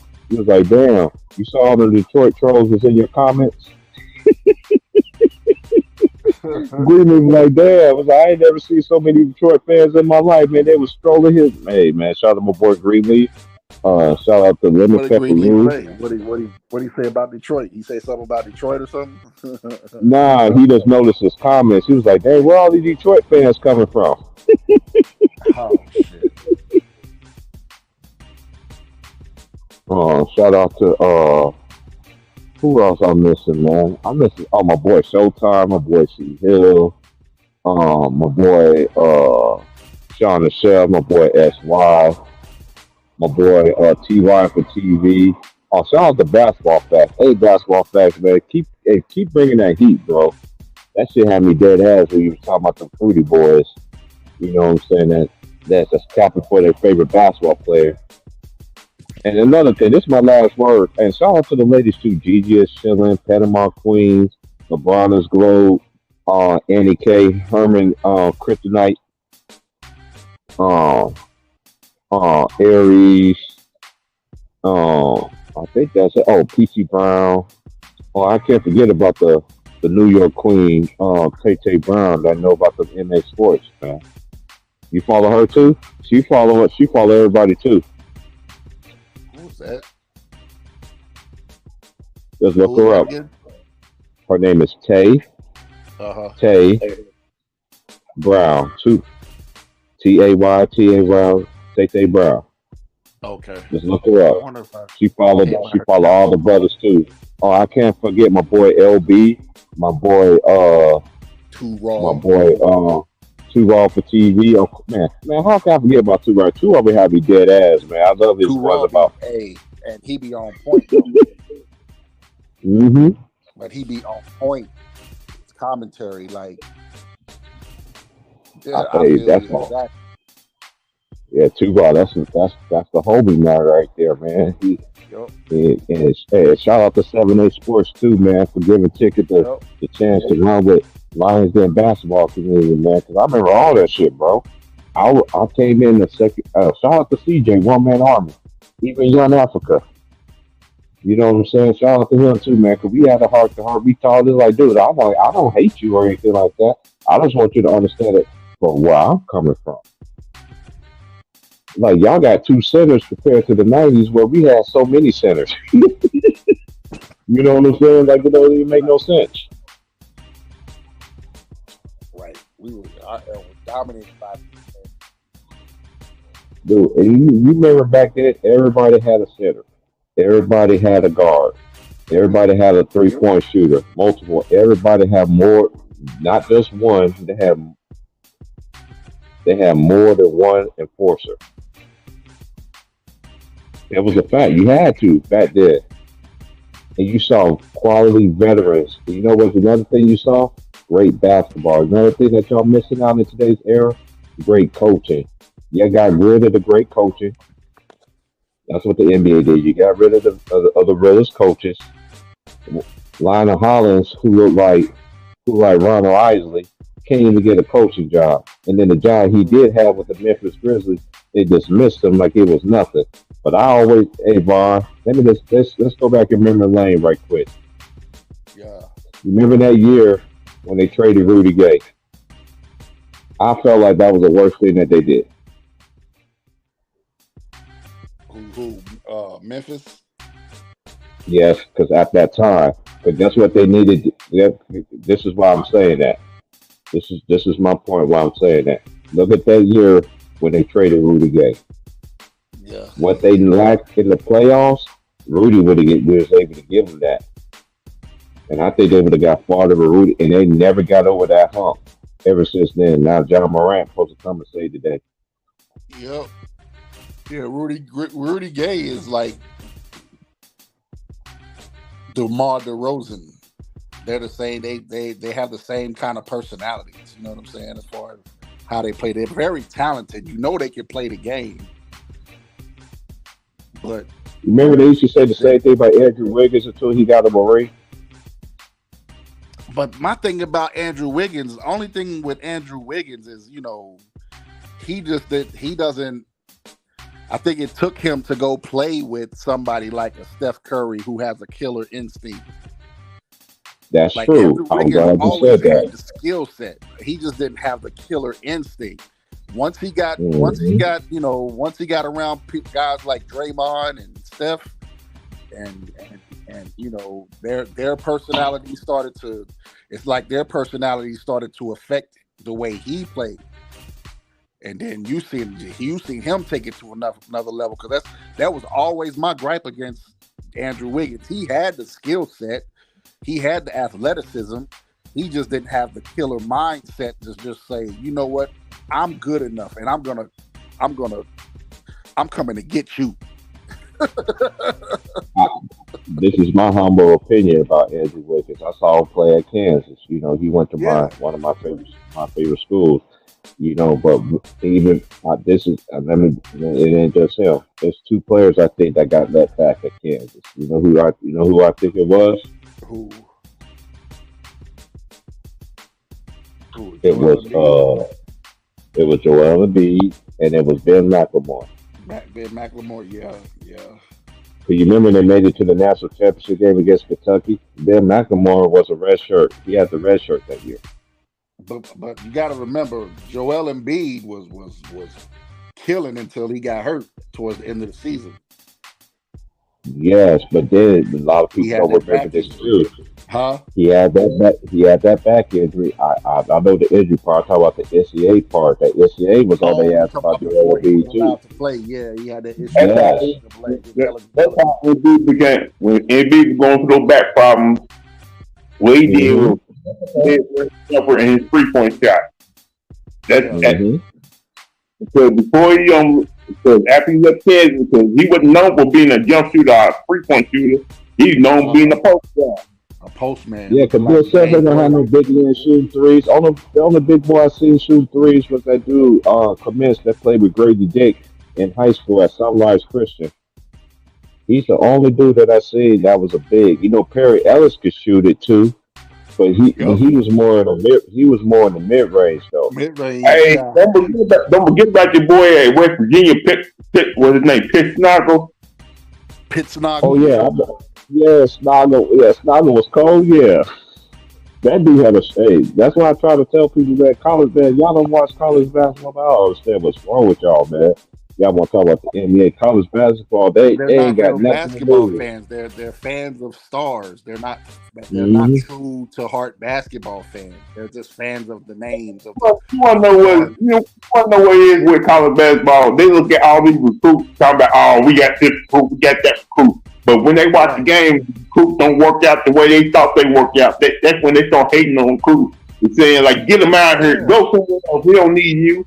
But you know what they be missing, that what they be missing the point, the fact that you're all American, but like you also have to put into context when it don't work. A lot of times once you get to college level, a lot of times when these guys get there, their reputation is built off of the level of competition they dominate. So if your level of Yeah. competition was weak, you get to college and you're playing guys who, you're playing as far as college goes. That's the cream of the crop of Hey, basketball. you Yep, already know. You know who's my favorite Kentucky player, man? Who was I that? tell you this all the time. Derek Anderson. Yeah. And I played He, against him in hey, high school. Derek Anderson was the truth, bro. If he didn't Yeah. have them knee injuries, Derek Derek Anderson would be a cold, Hall of Famer. bro. I will go out and say that. That man would be Hey, a Hall of Fame y'all remember, basketball hey, player. Brian, hey, man, you remember watching Derek? Hold on. Say it again, Lou. You was cutting out. You remember watching Derek Anderson at the park playing ball? Oh yeah, I played against him. He was a senior my sophomore year. Man, Yeah, he like was cool. Derek Anderson was everybody, In hey, high school games, hell yeah. AT Price, everybody pissed that Derek Anderson went to Kentucky instead of Louisville. Like, everybody, man, how you grew up a Louisville fan, but you go to Kentucky, man? What's wrong with you, bro? It happens that way. He ain't the first person that went to Louisville that went to Kentucky, man. But let's look, Lou. But Louisville wasn't really recruiting Derek Anderson like that either. Yeah, that's Daddy Crown for you. Yeah, they weren't really recruiting Derek Anderson like that. Remember he went to Ohio State first. Hey, let me ask Lou a question. Hey, Lou, how you feel about Rick Pitino going to St. John's, and how long you think it's gonna for him to turn that program on? Because let me just get my stuff out the way. Then I'm gonna let Vaughn go. And I'm gonna let you go last. I think he's gonna turn it around. Hold on, let me just answer this. Real quick. I feel like, in me watching Rick Pitino, and a lot of people just don't understand. Vaughn said this earlier. Rick Pitino is going to bring St. John's back to promise, and I'm going to tell you why. Because everywhere he went, he has always produced. And number two, the best thing about a basketball player is a coach that know how to play as well. Rick Pitino's 70 years old, and he still can ball, y'all. Y'all think about Move I Do or can ball? Man, go watch Rick Pitino practice with his youngest. Then y'all come and holler at me. But even if I tell y'all that, y'all still ain't gonna do y'all due diligence and watch it. Y'all gonna still say he's gonna be very disrespectful and all this other stuff. This man is in his 70s and still be busting their ass in practice. His own team that he be coaching. Everywhere he coached, he has done this. I know this. I didn't have Vaughn to tell me because I already knew this already. Right. Because Rick Pitino, man, I think he's gonna. I said earlier, we'll go watch him put on like a ball handling expedition, like showing players how they're supposed to truly handle the basketball. Hey, he got like a video like that. Hey, he got like a videotape on YouTube where he teaching his fundamentals on defense and offense. Yep.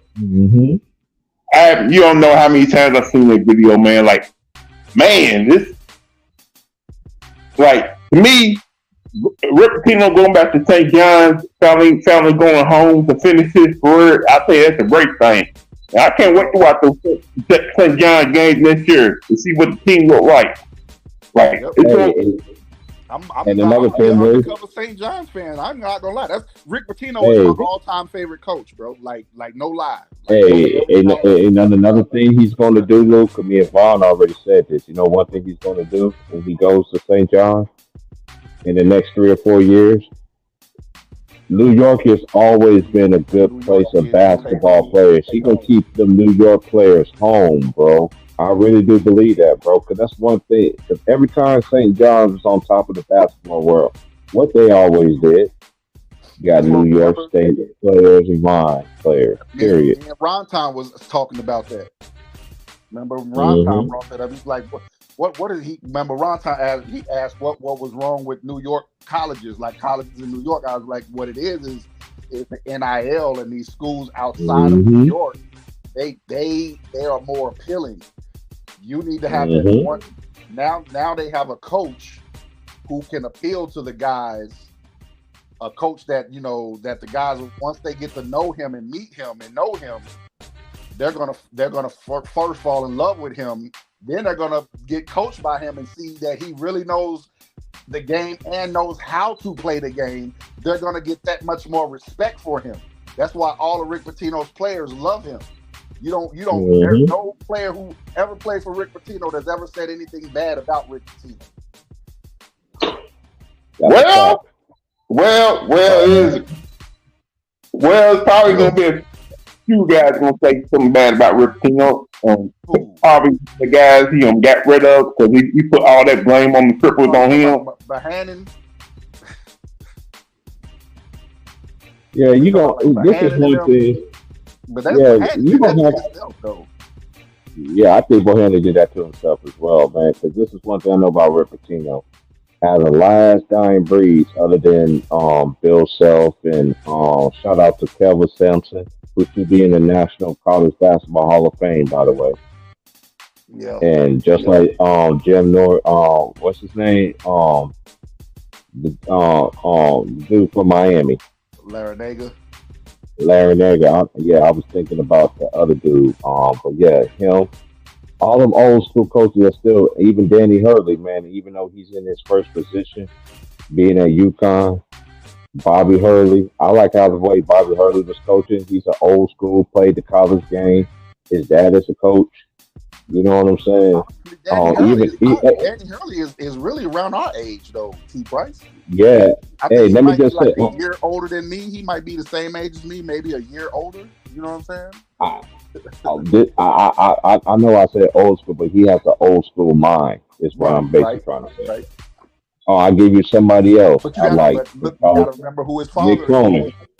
Exactly. That's what I'm saying. Like he has a father, but before we knew that he had sons. You know what I'm saying? hmm even the coach from UCLA, Yeah.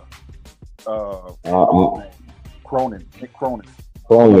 Nick Cronin, and I think one of the best basketball minds in college basketball that people, Shaka Smart, and you can't forget about Tom Izzo. Izzo always have his team ready to ball when it's time for March Madness, and that's a fact. I used to think it was luck because it was March, because the color is green, but nah, man, he be. I gotta give him his credit, man. And Painter is knocking on the door, man. Painter is literally knocking on the door at Purdue, man. He's literally knocking at the door. He gotta get some guards. He gotta Yes. get some super talented guards. That's all. Because Heidi left early. Hey, it's something y'all need to pay attention to.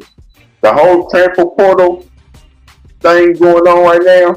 Yeah. We already talked about it. I know Kansas got 5 players.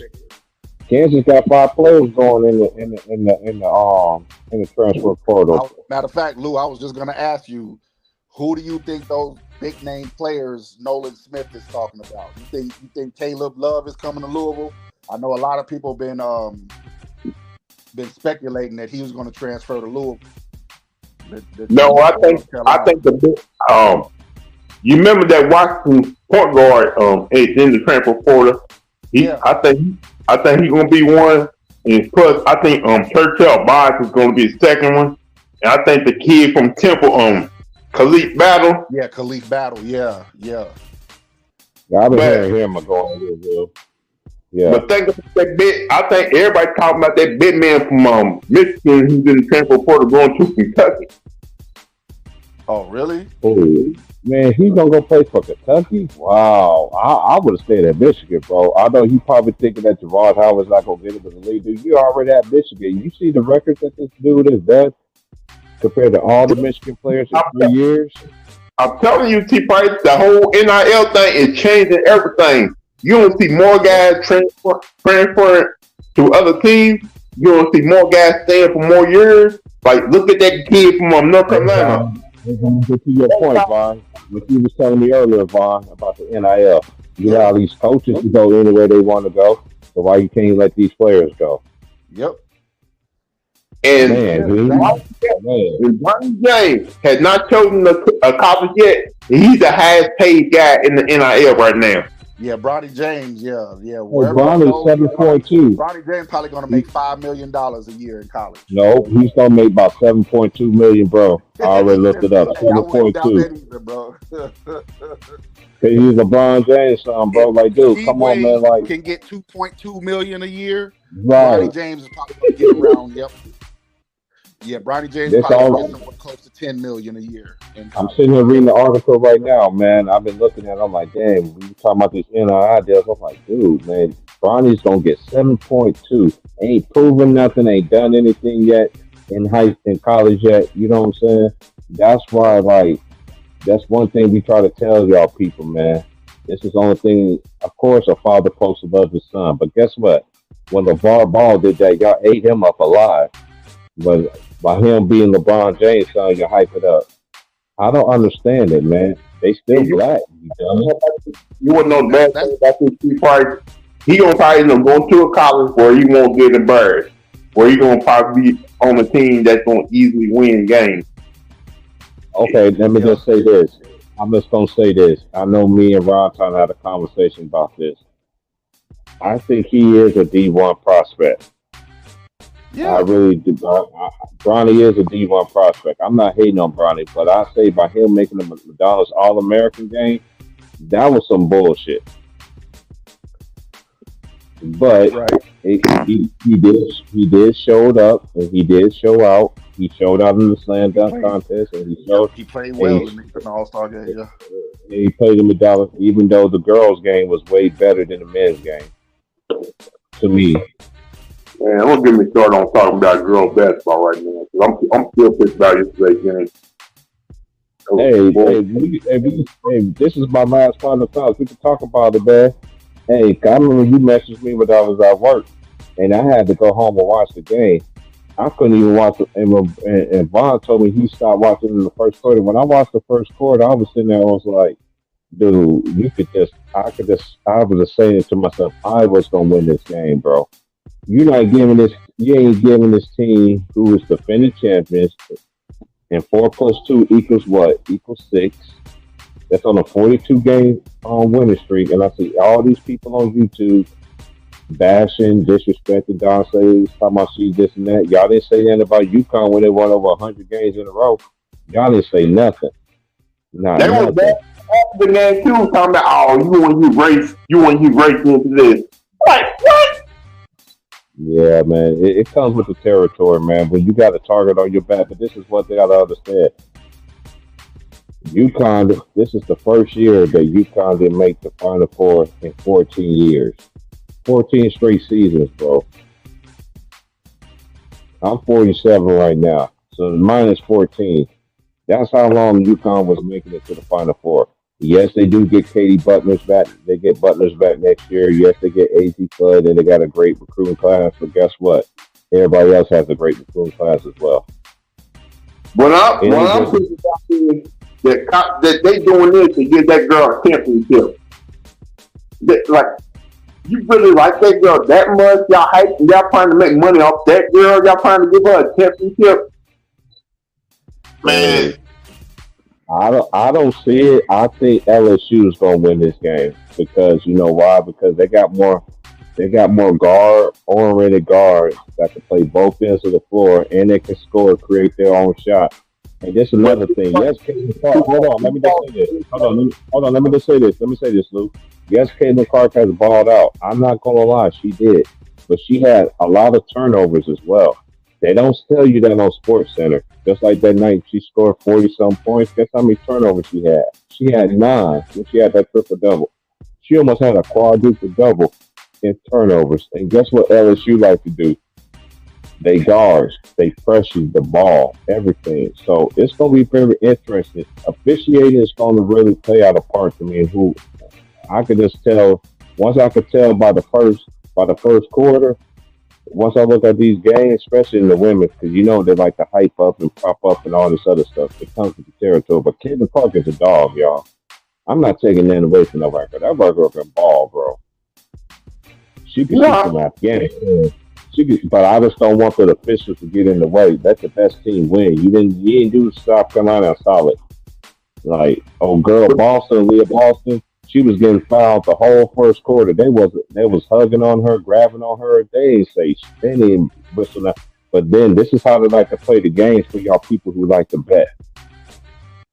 They go the free throw shooting. They look at how many fouls. Yeah, it was really close and everything like that. But let's go and watch the first. That's why y'all gotta watch these whole games, bro.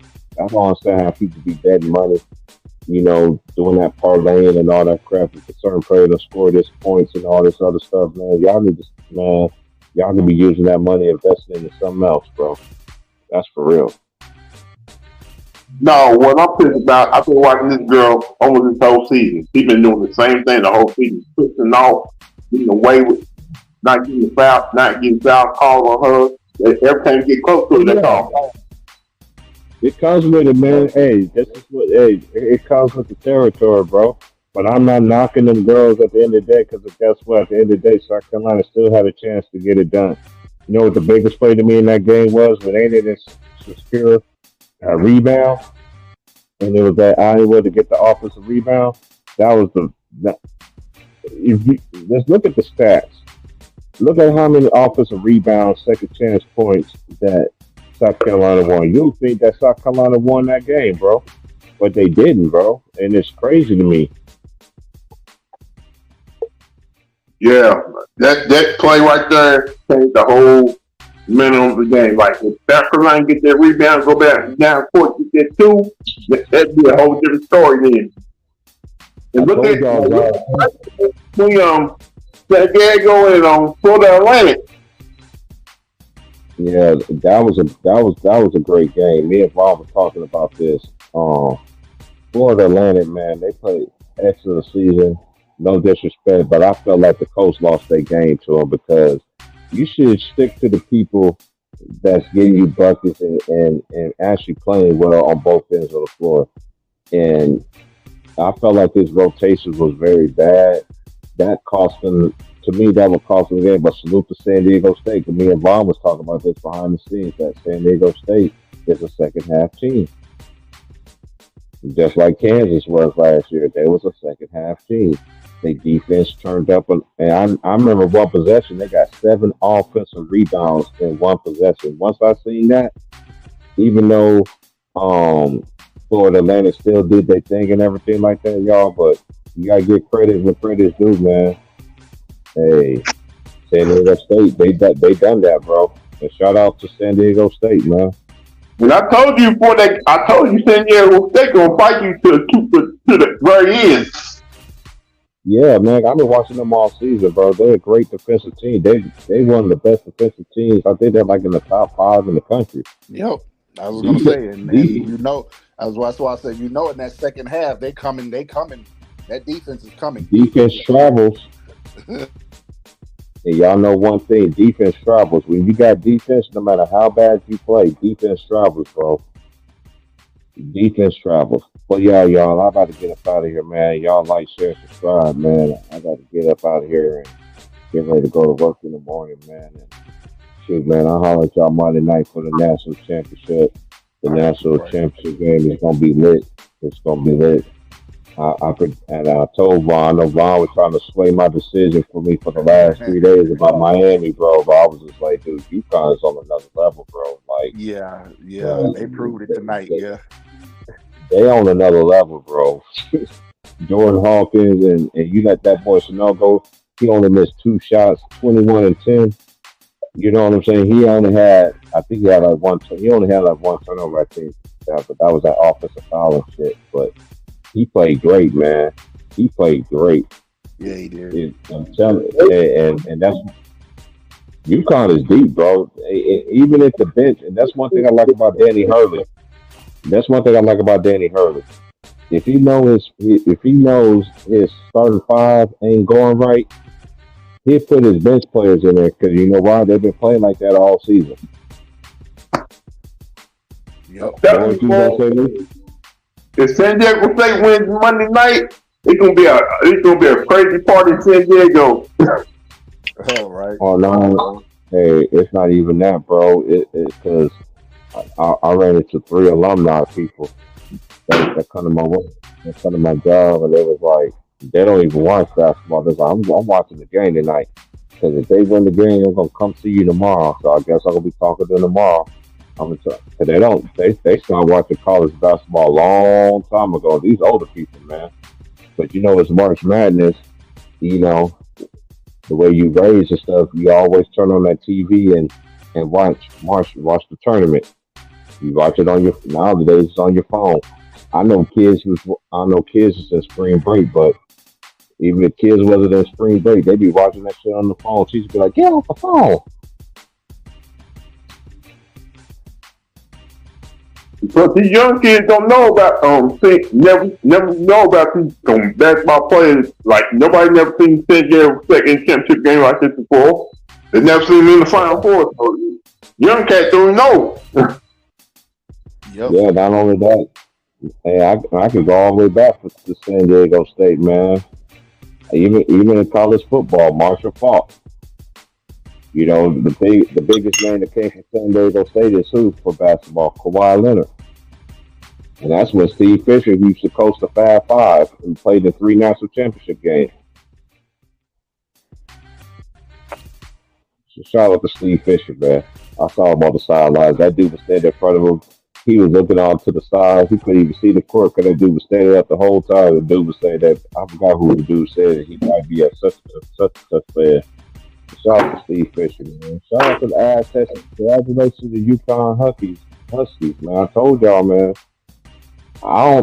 San Diego State gonna have to play their best game against UConn, bro. And this is one thing about Vaughn was saying too, and I've been noticing this too, even early in the year. UConn overwhelms you, bro. They got so many bodies. Look at the first half, Lou. Look at the first half of the game.